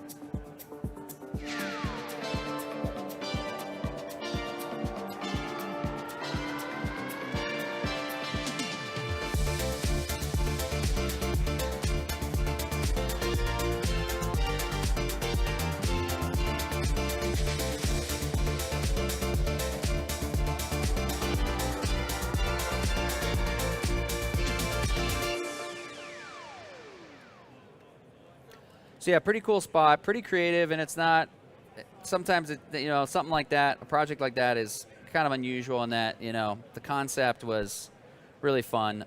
So like I said, one of the challenges was modeling the coaster, and then another challenge was rigging up those tickets. And for that, we used Mo splines, and then I built a custom HDRI for lighting the entire environment, which also really helped out and allowed us to have some pretty good render times on this one. So again, all Cinema 4D Redshift. So I'm going to go through all this here. We're going to model a quick coaster here in Cinema, and then I'm going to show you the ticket rigging, and then demo how quick the renders were. So I'll just jump into Cinema here. And so when I'm working in Cinema, I really do try and start out as simple as possible. So in this case, it was kind of all about getting a quick model going. And so I always try and start with like proxy geo, and I'm just quickly going to create a proxy coaster car. We'll go 16 on the fillet there, and then add a few subdivisions. If I turn on the wireframe here, you can see the geometry on this cube a little better. And if I make it editable by hitting the C key, I'm just going to call this car real quick. And, there goes the Wacom tablet. So if I go to a side view here, I'm going to start to just cut in some geometry. I'm going to go into edge mode here and select my geometry and grab, well, it used to be called the knife tool, but now it's called the line cut. And if I just get in here and do a few cuts in the geometry, I need to actually undo that a couple times. And I need to turn off, this tablet has a touch mode, and it was picking up my palm, so I'm turning that off. But in the line cut tool, there's an option here called visible only, and I definitely want to have that unchecked. So now the line cut tool is going to cut all the way through the geometry. And so now I'm slicing all the way through. And if I just make those cuts and then hop back to my perspective view here, you can see what I've got going on here. And really, I just want to select a few polygons here, and then we're just going to delete those. So, in a matter of about a minute and a half here, we have a little roller coaster car. So this also helps me with scale. So now I know kind of how big this car needs to be. And at this stage, I'm going to drop in a quick roller coaster track. And so I just grabbed over here what's called the spline pen tool, and then I set it to B-spline mode, which works a little bit better for like nice like kind of organic shapes that you might want to create. And so something like a roller coaster track, that's definitely the mode you're going to want to be in. And then another thing I like to do when I'm editing these points is you can hide this access band by hitting Alt-D, and then I can kind of get that out of the way and start to make a few edits here real quick to maybe get a nicer shape. And maybe make this thing a little bit bigger. Let's see. Oops. And if you double click those points, they will let you get a little more precise with the exact values. So I think for this purpose, this looks pretty good. And then now that I'm in the perspective view, I'm just going to start to pull them up, in 3D here. So we're getting some vertical dimensionality here on this. And this little dip down here looks like it could be a little tricky. But yeah, let's just say that for all intents and purposes, that's good. And then I'm going to name this spline track. And I'm going to hop back into this front view here, and we'll just quickly draw out a profile. So for this, I want it to be in linear mode, and this is kind of when you want to draw like nice straight lines. And if I turn on under this magnet-looking UI icon, we have our snapping settings. And if I turn that on, I can turn on work plane grid snapping, not guides. I want that one. Let's see, something's, there we go. Work plane snapping, that's what we want. And so now, you know, this is going to snap to the grid. So I'm just going to draw out a quick profile here, and then a little base to this thing that the rest of the track could, in theory, attach to. And then I'll drop in a symmetry object, which this allows me to just dump that in there and get a copy off to the side, or essentially it mirrors it over. And if I go into the 3D view, I'm going to turn off the snapping. If I go into the 3D view, we can see what that symmetry object's doing.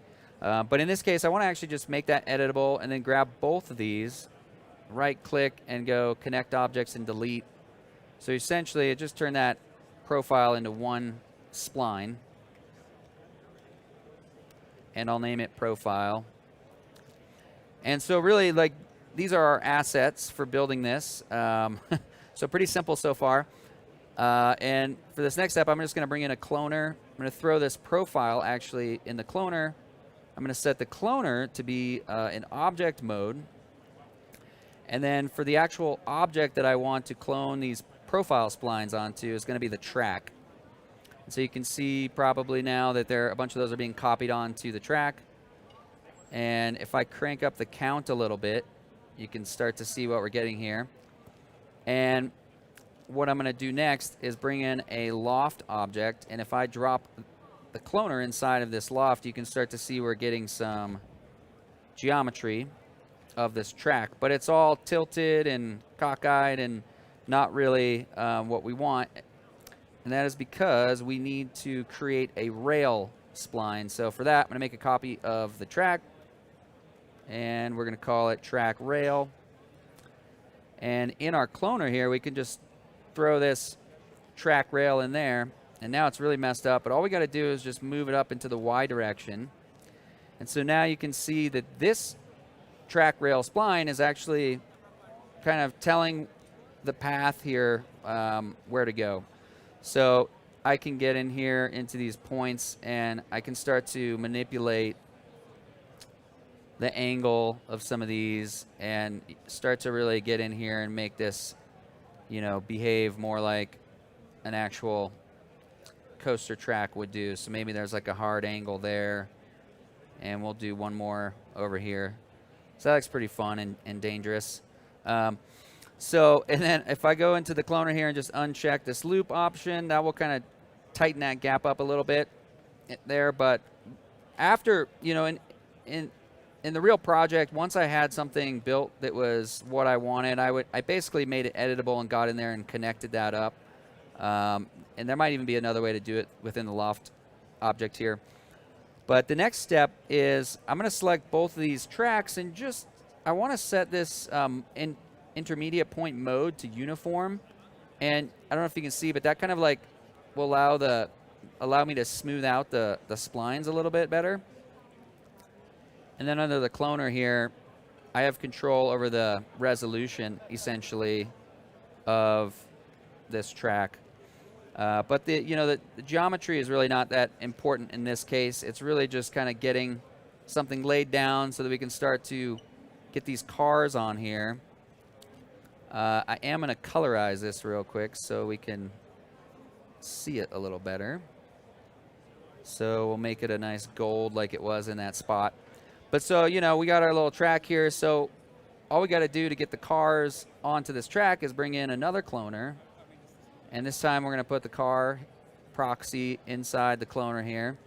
Go to this object tab, again, set it to object mode. Throw in the track spline. And we definitely need to bring that rail spline in as well. And then for the count here, I'm just going to do 5. And then if I lower this end slider down here, we can see that I can sort of connect these two up. And then really all I need to do to animate these is control this one offset parameter. So that is literally how we set up, you know, the roller coaster rig for that entire project. But I'm going to go into the project settings here, add in a few more keyframes. Let's actually go 250. And I will set a keyframe here and then go down to the end here and we'll go to 100%. And then if I open up my timeline, I definitely want to make sure, let's see here, that this these two keyframes are linear. And what that means is it will just keep that motion nice and linear so there's no easing. And I'm going to hide the track rail. And so now those coasters are just kind of moving along as you'd expect. And then I'm also going to, if we go to the transform tab for the cloner here, we can just throw in a quick color for the cars. So yeah, so that was literally how we set up the cars and the track. And of course there was a bit more modeling involved to get the rest of the roller coaster built out. You know, we have a total of 7 objects in our scene. And, you know, something as complex as this setup is, you know, in Cinema 4D, all it takes is 7 objects to get something like this going, which is just awesome. And I love any project that comes my way when I get in there.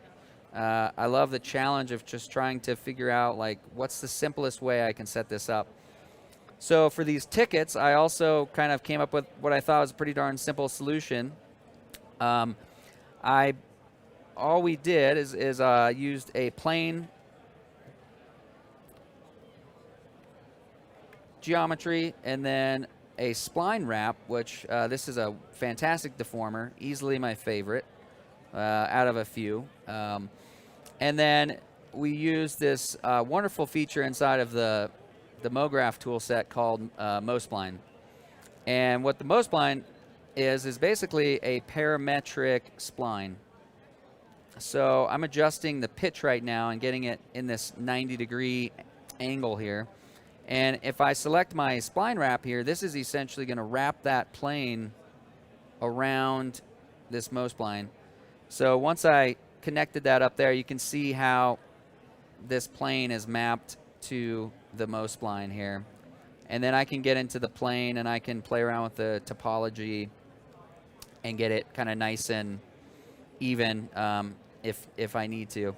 But inside of the actual MoSpline, I have all sorts of amazing controls. So I can adjust the length, I can adjust the curve, I can adjust the bend, the twist. So all this stuff you kind of get for free with this object, and it's really like exactly what we needed for these tickets for this particular project. So it was just kind of funny to me how well this worked. It was literally this simple to set up. And so once we had this built, I just basically threw it into this cloner group. So I just created a null there, and then I can take these 3 objects, toss them in there, and you can see that they kind of jump to position there, and now they're inside the cars. I'm going to just hide that spline wrap, and if I hit the play button, you can see now we have our tickets in our coaster here. So again, like, you know, we have now 11 elements in our scene, and we have 5 characters here. So pretty darn simple so far. And then for this, you know, we can always get into the MoSpline here and still, you know, we have control over each little, you know, bit of animation on these tickets in this particular case. So furthermore, the best part of this setup really is the MoSplines are affected by these forces. So if I get in here and bring in this turbulence force here and then hit the play button, you'll see that the MoSplines are like freaking out now, and that's because the turbulence strength is at 5 centimeters, and the scale really is what makes it so intense. So if I bump up the scale to like 500 here, you can start to see that now we're getting some nice like natural movement from those splines inside the coaster. And what's really pretty cool is each one is treated individually. So even though it's a copy of the same Mo spline, we're really getting you know, unique motion on each one. And then I believe for this project we also used a few more forces, and one of which is a wind force, and I just dropped that in my scene here. And we can use fields to actually control specifically where these forces are applied. So I'm just going to bring in a cylinder field, and then if I switch it over to here to +Z and then scale this up, we've essentially created like a tunnel, a wind tunnel here. Then I'll get this a little better in position here. We'll see if we can pretend that this is where, you know, one of those tunnels were.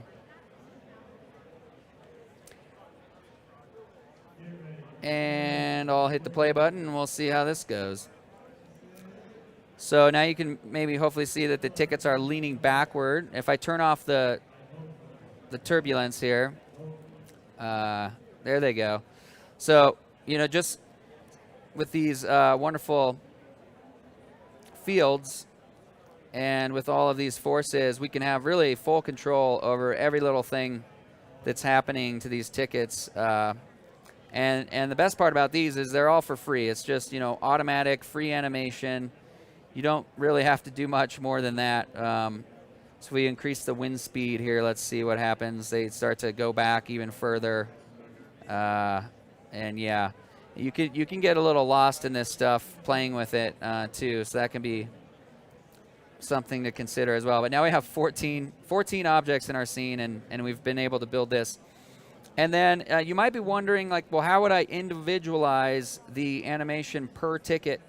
And you can simply just make copies of whatever objects you have in here. So now we have a unique instance of each one of these cars. So let's see which one this is. If I want to get in here and have one of these, this is the one up front. Like, maybe it's a little taller, and maybe it's like throwing up over the side here. So yeah, so that's how you would have kind of individual control over that.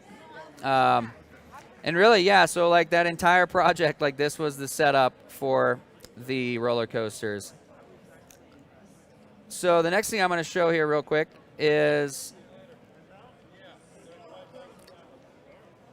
wrong project there. This would be me down here. So I'm going to just open one of the actual scene files from that particular job and show off kind of how the lighting was set up, how quick it renders, and all that good stuff. So this was a particularly fun shot because it was when the coaster is going through the big loop. And if we hit the play button, we can see that, you know, we're getting all that flapping around of those tickets is really just automatically happening from these forces. So if I turn the turbulence off and the wind off, like they're just pretty much static. And then I turn those on, and so we're getting all that for free, which is, when you have to animate something like this, it's pretty great. But if I hop out of the camera here, we can see kind of the whole scene here. There's pretty much the whole coaster, and then, you know, we have this HDRI that's really all we needed to light the entire thing. And if I bring up a redshift render view, see if I can fire this up and see how it looks when rendered. So yeah, it probably would help if I dock this to the side here. And yeah, you can see kind of the kind of feedback we're getting. And by the way, like this is running on a laptop that's back there in this cube here. So pretty amazing performance. And a lot of that does boil down to the fact that we're using a single HDRI to light it.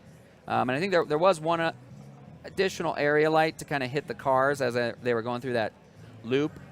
But if I turn off the HDRI here, we can see that all we have is some emissive materials, and then literally that HDRI lights the entire scene.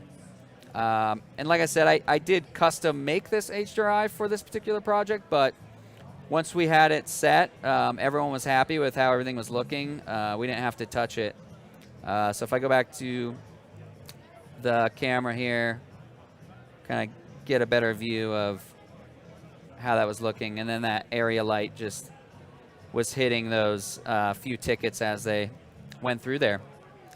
So yeah, so that's really kind of what I wanted to share on this particular one.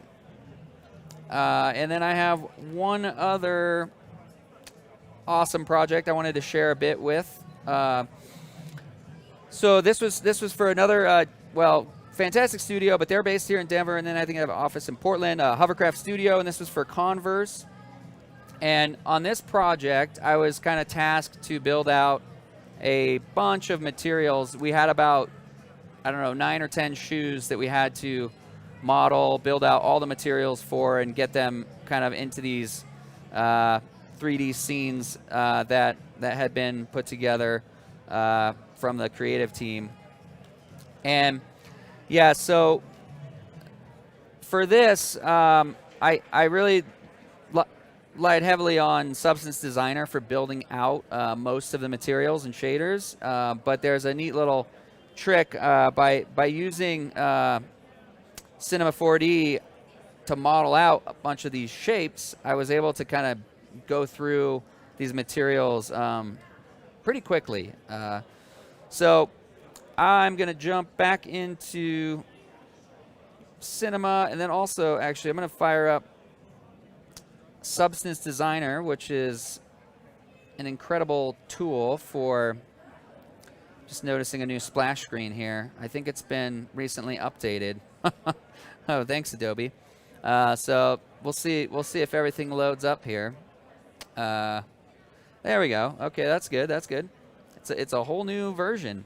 So I'll just open up this scene here. We can take a look at just some of the materials that I created for this one. So one of the challenges was definitely this sponge crater, which was definitely kind of a tricky one to do. And it's, you know, this recycled shoe material. And if I hop back to Cinema here, I'll open up the actual one of the scene files here from this one. I believe this is the one. And yeah, this is a pretty old file, so we'll see. But if I fire up the render view here, might have to process a few of these textures, but we can get a better look at this particular material in question. Yeah, so it's processing textures. This is, you know, on first launch of the renderer, usually has to take a second there. And then, yeah, so that's kind of the look we had built for this particular shoe. But it's really driven by these key materials. And if I just kind of get in here, take a closer look here. So, so inside of Substance Designer, I needed a way to get these chunks of debris. And there's loads of different ways that you can do this inside of Designer, but again, like keeping with that idea that I really like to work as simple as possible, I thought, well, I can model these inside of Cinema 4D like really quickly, and then it's just going to be a matter of turning them into height maps and bringing them into Cinema or into Substance Designer here to then, you know, use in this material. And then I also did this technique here with a lot of the fabrics. So in this case, it was actually modeling out these fabric shapes so that then I could use the tile sampler here to generate these fabrics. But again, like creating a shape like this inside of Substance Designer, while it's definitely possible, I just knew that it would be a lot quicker for me to build out a shape like this in Cinema using splines. But I will demo here how I created this height shader for these chunks. And here's kind of the scene for that. Let me actually just minimize the render view. So, I really just had a very simple setup here. We have a cube, and then I had a couple deformers shaping these different chunks. And what's so cool about this is inside of these displacers, let me show this top one. I can just go into these and just change a seed value and then get a different chunk. So let's say that one looks pretty good. If I hit the render button, though, you can see that we're just getting a default Lambert shader, and we need these things to render and look like they do over here, essentially height maps. So we want it to render like that. And to do that, there's a few nodes we can use inside of Redshift here to create a height shader. So I'll just create a quick new material. And let's go to the Basic tab, and I'll open up the node editor from here. And then if I dock this down here at the bottom, that usually works pretty good. I don't need that open. So we don't actually need the substance, or standard surface rather. We just need an empty kind of material here and 3 nodes. So the first one I'm going to bring in is called the state node, and this is a super powerful node within Redshift that we can extract all sorts of data from. And in this case, we need the ray position. So I'm going to take this material and plop it onto this geometry, and we'll might as well turn on the render view here so we can see what we're doing. And then, I don't know, this is a little fun tip if some of you might not be aware. If you right-click on any window that has naming in it, you can actually just uncheck this show window title, and that will hide that bit of text to give us a bit more room. And then I might just zoom out here a little bit. So the last step here in terms of getting this to look correct, I need to go in the color management. I'm going to set the view transform here to raw, and that's going to allow us to kind of view the raw 3D data. So once we got this state node, we want this ray position, and then inside here we have a couple options, but they're kind of already set to what we need. But I'm going to bring in another node, and that is the vector change range node. It's getting a little technical here, but it's pretty simple once you get it set up. And so the reason for the change range is by default, the state node has some negative values, and we want to remap those to kind of be in a 0 to 1 space. And so I'm just going to go into the state node here, and across X, Y, Z in the old range, min, I'm going to punch in -1. And so now we're taking those negative values and we're bringing them up to the 0 to 1 range, so old, new. And then I definitely want to unclamp these values. And we're not going to really be able to see much in the render quite yet, but that is because the values are so extreme, we kind of need to bring them back down a little bit further.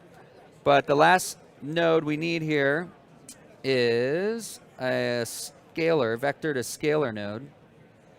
And this essentially splits out the channels, the XYZ channels, into their own port that we can then visualize here and bring in as our shader. So we have, X, Y, and Z, of course. But in this case, we want the Y.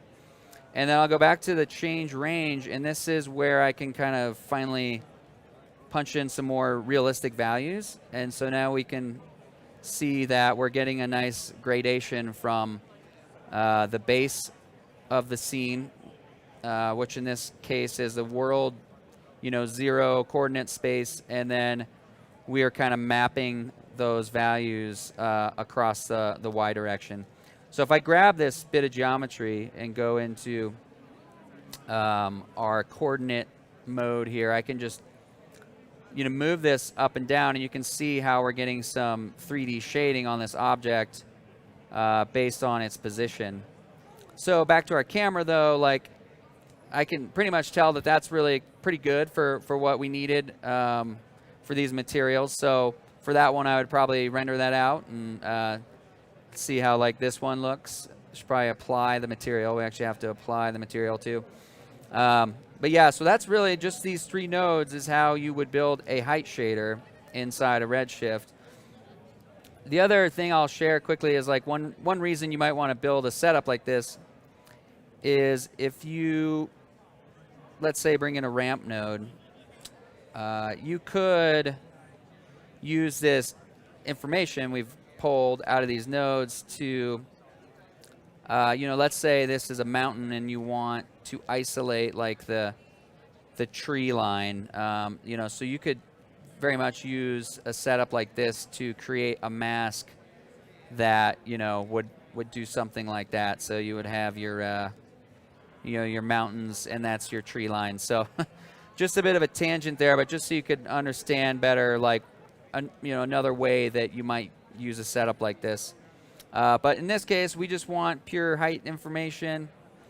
And I did kind of have this other scene here where I brought in a raspberry model from in the asset library here, or asset browser. And, this raspberry, obviously is something in Substance Designer to build that out with a bunch of shape nodes and whatnot would be pretty tricky process. So this is just another fun example of why you might set something up like this. So I'm going to render this out to the desktop here once I set up the correct paths. So looks like my file from the other day is still there, so we'll just overwrite it. And essentially I just rendered out the height information for this raspberry model. And if I go back over to Substance Designer, and I'm going to throw this base material onto our little map ball here. So kind of a neat thing, you can just copy and paste those assets in here. So I'll just copy this EXR file, and if I hit Control V, I'm going to link it in. So now I have this raspberry inside of Designer here. And I'll switch it over to grayscale because we don't need it to be an RGB image. And then if I hit the space bar here, I'm going to bring in an auto levels node. And that will kind of remap those values so they're kind of optimized. And then let me just, let's see here, get these chunks out of the way. Obviously, if the client did really want some raspberries in here in place of these chunks, we'd render out a few different angles so we get some variation. That's the reason for the 6 ports, is like each one of these is different. But in this case, we're just using the same one. And then if I increase the scale on this node here, this wonderful shape splatter node, we can see here now that we have, instead of chunks, we have some nice raspberries. So again, like this would really be difficult to do inside of Designer from scratch to get a nice detailed raspberry with like little hairs coming off of it. And so yeah, so that's kind of the technique, and it saved me loads of hours to build everything that way. And then like in here, we can change the colors of all these elements. And yeah, this really gives us full procedural control over this entire material, which is always good. So I don't know what that is. Maybe it's a cookie or something. But yeah, let me show like 1 or 2 more of these setups, and you can get a look at like this. Canvas was a tricky one, and this is like the Converse fabric that needed to be pretty darn accurate to the real thing. And same thing, like it was just easier for me to model these shapes inside of Cinema, and using simple modeling techniques to then get a really complex pattern going inside of Designer. So I think the height map might be, where did we land with the height map? It's one fun thing about opening old projects is it's like, oh no, I don't remember where all this stuff lives. So yeah, so that's the height map that I was able to generate for this particular material. So yeah, so with that kind of concludes the 2 demos I really wanted to share with y'all. And yeah, I mean the last thing I just wanted to give a shout out to all these amazing artists that I've learned Cinema 4D from over the years, like being self-taught, just being able to hop on the internet and look up any one of these people and see what kind of amazing knowledge they're dropping and sharing has been pretty great. So yeah, snap a picture.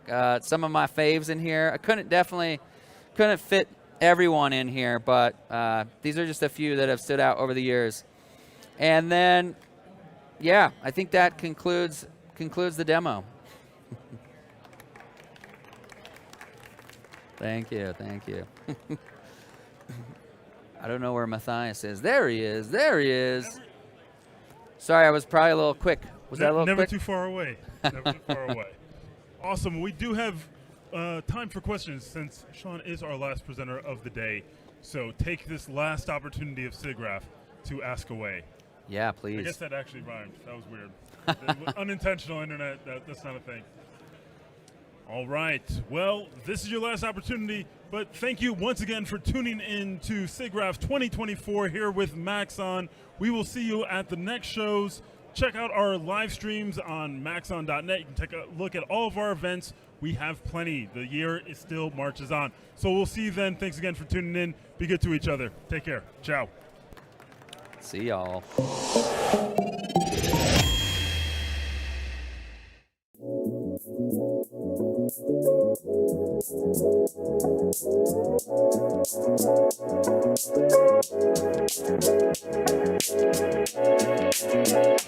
Check out these rims. Let's go deep.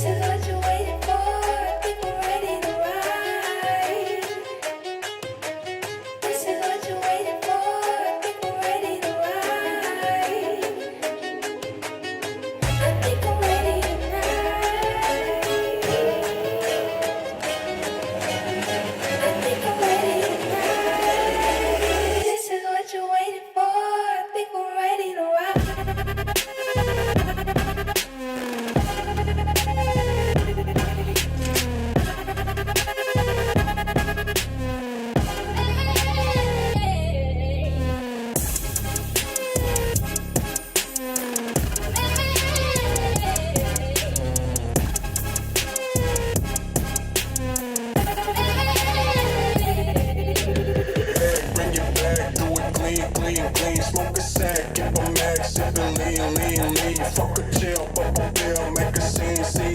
50 racks on the bins, off my jeans, froze chillin'.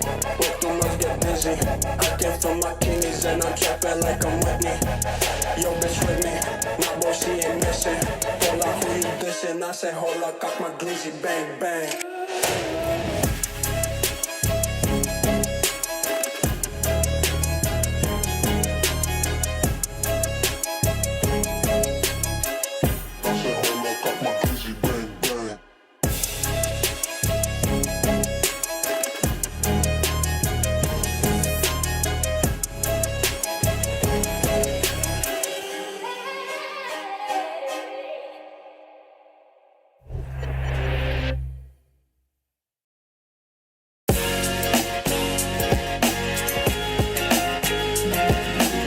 Introducing MoGraph TV from MoGraph.com, a free motion graphics and animation channel streaming your favorite content and favorite artists 24/7. MoGraph TV features motion graphics tutorials, talks, tips, inspiration, and replays of popular live shows. We offer something for all levels of designer, from introductory tutorials to high-level breakdowns and everything in between. That track looks great to me. MoGraph TV features software like Cinema 4D, After Effects, Unreal Engine, What up? third-party plugins, and other 2D and 3D software. We also feature live motion events, short-form clips, crypto art, and even a little photo and video editing. Learn from the people that inspire you most. And stay up to date on all the latest industry news, announcements, and community events. You'll also see exclusive offers only available by watching. With 3 8-hour blocks each day, you'll be sure to catch everything, no matter what your time zone. Keep it on as a companion to your workday and learn something new. Meet a friend, watch a demo, catch a classic tutorial, or even find new inspiration. That's a British word? A lot of things are British words. Yes, good luck with all your projects. MoGraph TV, television for the design community, 24/7.